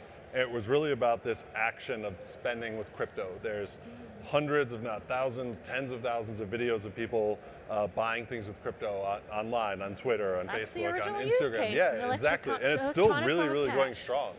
And so we wanted to support that. And so we tested this idea of, what if we made that even easier? What if we built some sort of like culture around it? What if we added this really utility-based element of a hardware-based wallet that was literally in a card? So it has this really small silicon chip with a RF antenna that literally is a hardware wallet in your pocket. It was developed a technology, it's called Burner is the name of the project behind that. And we've been working together for years, and it was a team that we just really trusted. They've been so innovative. We put it all together, said, what if we made this a spendable thing that people could now use, and then also kind of be a little bit in this club and be recognized and like have a brand around it. And it took off, and we're already up to closing in on 10,000 members in 3 months, just with like this very small launch of, hey, we want to try this out and see if people care. And it's just been really exciting. So now we want to really turn this into something big. And here in particular, again, with the whole installation, what we're really proud about is we all know that, crypto is really about, often, shilling some stuff, talking about them things like, why is this so great? And you kind of get caught up in the narratives. With us, it's how can we build this nostalgic, very approachable, very simple installation. You come in, you can see it, it's so approachable, and then we're going to onboard you onto crypto and say, you probably already know what crypto is, but here's a really easy way. It's very convenient. You now have a hardware wallet in your hands, and you can start to use that in a real utility way, and that's something we're really excited about. Of like, today, I think we had over 2,000 cards that we gave away, like literally that many in that short amount of space. And so that's really exciting to us, and that now there's that many more people that have, Base wallets now. I mean, we gave them USDC on Base that now they can use, and they can buy things at our stores. So very cool. Do you think in the future, since it's all on NFC chips and you could put them on anything, could you start putting them in any type of objects really and paying digitally with I mean, there's really no limitation to that. They're often used for like authentication mechanisms, like for high-end products where you can scan them and verify. It could be like an NFT or a token or something like that for authenticity. So we're seeing that already get used. But in terms of payments, for us, it's really how do we just make this as dead simple as possible, whether it's a QR code or a tap. So that's the really cool thing we did that is live today now in working with Flexa. Those cards you can literally tap to pay in a purely non-custodial environment. There's no other middlemen, there's no other MPC wallets or accounts or bank transactions. It's literally, you have 100% control of all of the funds on your wallet. You're then sending them into another wallet, and that's the transaction. And it's literally as simple as any other bank card transaction where you're just tapping to some sort of interface and the payment is made. You're also working on Anvil, which is an Ethereum DeFi protocol for efficient collateral utilization. What does that mean? It's way more simple than it sounds. Okay.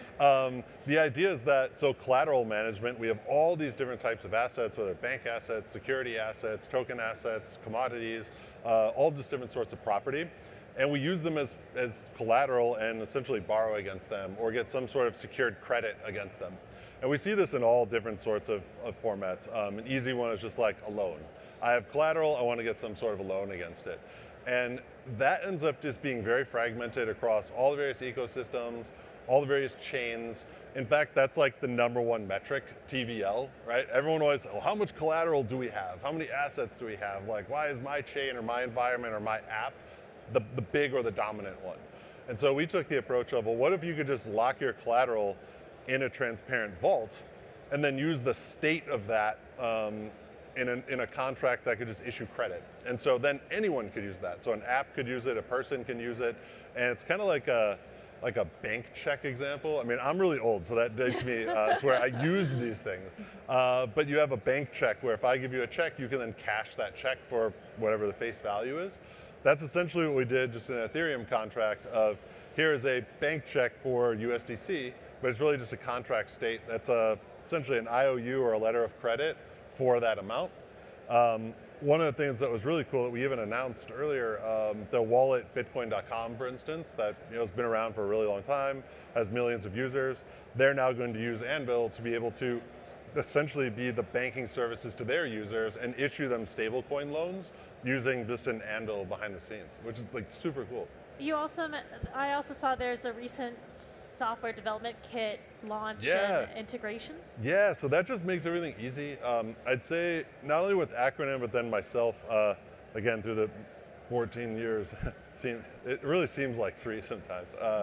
I've really just focused on how do we make this stuff like real world usable.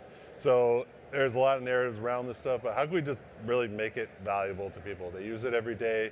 TradFi businesses or traditional businesses use this stuff.